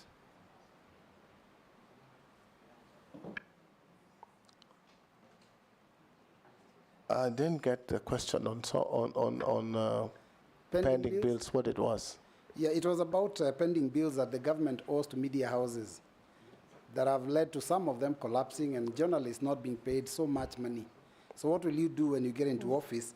And the other one was what Kenyans are saying on social media. They're saying that this docket should have been given to a young, techno-savvy youth in furtherance of Article 10 of the Constitution. So what do you have to say about that? Let me deal with the first one because it's fairly easy. The issue of pending bills, Mr. Speaker, I had addressed the issue of pending bills to Kenyans, not now media owners, Kenyans themselves who've built roads, who've built hospitals, and their money is held by government. I'm saying we must have a way of controlling pending bills. And if we digitize government procurement, media houses procurement, no one will go and spend money they cannot pay. And I gave an example of a governor who walks into office, like I left office, somebody else walked in, and quickly they want to commit money for roads, for either one reason to build roads or another reason. And Kenyans quickly run and put their money into those programs or projects and to wait for many years not to be paid. There must be a way we can legislate on the issue of committing funds that you do not have. But if I am confirmed. Well, there is already a legislation. The PFM Act says it's a criminal offense to procure goods or services in a public entity without an attendant budget. I am guided, Mr. Speaker, but you will see pending bills of some counties. For example, not even media houses. A county has a pending bill list of 7 billion, but their budget for development for 1 year is 1.1 billion. So really out there are many criminals that need to be brought to book. Very many criminals, including government itself. When you procure services of a media house and you do not pay, again, it touches on the same thing, procurement. And you will understand, Mr. Speaker, that there used to be something called e-procurement, which doesn't work. I am sure it doesn't work for a reason, Because if procurement works and IFMIS works, and the controller of budget is in between, you would never be able to commit money to projects for as long as those systems are working. So again, the laws are made here. Sometimes they are not enforced, like you're talking of the misuse of computer and cyberbullying and all those things. The law is there. It's just the enforcement. Suffice to say, there is now a new app. Mr. Speaker, I wanted to clarify that some of the pending bills, the Honorable Nominee, it's not necessarily that there was no budget that was there. There was budget and government procured the services, but there was no exchequer when the service was done. There was no money. You know, government, a budget is a document of intent. So they go and collect money. If they don't collect enough money, then they have no money to pay. That is the way it is most of the time. And if you can deal with the pending bill in your ministry in the manner that you understand, the better for the government. Sure. Mr. Speaker, if you allow me to school my friend, Honorable Junet, a little bit on the issue of pending bills, is that the money was not there then. But if you look at it aggregately, the total is that if you have closed your books of the year and you have 7 billion as pending bills, and the following year it turns to 9, it means there was no money for that particular project. Otherwise, if it was, you should be able to clear your bills in the successive year. But how you can accumulate 7 billion as your pending bills, even if there was no money exchequer then, it means there was a 6-point-something billion that you spent that you should not have spent. Mr. Speaker, let me ask the nominee this question then. The pending bills, for example, for roads, is 700 billion shillings at the national level now. So does that mean that all that procurement was done without a budget? The simple answer, Mheshimiwa, is as the Speaker says, the PMF Act stipulates how you spend government money. Speaker. So, Dawood, what is it? Can he respond to that first? Yeah, it's regarding the pending bills he's speaking about. I want to ask him, because he was the governor of Kiambu, when he left, what amount of pending bill did he leave behind for his successor? Mr. Speaker, that is an easier one. It was about 300 million, and these were projects running between my the second last year of the term, and we would have been able to pay those pending bills in the following year. But today, I hear it stands to 6-point-something billion. I would not say why. Can you respond quickly? We're running out of time. Go to Mule's question. Mule. Then Raso, then Sharia. To protect Kenya's investors, business, and the Gen Z, sometimes government buries its head in the sand and pretends sometimes not to know exactly what is happening. Mr. Speaker, if I'm confirmed and I go to the minister, we should be able to bring these things to light and discuss openly on the problems that face the country. You also asked me why me and not a Gen Z. Mr. Speaker, this country has room for all of us. Gen Zs, millennials, and yourself and I, Mr. Speaker. So that you didn't appoint yourself, so no, you don't have to belabor that. Thank you, Mr. Speaker, for go on and answer the question. Your guidance. Yes, I think I have answered Mr. Mule's questions. Point of order, Mr. Speaker, and I'm sorry to call for a point of order. Who is that? Myself. Yes, Mule. Maybe I can repeat my questions to the nominee because he seems to have lost track of the question. My first question was, earlier you had alluded that you can have a discussion with Starlink. And Starlink, introduction of Starlink in this country will definitely kill Safaricom tomorrow. Yes. And therefore, the government will lose the revenue they have been collecting from Safaricom, and also the investment they have done on the fiber cable. Right. My question is, how will you protect foreigner investors not to come and kill Kenyan's company on the expense of what they intend to do in the country, despite that they are satellite on the river? There is massive investment of fiber cable in this country. Question number two, we are talking about Vision 2030. The emphasis is that the development of knowledge-based economy, highlighting the emphasis of ICT integration in education to enhance productivity and efficiency within the country. How will you use the office, if approved, to make sure that ICT become a key pillar in education sector in this country, to make sure that we don't have this issue we are facing, whereby we cannot leverage on what comes out of the school and take advantage of the concert city as it was envisaged by the Vision 2030. Thank you. Thank you, Mr. Speaker. Honorable Mole, the issue of Starlink that I referred to when I think I was answering Honorable Koichi's question was in as far as we don't have fiber optic and we don't have masts in places like, for lack of a better example, Garissa or one of those places.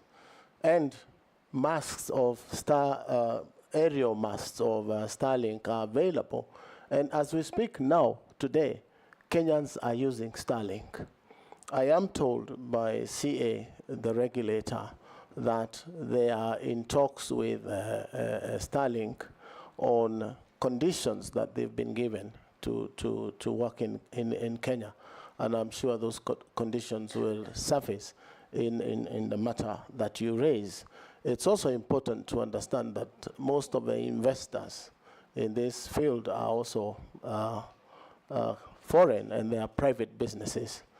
As a businessman, where I stand, we should be able to create a fair playing ground and competition for businesses, because again, it will be unfair to protect some modern and innovative ideas from coming into society like Kenya simply because we would want to protect. I'm sure the regulator should be able to find a balance where we do not lock out. I will tell you that from where I sit, I know that Starlink has given a lot of work in Nairobi in terms of connectivity until they do not have the frequency anymore. But Kenyans, as innovative as they are, they're able to go to Meru, buy a Starlink dish and activate it in Meru and bring it back to Nairobi. One is the speeds that Kenyans are talking about, because you will get speeds of up to 200 Mbps on a 2,800 fee, and that is what Kenyans want, value for money. So we should be able to strike a balance on those things. Education, part of it.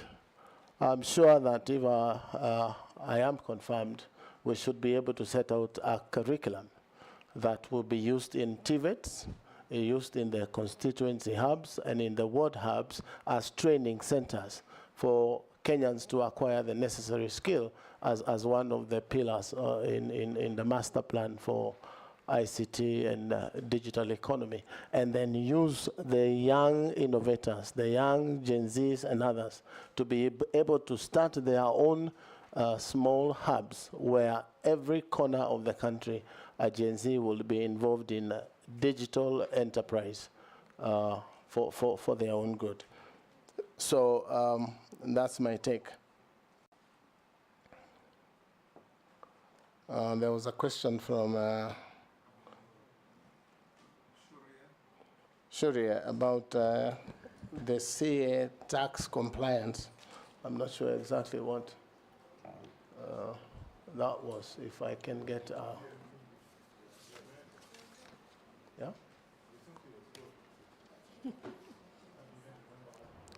I'm not sure exactly, Speaker, how. He is left.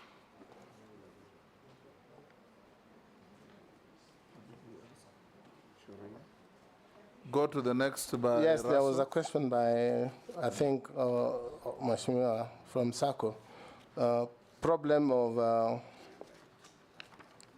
cyberbullying and attacks, especially the threat on the 20,000 services on e-citizen. Again, Mr. Speaker, this is the issue of control and regulations of what, so that we can create firewalls and things like that that stop interference and hacking of government services. And it has happened in the first world, and we should be able to do that ourselves here in Kenya. So we should be on the forefront in making sure that these services are free from interference from hackers, attackers, and bullies.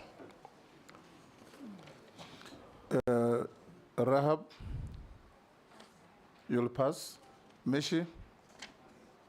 Thank you, Honorable Chairman. Honorable Chairman, much of the vital questions have already been asked, but I'll just ask a few of them.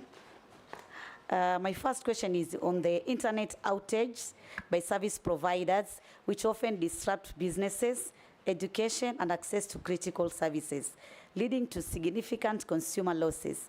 If approved, what policies or regulations will you implement to ensure internet service provider compensate users for prolonged outages? Furthermore, how will your ministry enforce service level agreements to guarantee reliability and accountability from providers? My second question, our constitution envisage right to information, and as Parliamentary Service Commission, being one of the commissioners, we have a dream of ensuring that Kenyans can follow live proceeding in our parliament, both the houses, that both in the chamber and also in our committee meeting. We have tried, but we have limited resources. Do you think there is a room for collaboration between your ministry and Parliamentary Service Commission to ensure that we actualize this dream? And my last question is to appreciate and consider the recent completion of the Mombasa to Malaba fiber project aimed at enhancing connectivity. My question will be, what specific programs are you going to put in place to ensure that the local communities can benefit, and in particular, the youth within those counties where we have that project of Mombasa Malaba fiber project, to ensure at least we have like digital literacy and access on online opportunities? Thank you, Honorable Chairman. Yes, nominee. Thank you, Chair. On the issue of internet outage, again, this is a big problem in the country, and every time you call these providers, they have stories that they are not aware. So we probably may need to do some regulations that and ask every provider to be able to monitor outage. But it's tricky because you will find, Mr. Speaker, we have some providers who have capacity of 1 gig in a certain area, but they have acquired or given internet to double that capacity, meaning every other time half of the places will not be working. And this is something the regulator should be able to take up quickly and make sure that we have consistent, stable internet for business. But you also see that most of the internet services are based on stable power. So if we have unstable Kenya power supply, you will find that sometimes there is outage because of lack of energy from Kenya Power. So it cuts across departments, but we should be able to bring these people together and see what we can do to reduce outage. One of the ways, Mr. Speaker, to do so, if it is a result of power, is to have green energy available, and solar is really not that expensive. A hub can get 4 panels that will keep the hub running for probably 70% of the time when the sun shines. But yes, it's a concern for many. It's also a concern that you will pass some places on mobile network is not working, 3G or 5G. So it's something that I should be able to take up with the regulator and see what it is that the department can do, even in terms of compensating people on the time that they have lost. But knowing businessmen in Kenya as we are, sometimes it's tricky when you start talking of compensations, but it is something that can be looked into. I don't know exactly why PSC or Parliament would not have stable internet when government owns 20% of the internet on the cable. So, Madam Misha, Honorable Misha, if I'm confirmed, I will bring a direct line of internet into the National Assembly. And that should be internet that is almost free. Because if you look at internet as a pipe of water, it is full of water flowing, and it doesn't stop flowing. So if it is not tapped, it means it goes to waste. Again, Mr. Speaker, policy-wise, it's important that we try and classify internet as not only essential, but a vital, essential, and desirable commodity.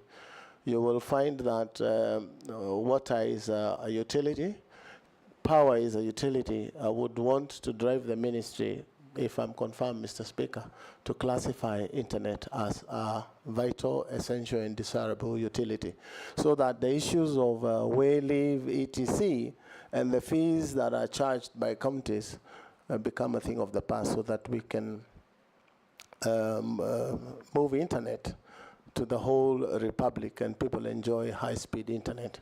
You will find that even things like hotspots that were put by government, most of them are not working because they were put, internet connected, the switches were put, the extenders were put in place, but there was no sustainability plan. And in my first few days in office, if you confirm me, is to make sure that we have an arrangement with ISPs who have services there and probably have cross-trade with what they pay in fees, and they man those public hotspots so that there is internet every corner of the republic. As the president says, every market should have internet, and that is my belief. I guess, yes, Mr. Speaker, Deputy Speaker. Thank you. I just have a few questions for you, Honorable Kabogo, from the members of the public. One person has asked, how will you balance the need for regulation within the digital economy to ensure innovation and competition while protecting consumer rights and preventing monopolistic practices by major tech players? That's one question. The second one is, what plans do you have for scaling up digital literacy skills development in Kenya, particularly in our schools, universities, and local communities, to prepare them for the demands of the digital economy and workspace? And last, how will you address the issue of radio and TV stations, particular vernacular stations, promoting betting and gambling, which has increasingly affected all segments of society, including older generation? What measures will you implement to regulate such content and protect vulnerable populations and curb this negative social impact through caused by excessive gambling? Good. Those are questions sent in by members of the public. Thank you. Let's take one more from Naisula. This is a direct question. If approved for appointment, what 5 key deliverables can the youth of Kenya expect to see from your office in the short and medium term? Mary Masse, You have a question from member of the public? Yes, from the member of the public. Is saying, digital services require public trust. How would the CS nominee maintain ethical standards in the use of technology, especially in projects that involve surveillance or data collection? And then the second one is, ICT projects have historically faced challenges related to corruption and mismanagement.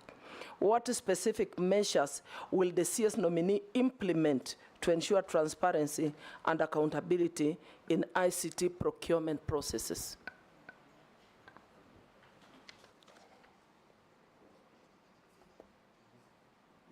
Yes, the first one was on the balancing of digital economy regulations and monopoly. As I said earlier, Mheshimiwa Deputy Speaker, we have to balance and create regulations that look on both sides of the device, but bringing all stakeholders together and discussing these issues sometimes is the easier route so that people understand the parameters. Again, we may have laws, but they are not followed. I'm sure even in bullying, CA has come up with an app that helps you report these things, but not many people know about it. So engagement with public and stakeholders would help us come up with regulations on how to control that monopoly. Plans on how to scale digital skills. We have said we develop curriculums on TVETs in secondary schools and all these things, which we will work together with the Ministry of Education to make sure that this very vital tool is available to Kenyans through secondary TVET and even primary schools. And as it is the plan to connect all institutions of learning with high-speed internet, which is again available on the fiber optic cable. That will enhance learning. We can also involve the young that are educated, very many of them in the streets, as ICT ambassadors in constituencies who may be employed by the ministry to run these programs even online, so that it's not confined only to institutions. And that is my thinking. Betting, Mr. Speaker, it is a very serious problem. Where you find, without risking naming radio stations, you will find a young man holds a knife to the mother in the morning and asks for 100 shillings. And if you don't give, nitakuduka. And this is betting. I am sure there must be a way of controlling betting in Kenya. It is a big problem. One may not understand because it looks like 100 shillings in betting, which is neither here nor there. But if you listen to what these radio stations say, they have 1 million people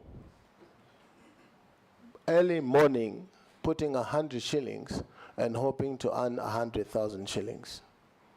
If my mathematics are right, Mr. Speaker, that is 100 million shillings in that first hour of the day on one radio station. And what is paid back in total is about 10 million shillings. So we have people making Kenyans poorer every day, and Kenyans have hope in making 10,000. But they don't understand that 100 million shillings has been collected. So this is a thing that cuts across security, ICT, and the freedom of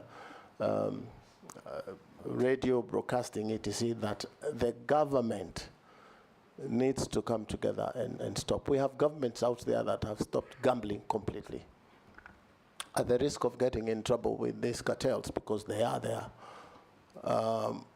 We need to do something, and urgently so, to control. What will you do?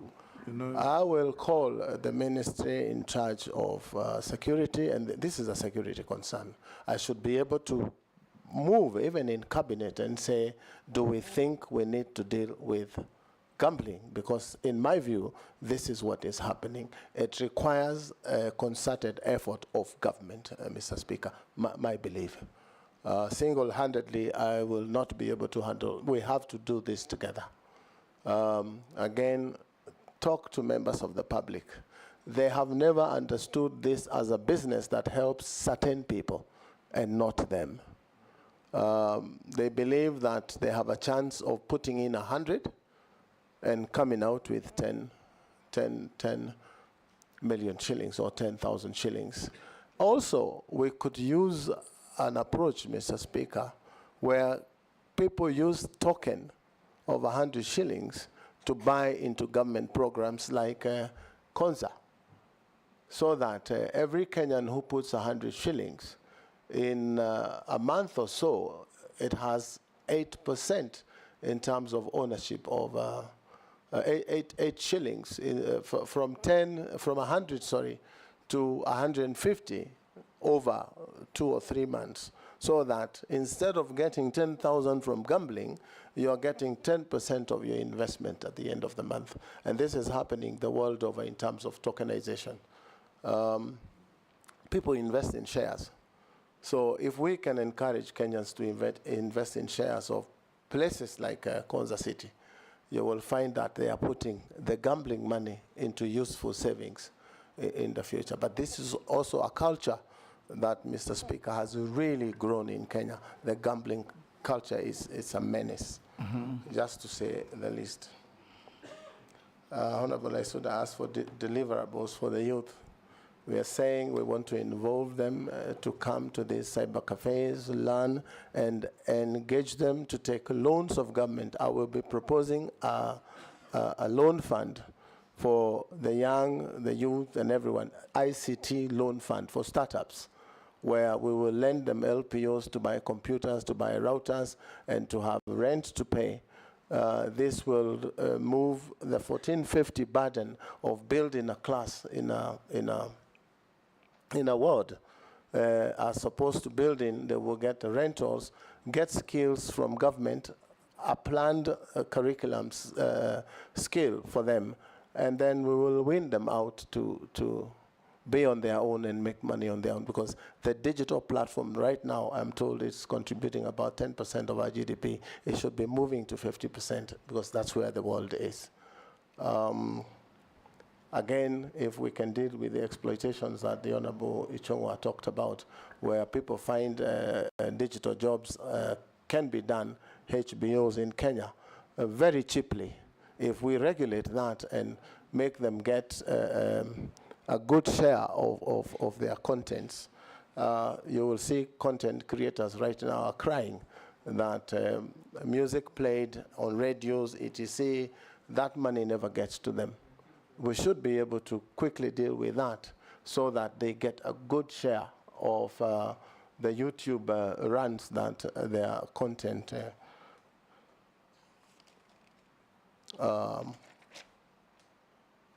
transparency.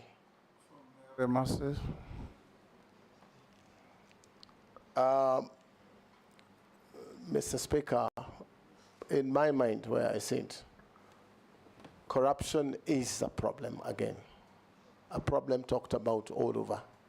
But if the dealings of government are in the open, for example, there is a portal of the Ministry of ICT and the stuff that the ministry is doing, the engagement with public will put fear in people who plan to do certain things, Mr. Speaker, corrupt dealings.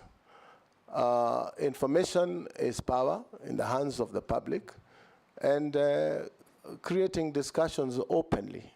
But you will find, again, corruption, Mr. Speaker, doesn't happen on the payment.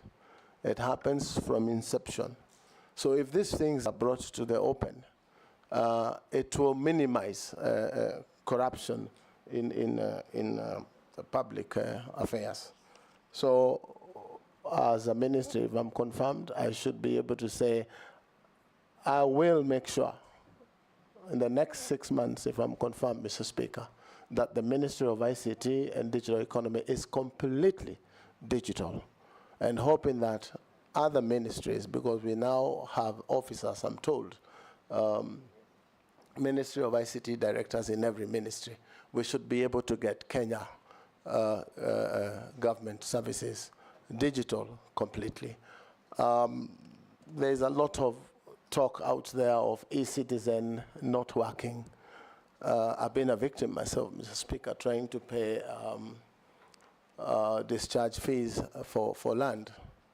And it's important for us sometimes to tell the public what is happening to these platforms. And what I understand, and which we should be able to deal with, Mr. Speaker, is that the front end, which is the application to pay, is automated, such that you can do that in 15 or 5 minutes, so to speak. But when the application for discharge goes to lands, there are files that they have to go through manually to be able to generate an invoice for you. So we've done half the automation. So we should be able to tell Kenyans how progressively we are doing in terms of automating end to end. And I'm sure that can be sectionalized in every ministry that is giving government services. But getting 20,000 services today is not a simple thing. So I'm thinking if we all buy into the idea of making Kenya a digital country in terms of government services, it will be easy for everyone, even for members of parliament, where they want to know exactly what is happening in every ministry. And those portals are available for read only. You should be able to know from the ministry, even as opposed to you asking a question from a minister, you should be able to know exactly what is happening in the Ministry of Sports in terms of their development programs. So, Mr. Speaker, it's a journey that is worth taking, and we are equal to the task as government service providers. Thank Mr. Speaker, you, Mr. Speaker, yes, probably just correct. Standard Media have put out that he said 1912 is when he started using computers. I just want him to clarify on record so that Standard Media doesn't play around with it. He was born 1912. Yeah, I know. I know. He's only 60. He was born in 1961, but Standard Media have said he started using computers in 1912. That's what they have reported. So we need to, he just needs to just say it. Mr. Speaker, I had said earlier that I had issues with the Standard, and I took them to court and made a little bit of money. So surely, I was not around 1912. But if they don't withdraw, I shall do what is necessary, Mr. Speaker. I thank you. We'll simply tell the country when you started using computers. Yes, I had said here, and it's on record, Mr. Speaker, that it was 1992. Yes. And I remember it very well. That's because what that time Somalia had just gotten into problems. Where did the Standard pick 1912? So probably he had 12 instead of 92. We just encourage let's not escalate it. We encourage you, gentlemen of the media, be as accurate as you can in reporting what is going on here. Because Honorable Kabogo didn't say 1912, and if he did, I would have stopped him. Because that would have been a crude misinformation. Honorable Kabogo, there's one more Kenyan called Muhuyo, who says, ask the nominee how he will ensure free, fair, and precise election by ensuring counting and release of result is fast and accurate, like in the US, where results for over 200 million voters is released in less than 48 hours, whereas here, we just have a less than 1/8 of the same. He's also, of course, not factually correct, because we know the case of Florida in the US. Yes. But you can answer. Mr. Speaker, thank you. That is a very genuine and good question. Yes. But the ministry that probably, if you confirm me, will have very little on the issue of elections, because there is a body.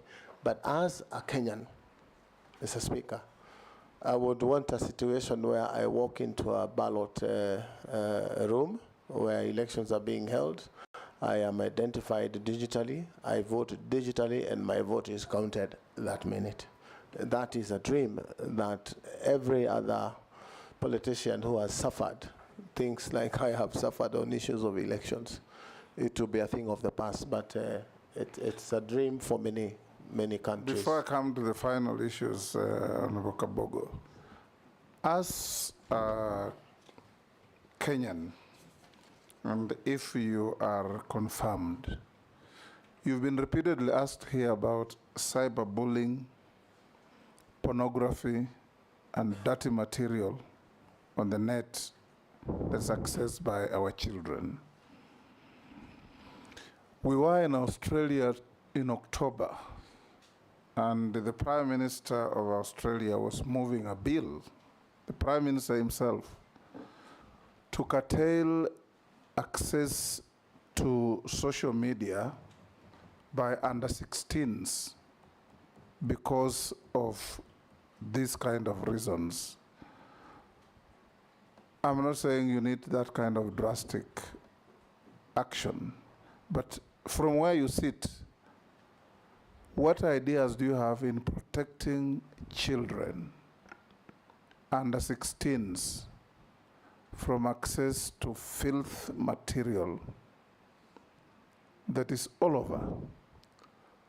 Mr. Speaker, I meet many parents who cry and say, look, I walked into my son's room and I didn't believe what I saw.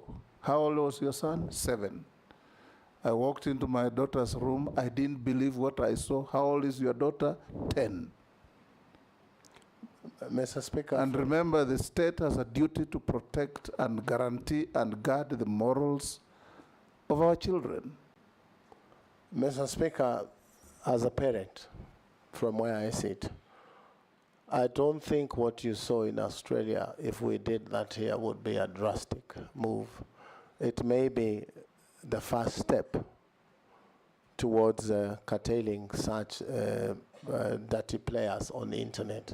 The other thing is create very strict regulations for people like Facebook or TikTok, because they are on platforms, so that Kenya has a negotiation and an agreement with those platforms that they cannot do this, because even doing the law, as Australia is planning to do, enforcement, Mr. Speaker, is one challenge. But I would prefer to recommend to Cabinet that such a law be put in place ASAP, because what is out there is really shocking. And we cannot deal with the morals and teach children morals if this is what they see on the internet. It gets to a point as a parent, you wish that there was no internet. You wish there was no social media because of the exposure of these things in the minds of children. So it's a bad problem. It's worse than gambling. It is really bad. And as minister, if I'm confirmed, Mr. Speaker, I know there's a lot of money that these companies spend to stay afloat. But as a country, if we take a stand that this cannot happen in Kenya, and a drastic move is taken to ban one of them, then the rest will toe the line. If you see the debate on TikTok and between America and China, you will see that money is really moving, but something positive is about to happen. So as a Kenyan, a parent, and probably as a minister, is something that is really concerning about what is available there. You cannot even face your children in your own living room because of the material that has come to their heads. And you will see a family that has a boy and a girl of probably that age of 7 and 8. Your guess is as good as mine, Mr. Speaker, what you would see them do. And it is killing for a parent to be able to deal with such a thing. Thank you, nominee. I will now ask you a few other questions. You told us how hardworking you are and how much money you have made. What is your net worth in terms of assets, houses, Mr. land, Speaker, cash, and bank? Residential houses, Mr. Speaker, my total net worth is about 700 million. Movable assets of about 40 million, Mr. Speaker. Land and farm, about 756 million, Mr. Speaker. Cash and current assets of about 64 million, Mr. Speaker. Beg your pardon. And interest and shares in companies, approximately 1.5 billion. So a total of about 3.01 billion, Mr. Speaker. Yes. Conservatively, Mr. Speaker. Conservatively, you are worth over 3 billion. That's what you said, yes. Thank you, Mr. Speaker. Have you ever been convicted? Yes, Jeanette. Mr. Speaker, when I listened to the presentation on the issue of net worth, the nominee said he has a movable assets. I suspect that should be vehicles and such things. Yes, for Mr. 40 Speaker. million shillings. Yes, Mr. Speaker. Only? Conservatively, yes, sir. Yeah, I saw another vehicle that looks very ugly. I thought that alone is 40 million. The one that looks like something else on the road. You remember? Mr. Speaker, vehicles get devalued almost up to zero, accounting-wise. And you know the prudent rule in accounting, you anticipate both losses and profits. So, yes, it could be about 40 million. Yes, Murugara? It is said he also owns a chopper, and I don't see it anywhere here. A chopper. He actually, it's a movable. No. Mr. Speaker, it is true. I had one at some point when I was a young man. What happened to it? And I could fly it myself. I'm a pilot myself, Mr. Speaker. So when I couldn't fly as much, I decided to let it go. You sold it? Yes, I sold it. So it's part of the 3.06 billion. Yes, it's part. Have you ever been convicted of any offense in a court of law? No, sir, I have never been convicted. Have you ever been adversely mentioned in any parliamentary committee report, apart from the cited documents? No, I have never been mentioned, Mr. Speaker. Do you hold an office in a political party? No, I don't, Mr. Speaker. Tujibebe. I resigned from Tujibebe when I was nominated by the president. You nominated a caretaker? Not as yet. The party is going through the process. Have you ever been dismissed or removed from an office? No, sir. On account of contravention of Article 75 of the Constitution? No, sir, I have never been. Okay. Have you ever been adversely associated with practices that depict bias, favoritism, tribalism, nepotism in the discharge of your duties? No, sir, but a couple of years ago, I was taken to court on hate speech, but I was acquitted of the charges. That's like nine years ago that I had said something in a Thika stadium that was not pleasant for political opponents, but I was taken to court and I was acquitted. Was it tribalistic or nepotistic? No, it was not tribalistic. It was just political statements. Right. Thank you. We now come to an end with you. Make sure you collect your documents that have been cross-checked with what we have and found to be in order. There was a bit of memoranda on you. We've seen your responses and they are reasonably satisfactory.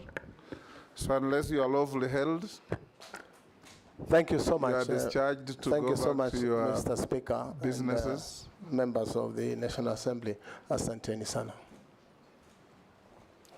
Thank you, Honorable Kabogo. Members, we'll have a 10-minute break to allow the clerk and his team to prepare for the next nominee.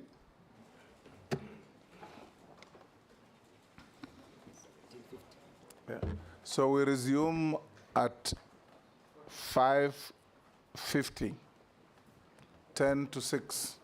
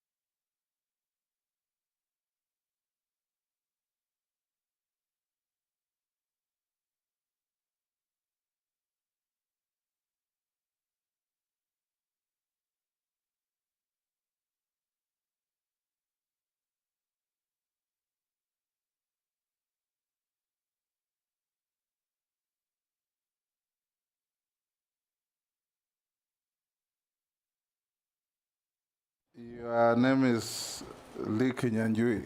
Correct, yes. CBS. Karibu to this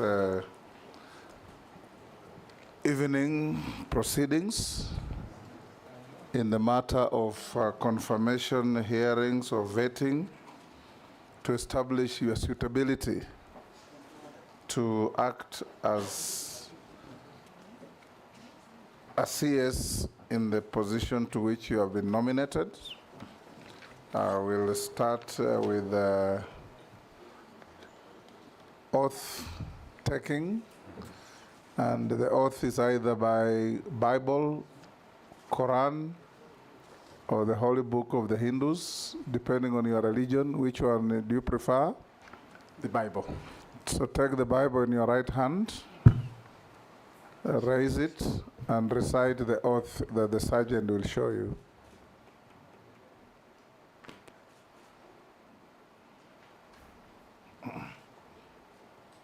I, Lee Kinyanjui, do swear that the evidence I shall give before this committee on the matters under its consideration shall be the truth, the whole truth, and nothing but the truth. So help me God. Thank you. You may take your seat and sign to the oath.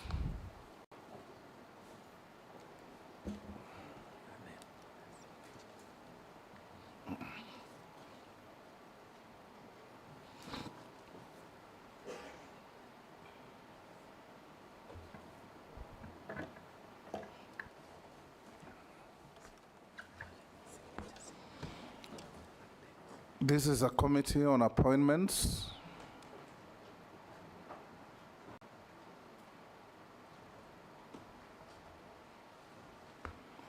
Good. If you have your original documents, you can give to the sergeant to pass on to the clerk to cross-check with what we have in our possession on you.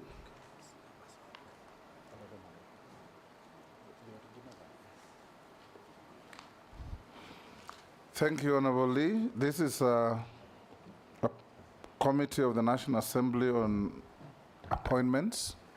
It's chaired by yours truly as Speaker of the National Assembly.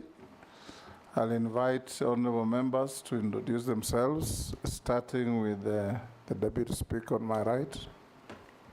I'm Gladys Boss, member for Wasingishu County and also Deputy Speaker of the National Assembly. Welcome. Kimani Shongwa, MP Kikuyu, Leader of Majority. Junaid Mohammed, MP Suna East, Leader of Minority. Kosing David, MP Pokot South, this committee. Nelson Koech, Member of Parliament, Belgood constituency. Gikaria David, Nakuru Town is constituency. And Honorable Chairman, I just want to declare my interest on the nominee before the committee. He is from Nakuru County and specifically votes in Nakuru Town, his constituency. So he's my constituent. Again, as you had said earlier, that will not hinder me from any prejudice or favorism. So we will do our work as a committee member. Thank you, Chairman. Naisula Lesuda, MP Samburu West. Robert Mbui, MP Kadhiani, Deputy Leader of the Minority Party. Owen Baya, MP Kilifi North and Deputy Majority Leader. George Gitonga Murugara, Member of Parliament, Tharaka Constituency, Tharaka Nithi.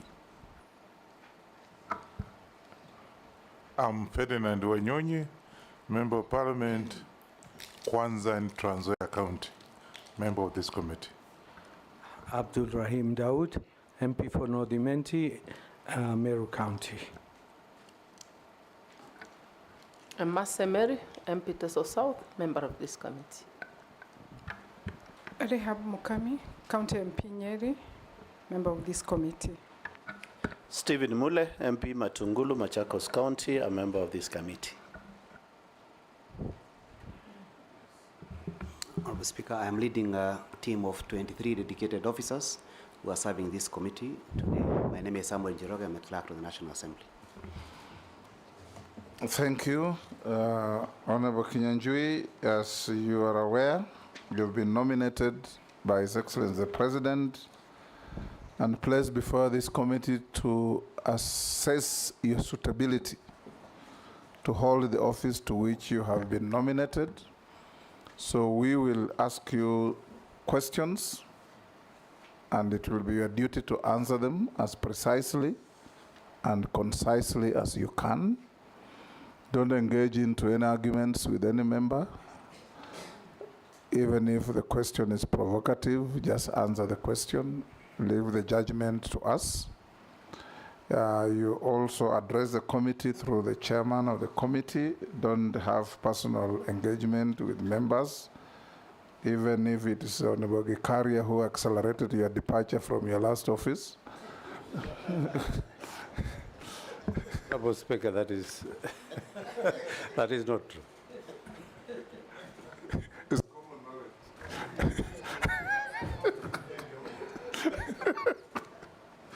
Gikaria, you want to deny what is obvious?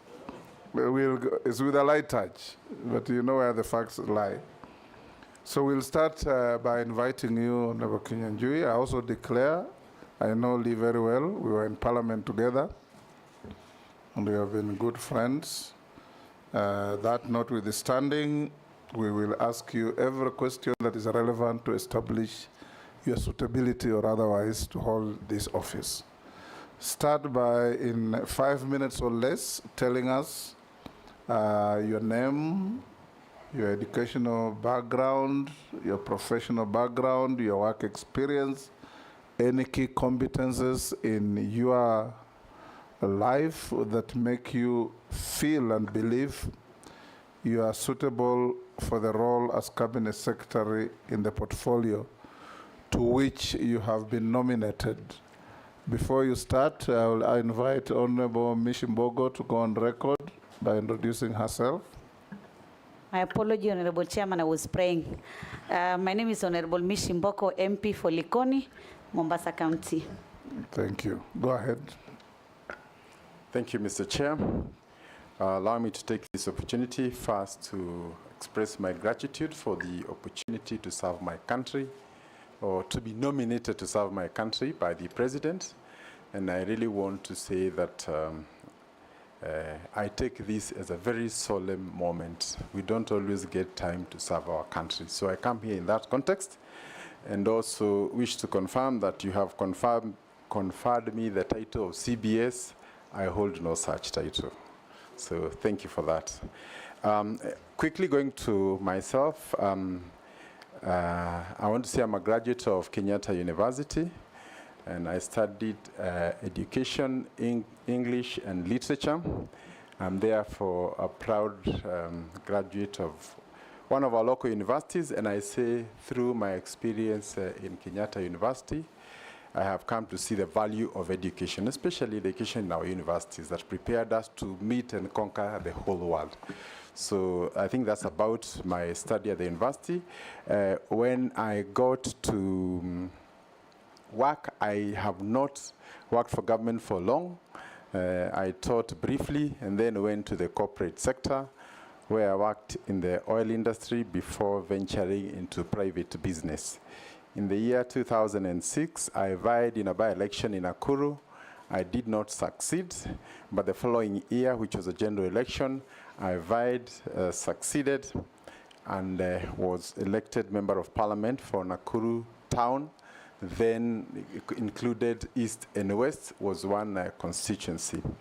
Further, in the Grand Coalition government, I was appointed the Assistant Minister for Roads, and I worked with the late Kones, Kipkalia Kones, and later with Franklin Bett and PS Michael Kamau, and together we worked very closely with the then President Mwai Kibaki in delivering the roads agenda that remains a huge legacy to date.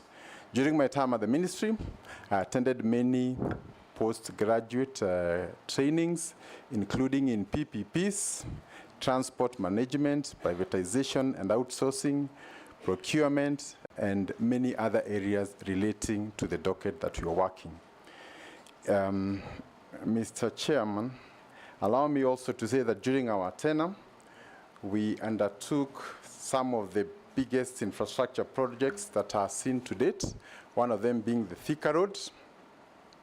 Second one are the eastern bypasses that we see here today, and the others include the major road network connecting us to the neighboring countries, including Isiolo, Merile, going all the way to connect to Ethiopia. And I think the important part, Mr. Speaker, is that when I worked under the Ministry of Roads, we were actually looking at this docket from an infrastructure point of view. How do we connect with Uganda, infrastructure-wise? How do we connect with Tanzania, with Ethiopia, and all these countries, and ensuring that there's smooth flow of goods and that our manufacturers have access to all those big markets, many of which do not have the advantage of manufacturing as we do have. Allow me, Mr. Chairman, to say that after I left Parliament, I was appointed the Chairman of the National Transport and Safety Authority, again within the broader sector of transport, where we undertook serious reforms, not just in safety, but in reforming the public transport sector, noting that one of the biggest challenges we had then was congestion, especially in the urban areas, including Nairobi, and the need to encourage people to use public transport so that we can reduce the time wasted on the road because of congestion. And I'm happy much of that has borne fruit.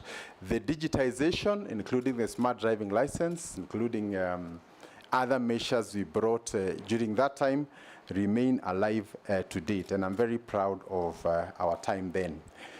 Mr. Chair, allow me also to comment that in the year 2017, I vied for Governor Nakuru, and we succeeded.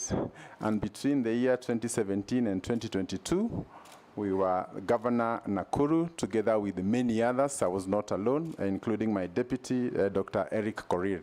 But I think what is most significant is that we made our contribution, and I am happy to note that Nakuru was voted best in healthcare in 2 consecutive years. We also had our town, Nakuru, elevated into a city in the year 2021. And in the same year, I was voted the most business-friendly governor in Africa. And we take pride in some of this because they inform why we are also seated here today. Between the year 2022 to date, I retreated to my private business and had the opportunity to experience the country from the other side. And I say that because it is also important that when we discuss public policy, we also discuss it from where the public sees it. And I also had the opportunity to see how red tape affects business, how the cost of energy can hinder growth, and how taxation can impact businesses and hinder growth also. I also had experiences on how pending bills can bring businesses down, can impact on growth, and also how the management or mismanagement of politics can affect business across the country. So, Mr. Speaker, I say that I have sat both in Parliament, I've sat in the executive, I've also been at the county, and I've also sat on the Mwananchi bench, and therefore, coming into this conversation, we will be ready to work from all angles. Thank you. Thank you. I'll invite the Deputy Speaker to be the first to ask a question. Okay. Honorable Kenyanjui, I just have 3 related questions. One is that, as you know, in the past 10 years, the manufacturing sector in Kenya has remained stagnant at 11% of our GDP. If approved, what measures will you put in place to promote the growth of the local manufacturing sector? Also, there is the challenge of the influx of substandard counterfeit and contraband products into the local market through various border points, and this has reduced also the market share of locally manufactured goods. Again, I'd like to know the strategies that you'd put in place to curb that. Also, scrap metal industry in Kenya meets a huge demand in both the local and international markets, and it contributes to about 0.6% of Kenya's exports. If approved, what policies will you implement to ensure that this trade grows, but also strike a balance with safeguarding against vandalism? Thank you. Go ahead. Thank you, Mr. Chairman. Allow me to start by looking at the question of manufacturing in the lens of the sessional paper number 10, by the then Minister for Commerce, Dr. Gikonyo Kiano, in 1963, and the plan to make Kenya an industrial hub, encourage Africanization, and more importantly, protect our markets from external flooding by the developed and industrialized nations. But, Mr. Chairman, I want to confirm that in spite of that great dream, not much of it has been achieved. It is true that the contribution of manufacturing to GDP is in the range of about 7, which remains low even compared to some of our neighbors within the broader Africa region. And therefore, Mr. Speaker, Mr. Chairman, it will be important for us as we get into this critical office to look at the foundational causes of why manufacturing has remained low. And I want to start by saying the first one, I think, is our mindset. And I say this with the full knowledge that very few of our students will go to school in the hope of owning an industry one day. They can dream of anything else, but industry is not one of those things we have taught our people to imagine or think they would ever want to get into. So therefore, it will be important, first of all, to try and work on the psychology of our people to make them understand that where the money is not in the primary extraction, but in the value addition that we find in industry. Secondly, the issue and the cost of energy remains a big issue. We have the cost of energy being among the 4th most expensive in the whole of Africa. And therefore, if we are producing to go and compete with other products from other parts of Africa, leave alone even other parts of the world, then we are already disadvantaged. Yet we know industries are heavy consumers of energy. We need to work closely together with the Ministry of Energy to find ways of reducing the costs.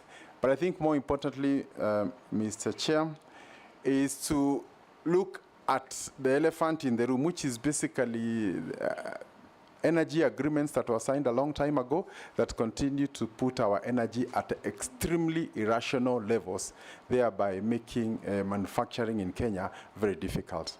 We are aware that there are some companies that have moved to other countries where the cost of energy is lower, and therefore I don't think it is a matter that we would want to postpone, because it's very urgent. And most of the young people whom we see out there who are restless, most of them have done courses that would be absorbed in these industries. So as long as the industries are not growing at the level that we would want, then we are likely to continue experiencing this.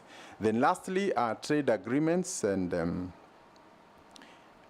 other engagements with partners, which means that through the EAC, through other multilateral agreements, sometimes we have ended up getting the last side of the agreement. Meaning, therefore, we don't protect our industries, there's flooding, and that has been a major challenge that has seen most of our industries wiped out. Allow me also to say, closely related to this, is that we have not been able to come to the aid of our factories and industries when they're in problems. And therefore, you find that some of them go through foreclosure and others. Yet, there are many other situations across the world when companies are facing financial constraints, including GM in the US in the year 2008. The government came and saved them. Today, it remains a very big company to date. But we have had some of our bright companies, whenever they fall into trouble, they go into foreclosure, and it becomes very difficult to revive them in future. Therefore, I also want to take this opportunity to ask the House to consider how we can be able to protect our industries, because once they go down, coming up is impossible. And a good example is Kenatco, which is over 20 years into receivership. Allow me to mention also on the issue of counterfeits. Yes, it is true that a lot of the manufacturers face the serious problem of having other people manufacture using their brands without their knowledge, and therefore diluting the investment of the original investors. I think there is an already existing authority that takes care of this, and I think our work will be to work together with other state agencies, including enforcement, to ensure that it does not continue to affect our industries adversely. Lastly, Mr. Chairman, is the issue of scrap metal and how we can ensure that our exports are supported. I want to say that any country that exports scrap metal should really reconsider its policies. how can you export scrap metal instead of just melting it and making it, you know, iron bars for construction and all that? So the idea of exporting scrap metal is a suicide note for a country that seeks to industrialize itself. Thank you, Mr. Chairman. Majority. Thank you, Honorable Speaker. And may also note, Honorable Speaker, that I've known the Honorable Lee Kinyanjui for quite some time, since he was a member of Parliament, and he's been a friend. That will not deter me from vetting him. And CS nominee, I want to know, from where I sit, we see a lot of disharmony, or there being lack of harmonization of what is seen to be government policy in the Ministry, especially of Industry, and what happens in practice. And because we seem to be having a protectionist policy in the Ministry, especially around local manufacturers. And I have in mind the specific case of the steel and cement industries, where policy has been seen to be protecting local manufacturers, those who have invested heavily in the industry. But at the same time, in practice, the ministry also proposes certain other legislative measures that negate the policies that you espouse. What do you intend to do, should you be approved, to harmonize both policy and legislation? And I say that because specifically on cement and steel. For instance, we want to encourage the growth of local industry in the steel sector with heavy investments by particular players in the country. But legislation then comes to Parliament that in a way is also killing small industrialists. And you find that you are protecting the very big industrial setups, but also killing cottage industries. Look at the people who are smelting the scrap metal you're talking about, and those who are processing iron ore to steel. Look at those who are manufacturing mabati, iron sheets, and wire rods. And the legislation around it and what the ministry espouses as government policy. I therefore just want to hear what your views are on a protectionist policy in government of industry vis-a-vis the encouragement of young and nascent cottage industries in the country. Because big industries, yes, create jobs, but also the cottage industries probably create much more jobs than those big, very big mega industries. Just your views on that, CS nominee, and how you will harmonize both policy and legislation. Junet, Lee will take several so that you can answer them together. Junet, you will skip pausing. Thank you, Chairman. Honorable Chairman, there's something notable about nominees from Nakuru, which I want to bring to the attention of the nominee. We have vetted 3 people from, this is the 3rd person from Nakuru, Honorable Chairman. We are vetting in less than 2 years, or 2 years exactly. And at the moment we vet somebody, and I want the Honorable Lee Kinyanjui to know this, when we finish vetting that person, we approve. Then 1 month down the line, if you ask who is the Minister for ICT, nobody remembered her. I'm telling you. Nobody even remembered whether there was a Minister of ICT. Then the first man who went to lands, there was a problem. So, Honorable Kinyanjui, are you going to be part of the same? Was that a fate? But my question is, Honorable Kinyanjui, this idea of economic zones has been criticized by some critics and given a proposal, which I want to know what is your thinking about it. They are saying, rather than having those economic zones in counties, that you, as a minister now coming for industrialization, that you don't focus on that. What you do, you focus on economic niche of counties. Fund some budget for specific counties and develop that economic niche. And they give examples, like, for example, in Turkana, there's oil. So if there was money, you develop that economic niche for Turkana, we'll develop a country from that point, and it will actually contribute to our economy. West Pokot is mining. I can assure you that. There's a lot of minerals in West Pokot. So rather than doing these economic zones, why don't you find money and develop that economic niche? Tourism, Narok, and then also maize in, for example, Kitale. What do you think about people who think like that, rather than just having these white elephants, in my view, called economic zones without actual economy? Thank you, Chairman.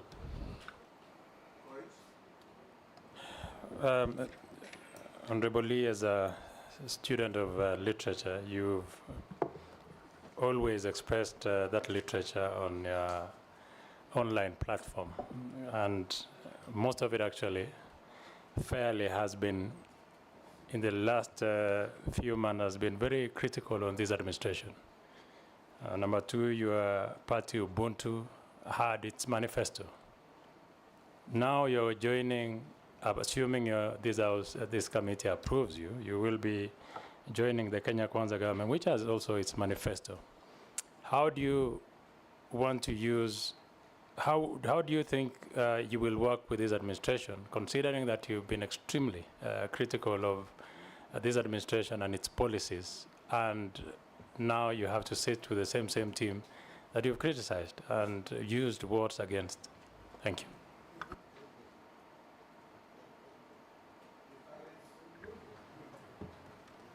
Chairman, I don't have any question. Okay. I just want to assure Posing that the fears of Nakuru now will be sorted.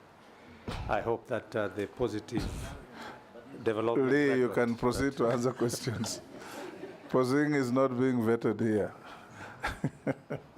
So thank you, Chair. Allow me to start with the Honorable Koech and to say that I have used my knowledge sometimes to be critical of the administration, but I also want to correct. There's a difference between being critical of policies and being critical of a government.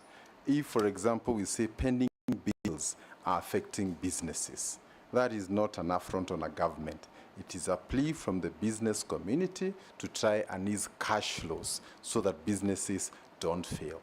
If we say taxation beyond a certain point can stifle growth, that is not criticism. It is actually positive criticism, so that if you take it, then everybody is a winner, from the government to the citizens and all that.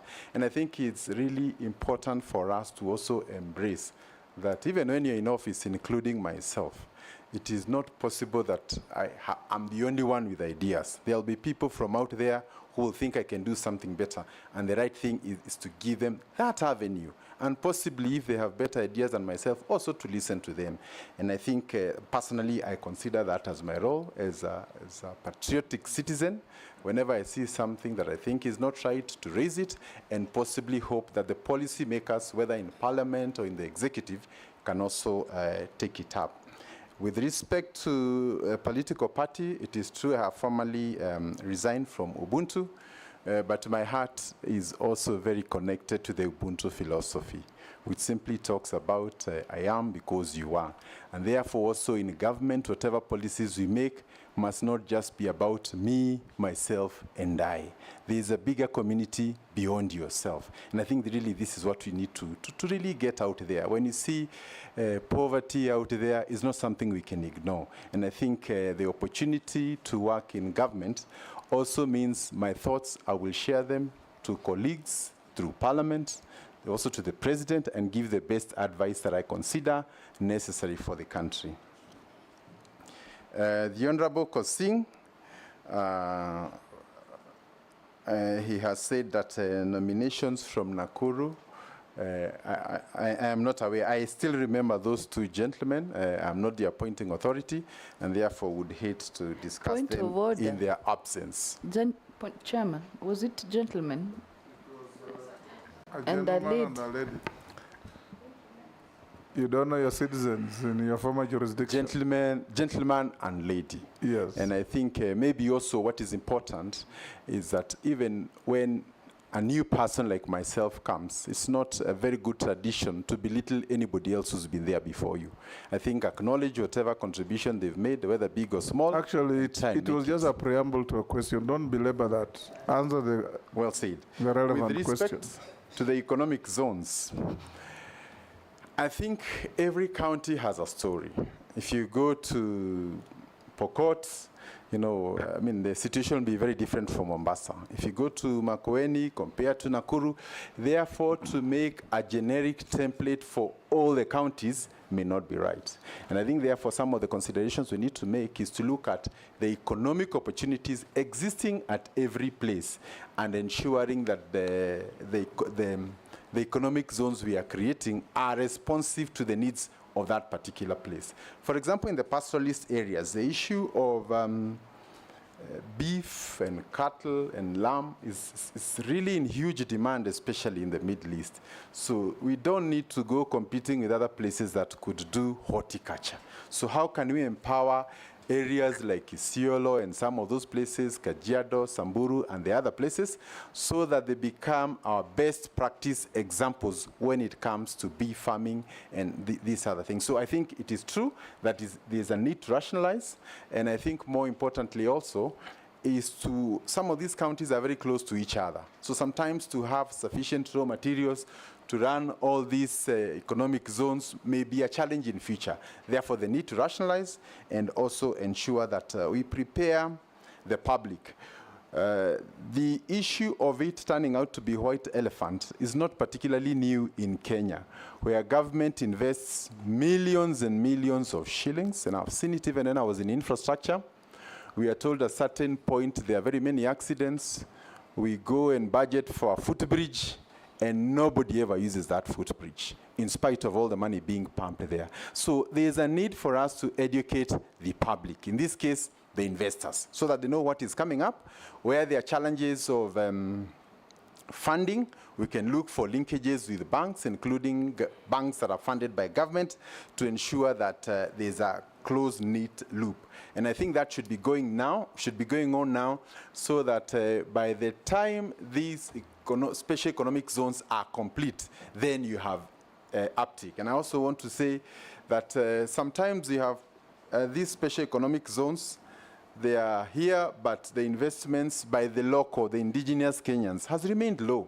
So we want to see locals also take advantage of these existing facilities. And lastly, to also confirm that in the past, we have had some of these allocations to companies or persons who are not serious to take up these opportunities. And therefore, they are purely there for speculation. Maybe it's an area within the allocation team that we must make sure that those who are given the opportunity indeed are ready to hit the road running. Lastly, the majority leader, the Honorable Ishungwa, talked about disharmony in government policy. And I don't think this is a light matter, because on one hand, we've been trying to discourage imports. And I want to give the example of the import duty that had been slapped of about 1.5% on luxurious goods, some of those things that we didn't require. But it was removed. So on one side, we say we are protecting, but when you go to our supermarkets, 80% of the things come from outside, including toothpicks. So that is not consistent with a nation that says they want to industrialize. So I think there's a need both for government, the legislation, and also the national intelligence, because part of this legislation we pass has very serious impact on the nation's economic outlook.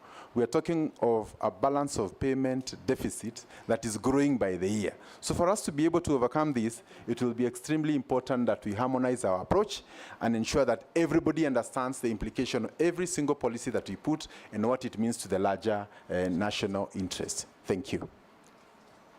Sorry, Mr. Chairman. Sorry. I forgot to mention on cement, which I think is also a big issue.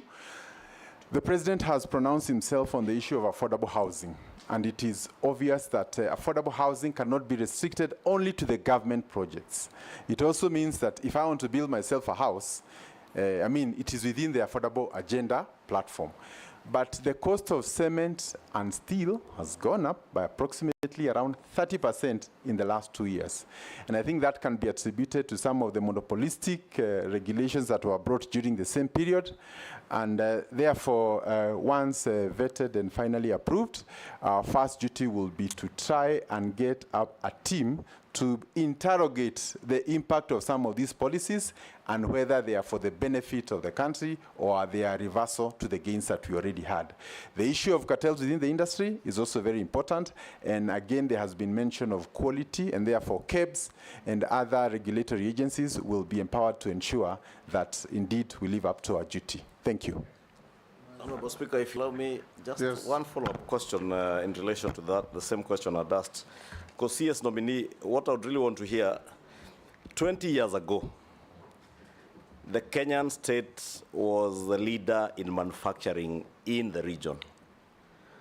As of 2023, statistics are showing us that Uganda has now overtaken Kenya. The contribution to our GDP of manufacturing in Uganda is, as of 2023, was at 15.65%, while Kenyans has stagnated at about 7.6% as of 2023. And 20 years ago, Ugandans, Tanzanians, Burundians, Rwandese, all the way to Congo, people are importing things from Kenya. What is it that you intend to do as a Minister for Trade and Industry to get us back to where we were at least 20 years ago, if not anything else? Because, and I agree with you, it is these protectionist policies that in a way are negating those gains. If you go to Uganda, it's not very big mega industries that are growing that contribution of manufacturing to GDP. It's small industries. But those are the small industries we are killing in Kenya. What will you specifically do to ensure that as you harmonize policies and legislation, you also encourage small cottage industries to grow in the country and take us back to that position where we were the leader in the region? Thank you. Thank you. Just to build on to what majority leader said, nominee, it's not just about aligning Kenya's trade and industrial policies to the legislation. It's also about aligning all that to sustainable development goals, because that is what will guarantee that we continue to industrialize, that these industries continue to thrive and grow and expand. So those specific initiatives or plans or action plans that we intend to undertake, I think that's what we want to hear from you. And maybe to guide you, CS nominee, for instance, we are signatories, and I see you are a consultant with the Africa Continental Free Trade Agreement. And having been a consultant, I don't know whether you still continue working as a consultant, but this African Continental Free Trade Agreement allows free access to markets of countries that have are signatories to this agreement, from Southern Africa, East and Central Africa. But then again, locally, we are signatories to that agreement, but then we have policies again that are negating the provisions of that agreement in terms of restricting the free entry of raw materials especially. And I have a case in mind of those two industries that I mentioned, clinker in cement and billets, steel billets. Because we pretend to be manufacturing those billets here and producing our own clinker, yet we are importing coal, and therefore probably the inputs that we need for production of that clinker becomes very expensive. And that's how you find that cement, the prices are almost 1.5 times as what they ought to be. And therefore, I don't know what you will do, but really it is something that needs someone who will be very bold to confront all the players and be able to have a very balanced program of how you balance those trade agreements, the growth of our cottage industries, and protection of big industry. Lee will take the Deputy Speaker. Yes, mine is brief, just to, as a follow-up question. The cost of clinker has significantly increased because there's been a big excise duty loaded onto imported clinker. So you've alluded to the cost of cement, and that is something that's been done in the last few years. So what are you going to do? Because the only way to bring down the cost of cement is not to load excessive excise duty on imported clinker. Because the clinker, we can't produce all the clinker in Kenya. I think 85% of the cement component is clinker. What are you going to do about it? Because that's the biggest challenge facing the building industry, and that's squarely in the hands of your ministry that you're nominated for. Thank you, Dawood. Thank you, Mr. Speaker. Mr. Speaker, to the nominee, he's been a former governor of Nakuru, and myself, I'm the patron for street families in Meru for the last 20 years. Can the nominee confirm, during his tenure as the governor for Nakuru, he picked up all the street families, street boys and girls, put them in a truck and went and threw them in a forest? That's an allegation which he would need to confirm. Secondly, I would want to ask the nominee, because he's going to, the manufacturing sector has remained stagnant for many years. It contributes 11% of the GDP. What measures would you take to promote the local manufacturing industry, because they are the backbone of this of country, in the sense that they can contribute more than what they have. The last one is domestic investors in the recent past have not been given prominence as opposed to foreign investors, because foreign investors come, they get many incentives, tax incentives and other incentives, which are not available to our domestic investors. If you do get approved, how are you going to assist our domestic investors gain a foothold, because they do not have a foothold in this trade in the country? Thank you, Chair. Can you answer those? Thank you, Chair. I wish to start with the Honourable Majority Address me as Leader. Chairman, not Chair. Thank you. With respect I'm sitting on a chair, but I'm the chairman. It's been long. I stand corrected. Go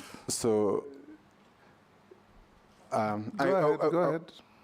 I wanted to respond the issue of the contribution of industry to GDP has declined. But the truth also is that from independence to date, our economy has diversified. There are many things that were not there. For example, Kenya is among the top in geothermal in the world. Actually, in Africa, we are a case study. Sometimes when you're looking at industries, we don't see that as an industry. If you look at the flower export business, that's a whole industry unto itself. We are probably the fourth and the best in the whole of Africa. So sometimes when you're defining industry, we are defining it from the way we knew it then. But industry is very dynamic. Even the M-Pesa platform, it in itself is a whole industry, financial industry, that has completely reconfigured our economy. So I think as we move forward, and the banking industry, Kenya is not just an economy to itself. I mean, all these regional countries look up to Kenya. So I think sometimes when we say that our contribution has gone lower, it sometimes is taken to mean like we are stagnating. It is not entirely true. Actually, we are diversifying. The members are talking about the prism of manufacturing. Yeah. Yes. Yeah, and I'm also calling upon us to see manufacturing in the broader context. Yeah, actually, I would like to comment about the manufacturing, and I want to echo what the Emir has said. Personally, I was doing manufacturing industry. I was doing manufacturing of vehicles, and we had to close down.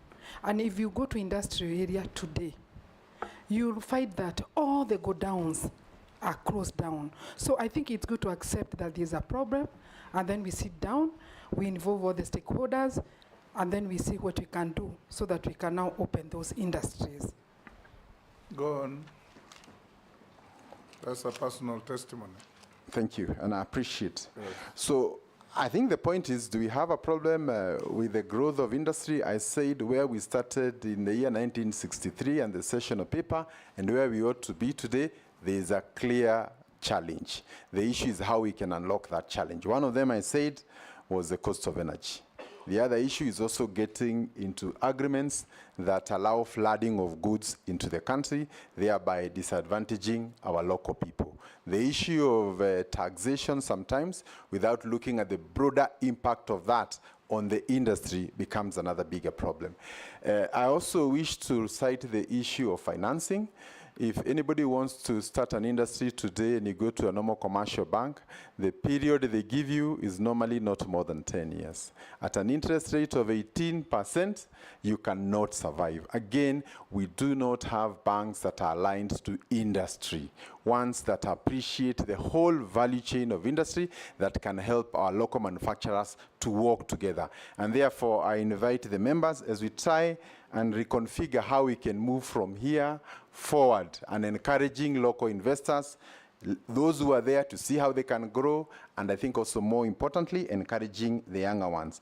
The majority leader also talked about the cottage industries. I think sometimes we overfocus on the big bulk industries. But the truth is, if you go to every village, the potential to have small industries that can employ 10, 20 people, get the raw materials from the village becomes a big issue, partly because of employment in the rural areas. And you do not want a situation where everybody has to leave the rural areas to come to town to find labor. So we'll also try and look at how we can be able to encourage cottage industries all the way down into the rural spaces. Then on the issue of sustainable industrial growth, I think it's also very important that we don't just seek to have industries that will come, create jobs for 1, 2, 3 years, and then from there, they are gone. And I think looking at Kenya's position with respect to sustainability, especially on energy, we have a big step that we've already made. But I think there are critical decisions that need to be made with respect to energy that would help us to overcome. The Deputy Speaker has mentioned the issue of clinker and companies that have now to import clinker at a higher level, which means some of them are actually on the verge of closing. I think sometimes when some of this legislation comes, it would be wise to give the industry time, in which case you say, within the next 3 years, everybody should invest in clinker mining. So that if you're a local company and you know between now and then the duty will import duty will continuously go up by 5% or 10%, then it means you have to look for alternatives. And government can give them time. But some of these drastic decisions will send our local companies to the gallows. And if you look at the exports to our neighboring countries without mentioning, cement is one of the big commodities that we are exporting, including steel. So when you come and also extinguish our companies here, we are also shooting ourselves within the regional export market. The Honorable Dawood has mentioned street children were rounded, don't know, taken somewhere. I think it is good to say that even if they are street children... It was alleged. Alleged. You remember, Lee? Yes, it was. That in an attempt to make Nakuru attractive and make it a city, you picked street children, some street families, put them on the trucks, and went and dumped them in Embobut Forest. Mr. Speaker. I'm saying, let me finish. Because you remember this matter came up in the Senate? Yes. And Embobut Forest was said to be infested with hyenas and other dangerous wild animals, and some of those children were never found. Mr. Speaker, it is extremely wrong. I have used the word very advisedly, alleged. I also have many allegations about everybody else. So if it's about allegations, I think we can also come up with allegations. But I advise you not to lose your cool. Just answer questions. It's about my integrity. The way they are asked. We also have allegations, if it's about allegations. Just answer questions the way they're asked. That's what Dawood asked. And I was making it clear to you because you remember this matter was in the House of Senate for quite some time. So go ahead and answer. If it is not true, even no is an answer. If you lose your cool, you will be unable to answer the next questions.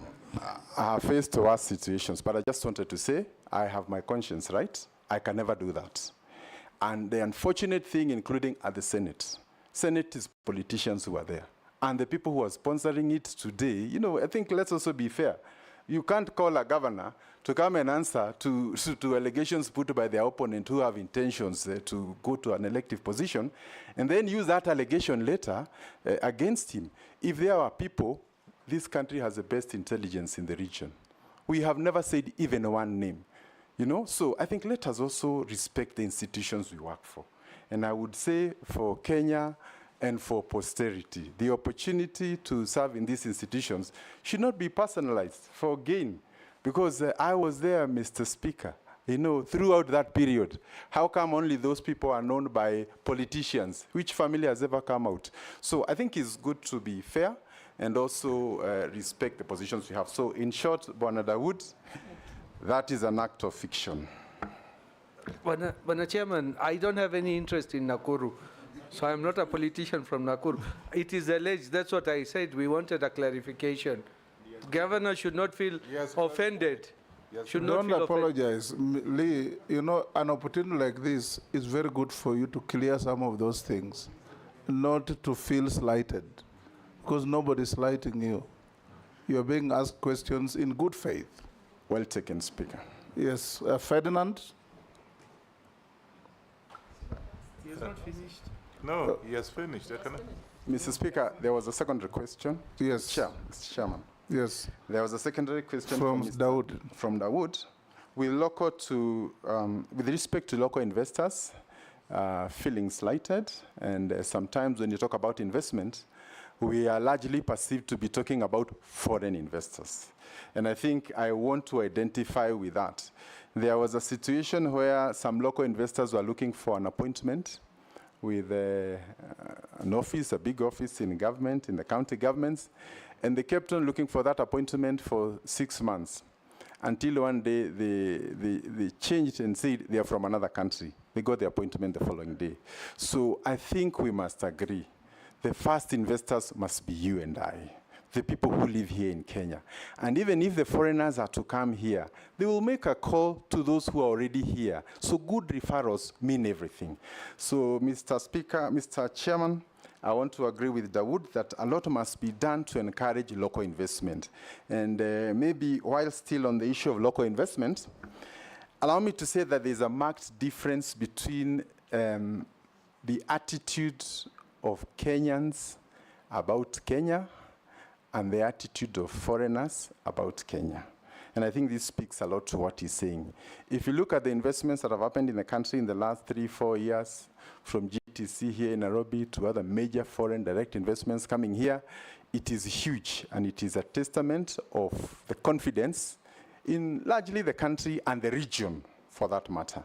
But sometimes Kenyans are also caught up in a web of negativity.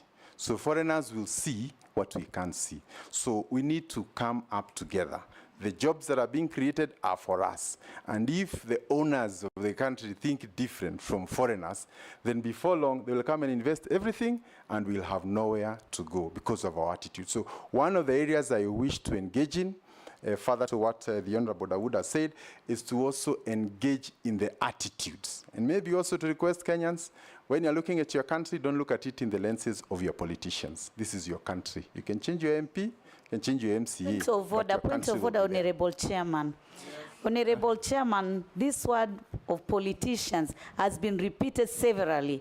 And for us, we are leaders and we are also politicians. So does it mean that if somebody is a politician, cannot give any views or ask questions, and whether he does it, it is wrong or it is witch hunting? We need some elaboration on that.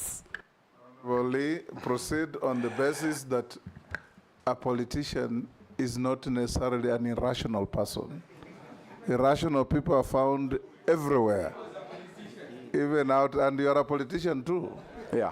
We were Mr. with Chair. you in the House. You became governor. Take it in that stride. That avoid unhelpful mentioning of politician. Just answer questions. Mr. Chairman, maybe I can withdraw the term politician, but I meant that, Kenya, if everybody out there sees the good of Kenya and the best of Kenya, let me not allow myself, if somebody has a different view, to change me. I think that's all I'm trying to say. And this is our country. Ferdinand? Yeah, I'm enjoying the presentation. Now, then give it to Morgana so that you continue enjoying. No, let me get to specifically what I want him to answer. I think this challenge facing our Kenya's export. Sometimes back, and I was a regional sales and marketing manager of those 13 countries. You would go to Middle East and had milk from Kenya. Today, you go to Middle East, there's no milk at all. From Kenya, you'd rather have it, you find it from Uganda and other places. Secondly, there was also a program where you had this pachuma. Stock keeping, the animals were being kept in pachuma grounds for export, trade, for export to Middle East, and I think to islands like Seychelles, Mauritius, and even Madagascar. I don't know what programs you're going to have to revive this, because it's a part of the trade that we had in the region.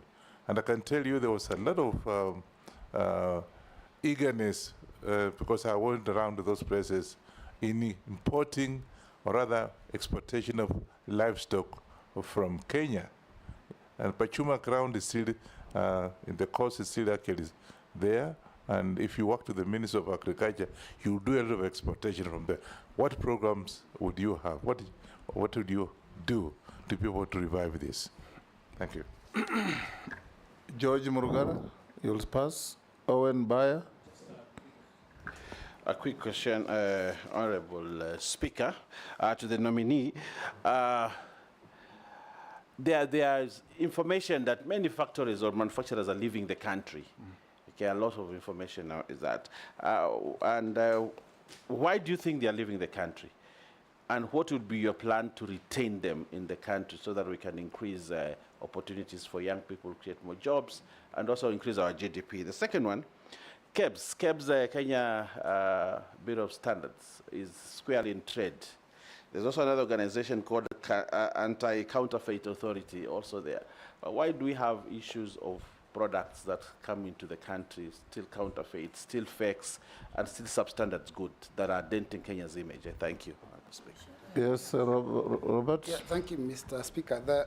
I agree with some of my colleagues, or a number of my colleagues, that many companies have closed down and moved their manufacturing out of the country.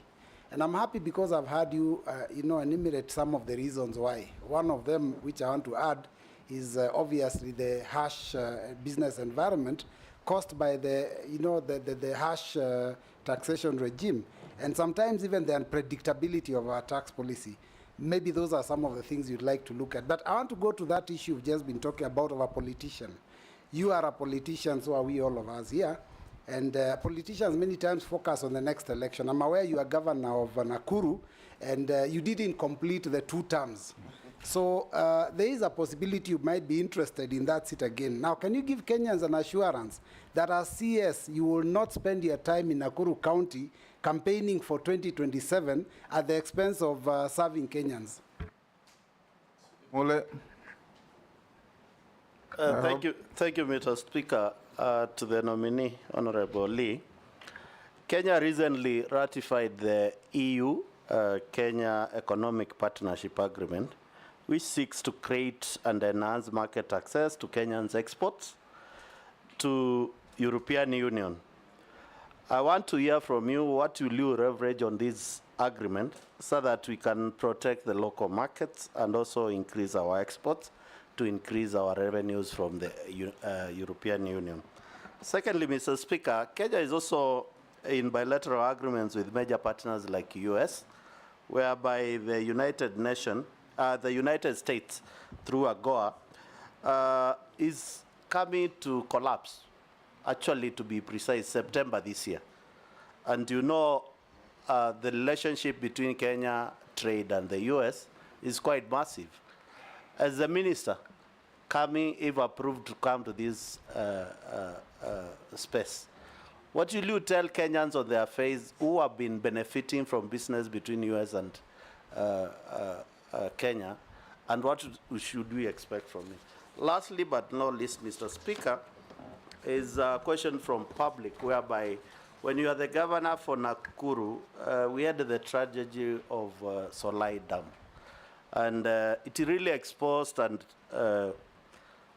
we lost Kenyans on that. And a report was done, and a criminal negligence on duty by officers in Nakuru County was placed on them, as you are the governor there. What measures did you do? What response can you tell Kenyans? Are you going to be responsible with our trade, and it gets to the same strategies in this country? It is unfortunate, but what measures did you take to make sure that people were brought to book, and at least the county government, did they compensate those people? Thank you, Mr. Speaker. Mukami? We'll take some more. Thank you, Honorable Speaker. Honorable Speaker, I would like to ask our nominee the strategies he's intending to employ to boost the businesses of small-scale traders.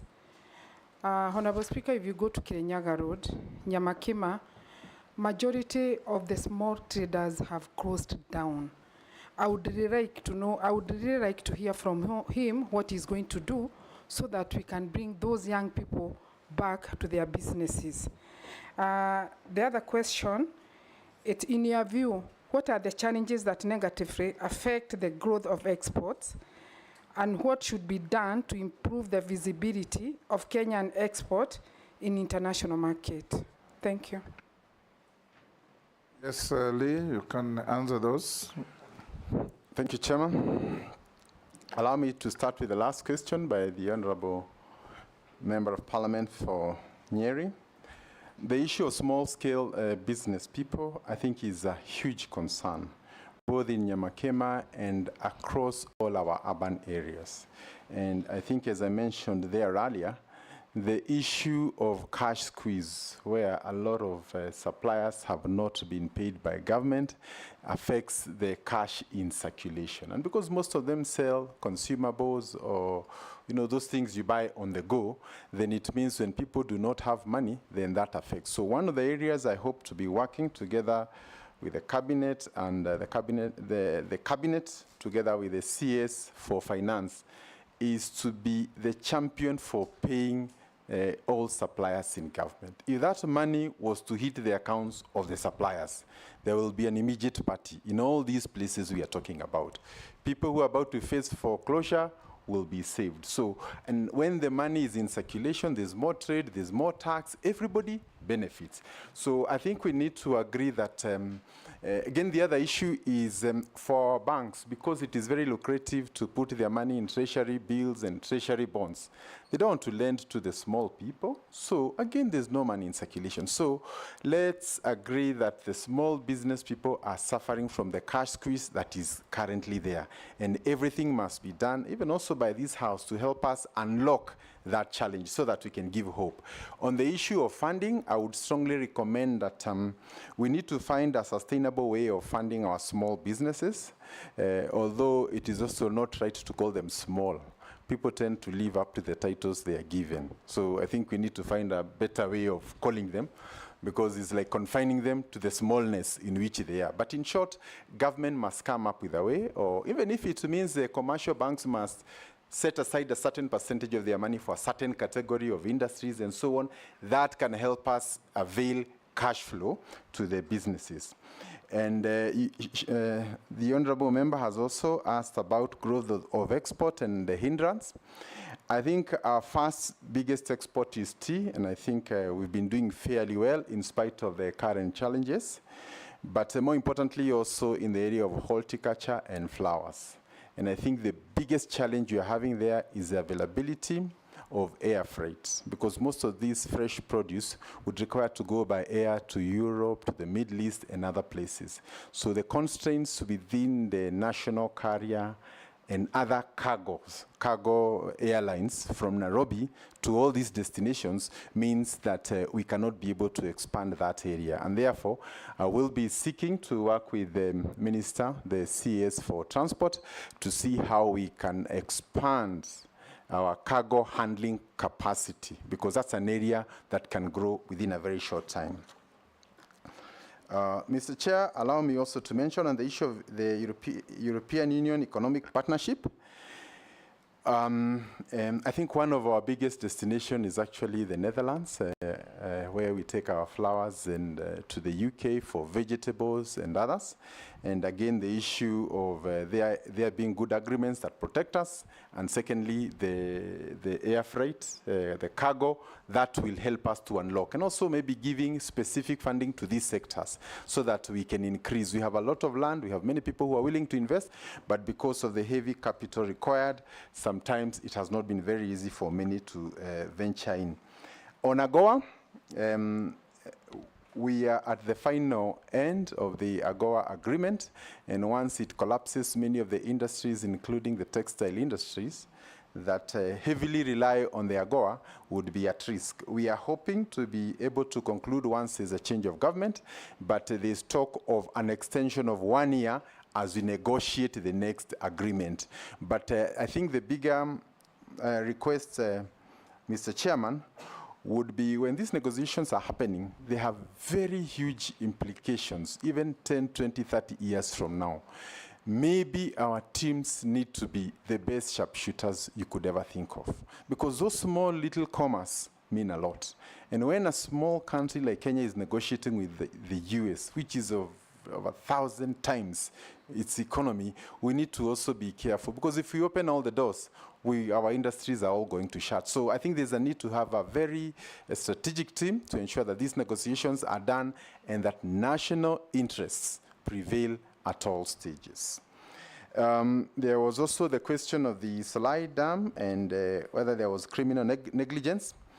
Allow me, Mr. Chair, to say that indeed there was a tragedy in Nakuru. That was barely 2 months after I got into office. I got into office around, I don't remember this 2 months, but it was a very short period of time. There's nothing much I would have done. I had barely settled, and this tragedy now comes. But out of that tragedy, a lot we have learned, including a disaster mitigation strategy for the county. Nakuru is home to much of the export we are talking about. So there are very many dams all over Nakuru. And whenever it rains, and maybe there's excess rain, the issue of monitoring of water levels and also warning signals, early warning signals to families down would be there. The issue of insurance also is important so that whenever there is a financial loss, we can also help those families.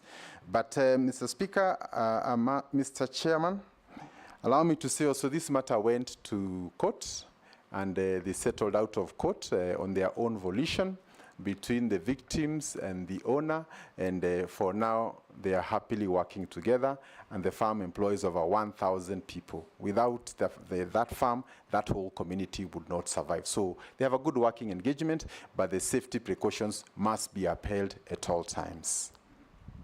Was the dam reconstructed? Yes, it was reconstructed, Mr. Chairman, under the supervision of NEMA and other regulatory agencies, both from the county and the national government. Mr. Speaker, if you allow me, just a follow-up question on what is said that we are doing very well on export, especially tea. We want to hear him as if he's approved as a trade minister. There's been challenging of our export for tea lying in the port of Mombasa.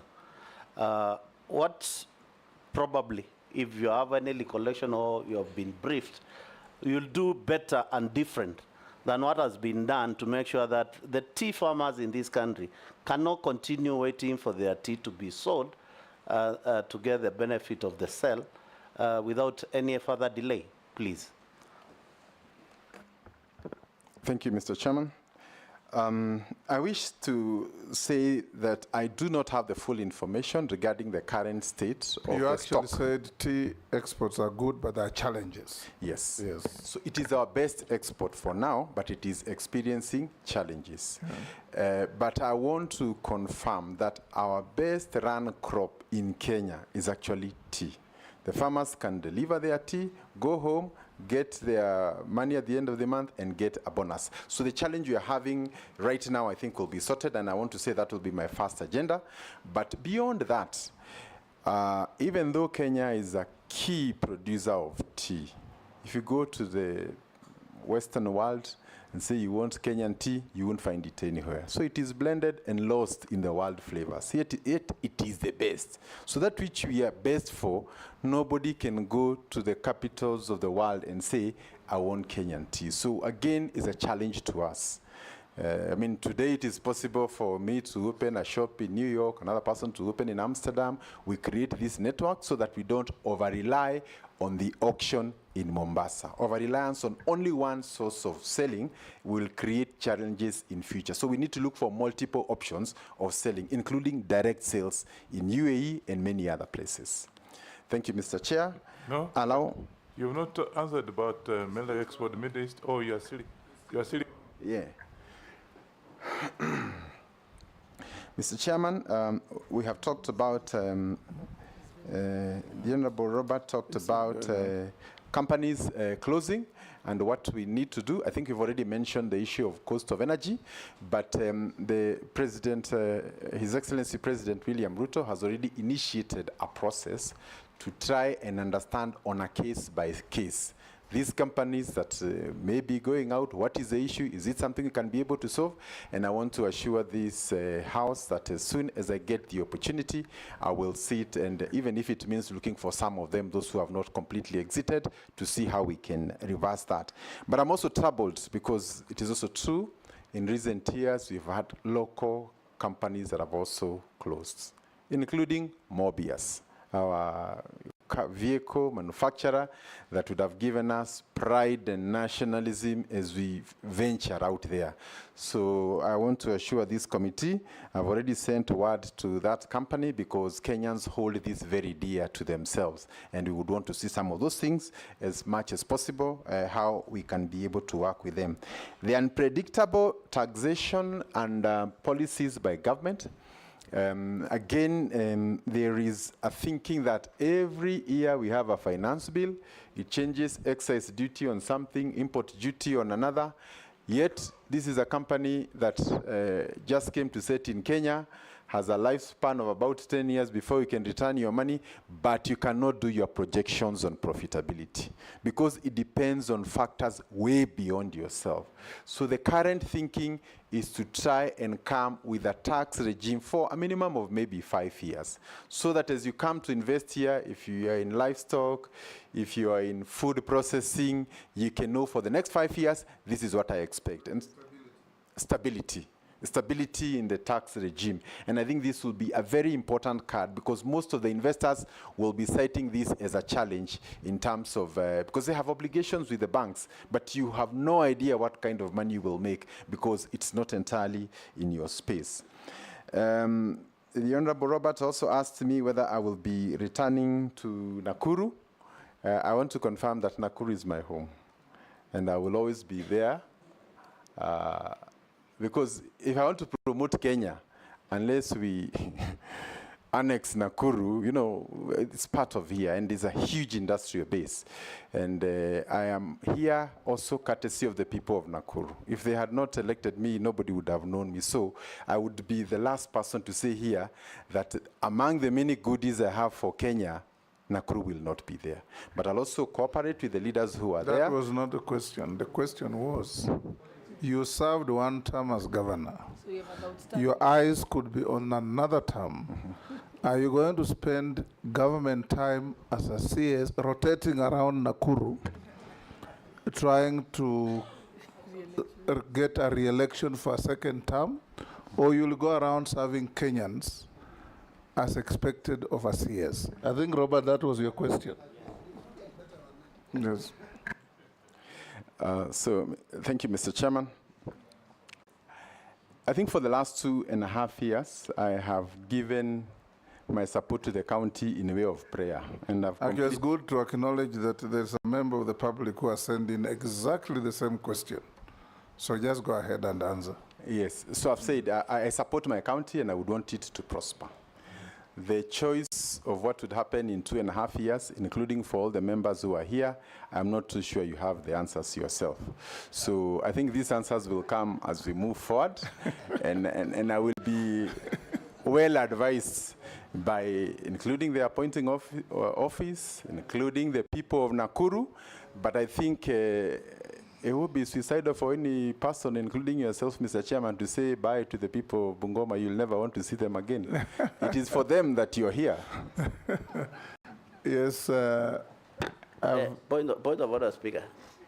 Yes, proceed. I think the Honorable Lee would have just said, I'm not going to spend government money in running my politics in Nakuru. That's all. Whatever happens in 27 exactly, nobody knows.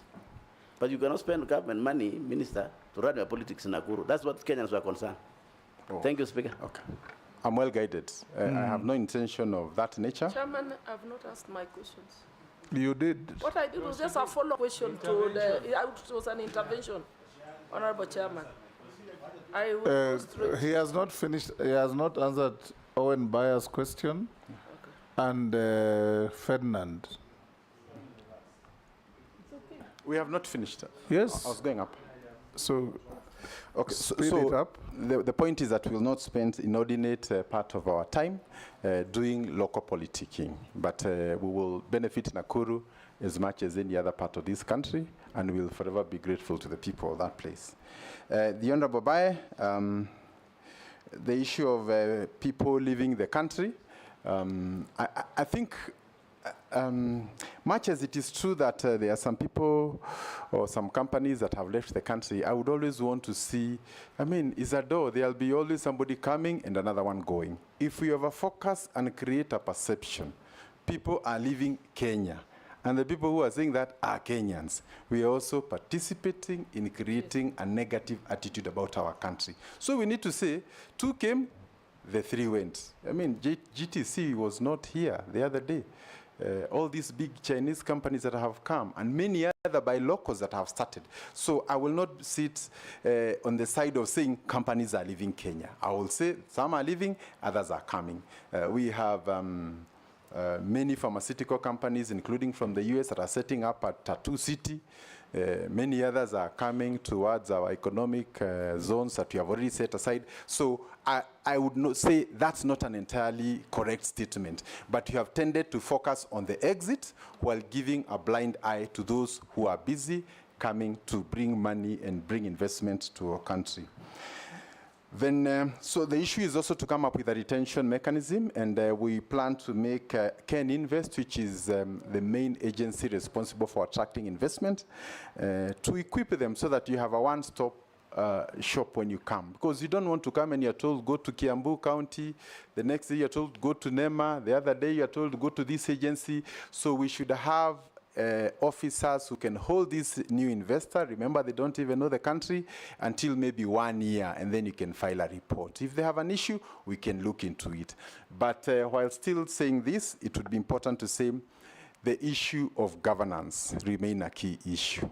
If a big company quoted in their country come here, and the first thing there's demand for some facilitation of sort, many people don't understand that language. So we need to help our people to channel our interest into partnerships. If a big company has come, we have learned, you can partner with this cooperative, and together we can move forward. So the thing is, how do we structure investments so that we do not end up having a tag that can adversely affect our investments? Chairman, I just want to put a rider on that question, because I see one of the reasons why we lose some foreign investors. It is because some of them, they've been asking about having what we call tax holidays. But there has been a lot of taxation on them. So maybe how do you balance in ensuring that we have these tax holidays and at the same time we still collect revenue? I think this is one of the areas why we lose some foreign investors, and there must be some mitigation on that.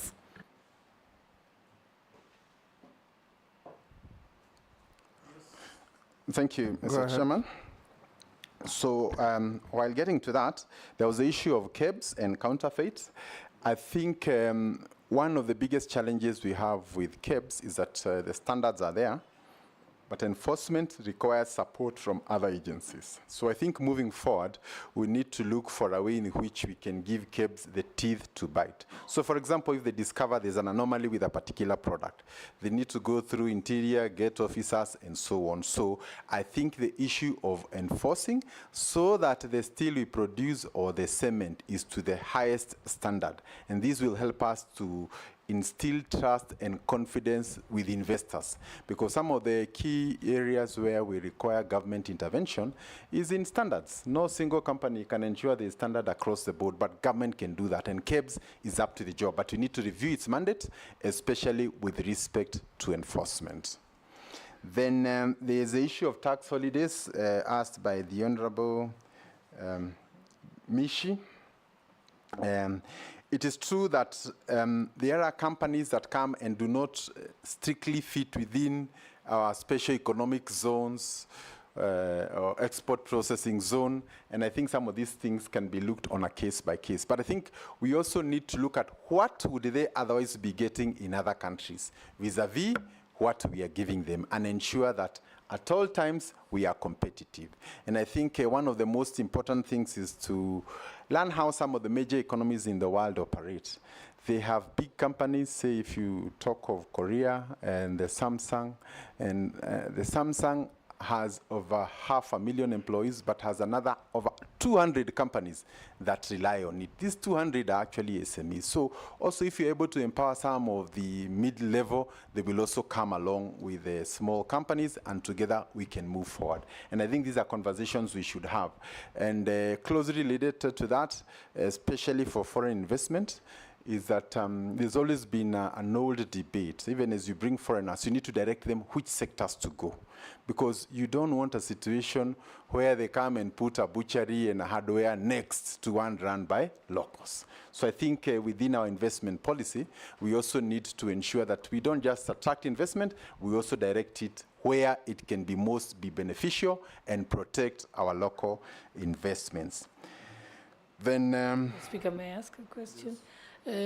Honorable Lee, one of the issues, you've talked about various strategies, but I've not heard you say anything about incentives to foreign investors, like giving them the land, giving them tax breaks. If you could just elaborate on that. Through the chair, I think also in the trade, in the Ministry of Trade, we have Members, Canvest. you are now just shooting questions without going through the chair. That's not our modus operandi, but go ahead, Mukami. Yeah, what I wanted to tell the nominee, in the trade, in the Ministry of Trade, we have Canvest. Yes. Those are the ones who are supposed to guide whoever is coming to invest in this country. But I was also thinking in future, we may think about the foreign investors who are coming here in this country. They must we cooperate them with locals to avoid whatever they are earning in this country. You know, like Chinese, they We have a law on local content, don't we? Yeah. Yes. Okay. It's just enforcement. Okay, you enforce that. Yes. Mary, ask your question. Thank you, One Chairman. question. No, Chair had not asked. Allow me, I'll not go to the preamble. I'll go straight, I have three. Chair, number one, we talked about dependency on imports, the substandard, the counterfeit, name them, that are impacting negatively on the local industries. My question is, we may even impose taxes to discourage importation of those substandard goods. We may even do whatever it takes, but what are you going to do as the minister if you nominee, you are approved to promote local content and encourage use of locally produced goods? Because if you do not change the mindset, then even if we do all that, that may be in vain. Secondly, with the high rate of unemployment, what programs for skills development are you going to support? Although I know that will cut across other sectors, education, labor, and what have you. Because why are we producing graduates for opportunities that do not exist? If we do not need psychologists as a country, why are we continuing to produce them? why are we continue to produce accountants to come and stay at home for 10, 15 years unemployed from the time they graduated? I think that is also an area I feel you need to give us your thoughts as you take up the ministry if approved. And the last one is, you know, for Kenya to achieve significant industrialization by the year 2030, and you've already alluded to this, we need to address the challenges in the manufacturing sector. High cost of production, deficits in infrastructural, infrastructure within the sector. And case among them is the sugarcane industry in the Western region. Those are some of the challenges that have been bedeviling that sector. So if we approve you, what are you going to do to address these challenges across? Thank you. Last, Naisula. Thank you, Chairman. Listening to the nominee, and even from his preamble, he seems to have thought about the challenges that are there that hinder manufacturing. You talked about high cost of electricity, taxation, and all. What are some, because when you speak here, we think tomorrow we're taking off if you get nominated and approved. What are some of the challenges that you foresee that might hinder all these good things that you've talked to us about here once you are nominated and appointed? Can you answer those? Mishi, you have a question? I thought you have asked. Okay, go ahead. You are a joyrider to many questions. No, thank you. You know, that was somebody else's question, but I was just putting a rider on that. So go ahead. It was not and my ask question. Your own now, yeah, thank you, Honorable Chairman. Honorable Chairman, I understand the nominee was once the governor of Nakuru County, and during that time you facilitated the setup of the Bahati Industrial Park, which focused on leather and textile industry. My question is, how will you replicate this model at a national level, particularly by promoting the growth of the leather industry in regions where we feel that we have potential for raw material sourcing?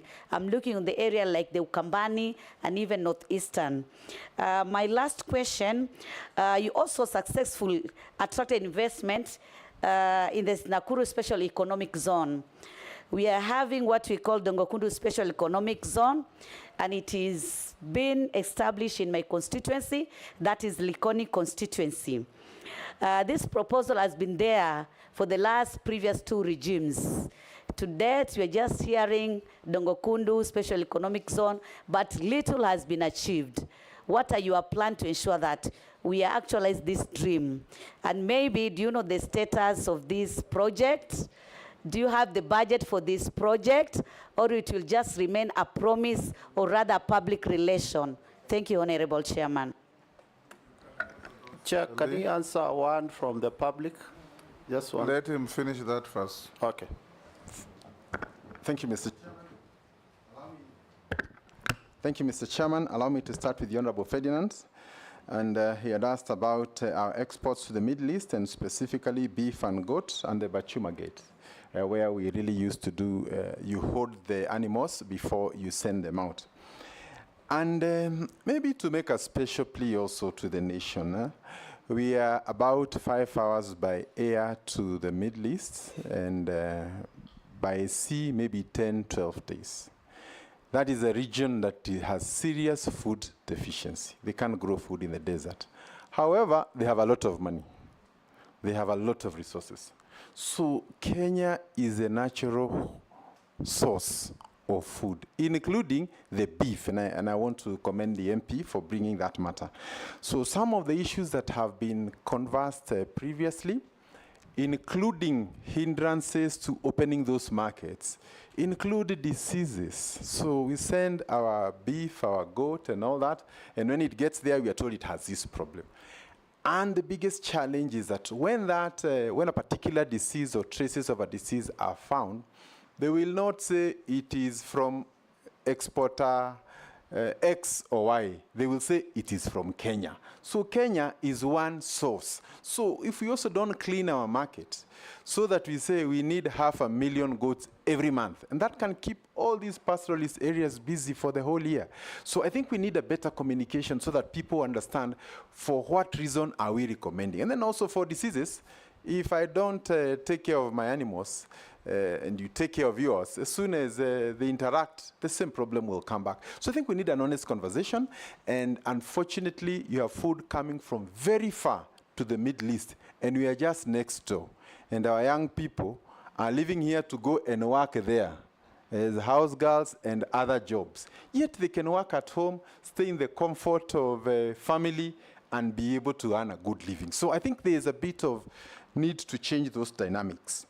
The Honorable Ferdinand, I also wish to inform you that the President, together with the whole team from the ministry, is currently in the UAE for signing of a trade agreement. And these are some of the issues we'll be looking into. And I want to call upon members of parliament and the country at large to align ourselves now to the market. In fact, we are getting to a situation where the country has secured more markets than we can supply. You know, so if we can't supply those markets, the bigger question will be, should we be looking for more markets or go back mashambani and create the products that we need? And I think this is really where we are. Even avocado and many of the other products, the issue is now being able to create that value chain, the logistics for export, and getting our young people to benefit from that. And closely related to that, the issue of engaging our young people. Excuse me. I just want to inform the nominee, Pachuma was a holding ground. Yes. That's what it is. So treatment, what have you, then after that, we'll export the animals, live animals, which are actually healthy. Isn't that what he said? Yeah. It's a quarantine. It's a quarantine area to drench diseases, then export. Yeah. But Lee, do you want to continue exporting live animals, or you do value addition here and export the beef, so that you make good the hides, make good the hoofs, the bones, the horns, which are also products for trade? Mr. Chairman, I want to confirm that if now the conversation is whether it is alive or dead, then that's a good conversation. But first, we have a deficit in the number of animals that we can be able to provide for the market. Then now we go to the next level, where we slaughter, but again, it's good to say in some markets, they prefer it alive. And as long as they're able to pay the price that compensates for all the sub-components, I think we will try and go on a case-by-case, depending on the market. But my submission is that the world has a food deficit, especially those who are close to us. We have the benefit of very good young working population, educated, ready to do everything.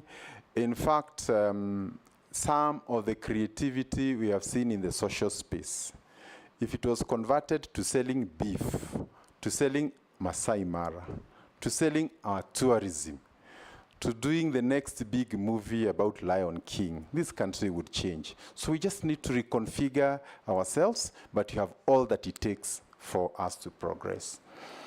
Mr. Chairman, I think I've answered the Honorable Ferdinand. On the issue of the impact, the Honorable Mary, the impact of imports to the local market and the damage thereof, I think we've already said this. You know, I mean, there's no country that will allow unmitigated flow of goods to come and compete with its own industries. You know, that is completely unthinkable. And it is for that reason we have requested that for any legislation that touches on taxation, both reducing imports or increasing our exports, there should be a broader conversation and ensuring that our national strategic interests are actually taken into account. On unemployment and skill development, I think this is also a very critical question. Other nations in the world, for example, China, when they decided that they want to become a major industrial nation, they targeted certain skills. And today, China produces 1.5 million engineers every year. to align to its industrial agenda. So again, we must look at our education, what do we need, and where do we direct our young people. I have looked just at my own small research, and most of my nephews are all doing IT and ICT and coding and all those things.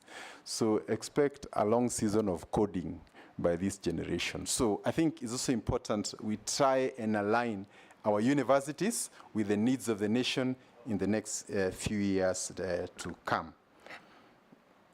I suspect I'm through with most of the questions. The Honorable Naisula. Will we take off tomorrow? I think the answer is yes. And I think that the big issue is, first, can we agree there's a problem? And once we agree, diagnosis is the most important part. If you've agreed on the diagnosis, then the rest is easy. And I want to submit that probably the sectors that can turn around the economy, in my opinion, is largely in the area of trade, especially on exports. Recently, I listened to the Minister for Finance talk about the huge obligations we have in the next 3-4 years. $2 billion, $4 billion. Where will that money come? If we engage in these exports and we get serious to the extent that our young people are engaged back at home, this is not something that should worry us. But if we continue as we are, then we'll have a major crisis in the days to come. So we really need to declare export a national priority in view of the obligations that are ahead of us. Then the Honourable Member also talked about how do we align everybody so that we speak the same conversation. I am new, as you can imagine, but my hope is to request for a meeting with members of parliament so that we understand the importance of industry and how it can impact on everybody. Secondly, is to meet the governors and also the MCA, not the MCAs, the CCs in charge of trade. Because finally, these are the people who will be taking up that. And then together, if we all align, then I'm sure we will be able to make a good outcome out of it. The Honourable Mishi, the issue of replicating leather industry and value addition, I think we are essentially a meat-eating nation. If you look at our nyamachoma culture and you imagine how many hides we get out of it, yet our reputation in the shoe business, in the leather business, remains very shaky. So there is a missing link between that nyamachoma culture and the shoe industry. So again, we want to work with the stakeholders in the industry. And as I said earlier, government must look for a way of identifying maybe 2 or 3 major players and facilitating them so that we become a serious shoemaker, not just for Kenya, but also for the region. We have our police, we have everybody, and government being the biggest spender. If we can commit that to giving our local companies, then that can change the dynamics. But Mr. Chairman, looking at all these things together with the others that we have said, my apology, there was a question on sugarcane, Dongo Kundu. I want to say that of all the special economic zones that the government is working on, this is the closest to the port, and it has very huge opportunities. And just last week, I'm not allowed to meet people who want to brief me, but I had 3 people who are dying to come and meet me, and I told them, wait until I'm vetted, and they insisted. So when they came, they said they want to go there, but sometimes maybe just getting that go-ahead sometimes has been difficult. So I want to take this opportunity to say all investors for Dongo, Kundu, and other places are welcome to the office, and we should be able to link up with the members of parliament for those respective areas so that the public also is aware of what is coming up. And on the issues of governance, which has sometimes been an impediment, I want to assure Kenyans they will be coming to get an officer who is ready to serve their nation. Lastly, on the issue of sugarcane, maybe just to say that I am not very familiar with the exact status of what percentage you're able to produce locally, but I think this is an area we can work to try and increase production so that our people do not have to rely on imported sugar. In fact, in my view, in a few years, we should be thinking of reversing that. But allow me to touch on the issue of palm oil, which is essentially a component you require to make your cooking oil. And the import is actually from Malaysia, which enjoys a similar, and Indonesia, similar climatic conditions as your average Mombasa, parts of Nyanza, and so on. And therefore, there is nothing climatically to say they can't grow there. But you have religiously imported from those countries, and therefore we need now to say, how can we turn our coastal belt into a palm oil belt? And I think this is where we need to work with members of parliament for those areas and agree that if you want to process these kind of products, you must start a plantation or even have outgrowers, and maybe working with other seed companies produce varieties that can work there. And I think these are practical solutions, and it is widely believed that when those countries were starting their palm oil industry, they got advice from us. Thank you, Mr. Chairman. Chair. Thank you. Yes, Mule. Thank you, nominee Lee. There's a question being posed to you by the public that Kenya is one of the countries whereby is suffering what is being called capital export or capital flight, or money generated locally and end up in different. Why? Because of contractors and because of businessmen who are not of Kenyan origin. So the public is asking, as a minister if approved for investment, trade, and industry, what are you going to do to reverse this norm? Because it has really impacted our economy badly for the last several years, whereby people come and do business, get paid using taxpayers' money. Are you asking a question on behalf of the public? Yes. Or you are making a speech? No, I'm asking on behalf of the public. Okay. Yeah, and I stated very clearly. Okay. So the public want to know, what are you going to do as the Minister for Trade Investment to make sure that we stop this capital export, please? Thank you. Can I ask on behalf of the public just one question? Yes, very one. short. Okay. Thank you, Honorable Speaker. Honorable Speaker, to the nominee, you know the history of retail business in this country. We had Uchumi, it collapsed. We had Nakumatt, it collapsed. We had Tuskys, went the same way. ShopRite came into this country shortly and left. Now we have Naivas and Carrefour. What are you going to do to stabilize the retail business in this country so that we do not continue, one, lose all our Kenyan local grown retailers and attract others, but also ensure that the stability. There are other smaller ones that are coming up. What are you going to do when you, given the opportunity to ensure the stability and they grow and they actually take over the Kenyan market? Thank you.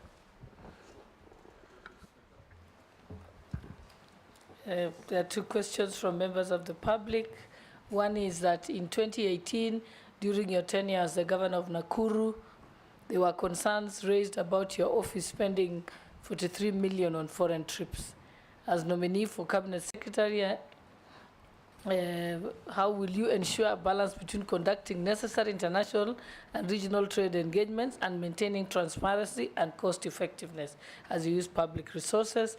The second one says, East Africa breweries has of late been accused of outsourcing basic services such as transport, distribution, and warehousing to their partners in foreign nations at the expense of local Kenyan-owned players. What measures will you put in place to immediately put this to an end? Yes, Lee, can you respond to the question by Honorable Muller on behalf of a member of the public and the two from the Deputy Speaker? Thank you. And from Owen Bayer. Thank you. With respect to capital flight, and this refers to huge amounts that foreigners make and they have to repatriate to their countries. I think this is one of the conditions that is cited for ease of doing business. If you allow investors to come into your country and when they make the profits, you deny them to take out, then your ease of doing business goes down. Yes. What we need to do is to offer them alternatives, good attractions. But to bar somebody from taking their money out once they have made it may actually stop them. Because the first reason why they came here was that. I don't want to cite some countries that tried that, where the issue of Forex became a very big challenge, and eventually huge industries that had already set there were crippled. So the ease of capital flow is very important. And if anything, I would be asking, you know, there are some countries out there in the world who have no other business other than you taking your money. So we should create that possibility. Anybody who has money and they want to take it somewhere, it is stable. We won't wake up tomorrow and get insane. This should be the place. Give attractions, interest, stability, all those issues. So I hope I've answered the honorable member with respect to capital flight and contractors and all the others. The retail business, starting with Uchumi and many other retail traders that have come here, I think there's a gap in terms of legislation because a lot of these companies normally start very well, but eventually there's delay in payment of suppliers, and before long, money is diverted and we get into problems. So I think on the area of regulating this area to some reasonable level. And my main concern is when a retail chain goes down with pending bills of maybe 10 billion, that 10 billion, you must look at it in terms of 200,000 to a small guy who will never wake up again, another company that has closed. So when one retail chain goes down, many others go with it. So we need to regulate it, make it profitable, and ensure that there is good governance. While on the same, allow me also to confirm that the existence of these retail chains is actually a channel for selling our goods. When Uchumi was around and we had branches in Uganda, Tanzania, our exports to those countries were much higher than they were. When they closed, there was an immediate shutdown. So it is important to get your brand, because it helps you to be your last connection to the consumers. And as you probably know, if a supermarket chain has origins in a different country, there will be a bias on the kind of goods you find on their shelves. So if you had our Uchumi or any other in Addis Ababa and all those places, then it would mean we have a channel to send our goods. And it's very difficult for a farmer from Naivasha to take his half a pickup all the way to Dar es Salaam. But if there's a drop-off point here in Nairobi where everybody can bring and they're sure they'll be paid in another week or two, then we would change the kind of optics that we have.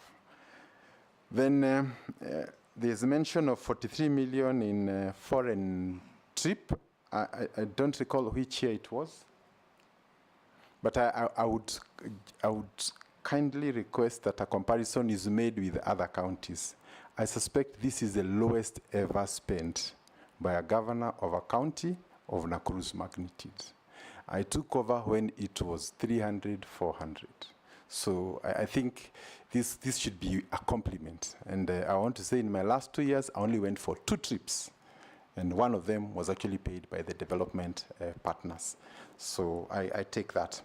On EABL outsourcing to outsiders, again, the Honorable Chairman has said there is a law on local content.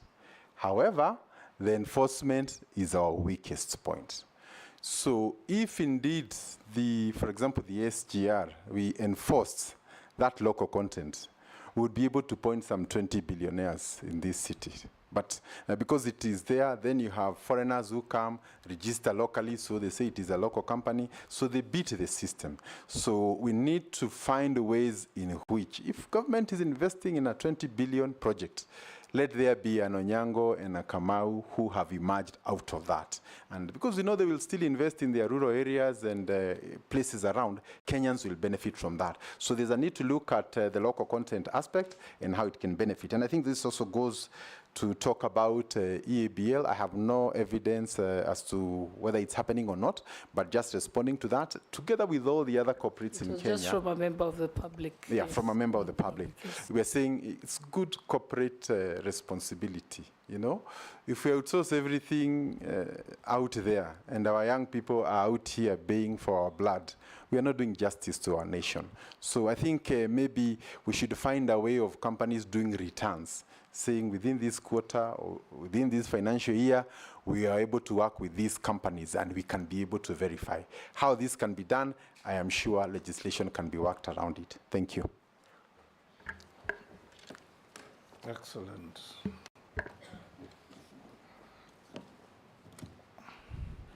One member from Nakuru, perhaps this is your friend. Lee is a very good leader from Nakuru. He always unites all communities, give him an opportunity to serve us. That must be one of your supporters from Nakuru. My enemies think the same.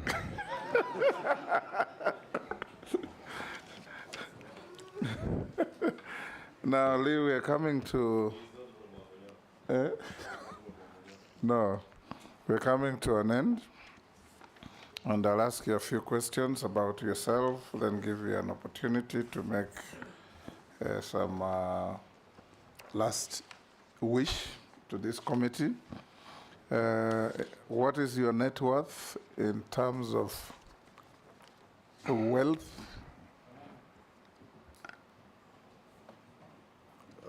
Thank you. And houses, land, cash at bank, and whatever? Mr. Chairman, my shares in family businesses are around 399 million, and some apartments worth 80 million. I have a loan of 8 million, and that gives me a modest net worth of 471,972. For a former governor, that's very modest, I must say. Yeah. Have you ever been convicted in any court of law of any offense? No, Mr. Chairman. Have you ever been adversely mentioned in a parliamentary committee report? No, Mr. Chairman. Do you hold any office in any political party? Not at the moment, but I've previously held office in Ubuntu People's Forum. Yes. UPF. Have you ever been dismissed or removed from office for contravention of Article 75 of the Constitution? No, Mr. Chairman. Have you ever been associated with practices that depict bias, favoritism, tribalism, nepotism in the discharge of public duty? Not to my knowledge, Mr. Chairman. What is your last wish to this committee?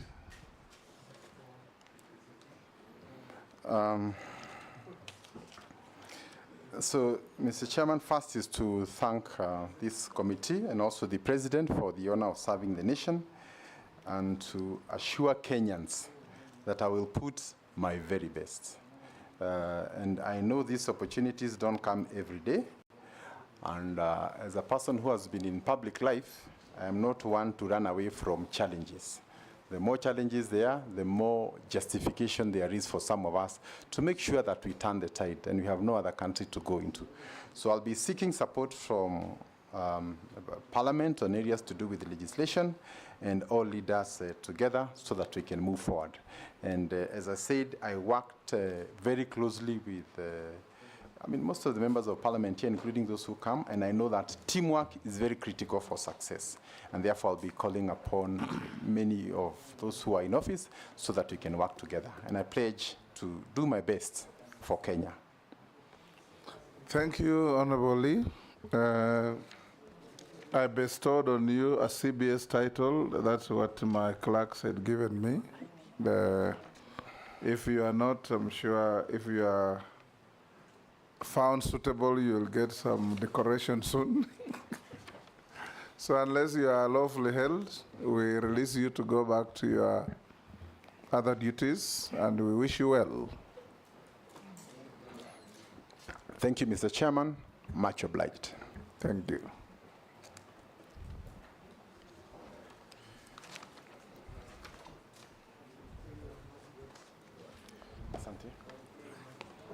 And Lee, when you have time, read a book called How to lose an interview. To lose? How to lose an interview. Uh-huh. It includes losing temper. On both sides. Thank you. Yeah. Asante. Kwaheri.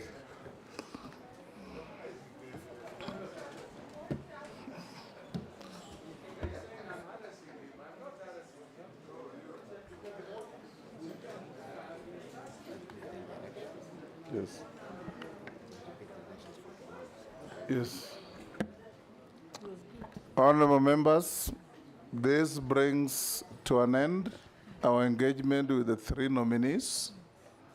I want to take this opportunity to thank all members, including our staff, for taking time off your break to come and discharge this national duty. We know we are on our long recess, but you took time out to come and discharge this duty, which, in my estimation, you have discharged very honorably and respectfully.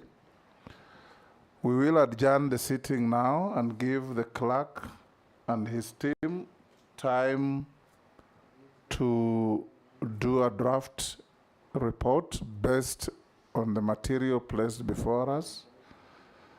The conclusions remain your purview, remain your jurisdiction. So I'll invite you tomorrow to be in this chamber at exactly 3 p.m. tomorrow, so that we look at the report and make our conclusions, whereafter we wait for the special sitting the next day. So let's have a good evening. Tomorrow's meeting will not... For our friends from the 4th Estate, tomorrow's meeting is a closed meeting, the 3 o'clock meeting. So we will advise you to wait for the product in the chamber on Thursday. Thank you, honorable members. Have a good evening and enjoy having a Happy New Year.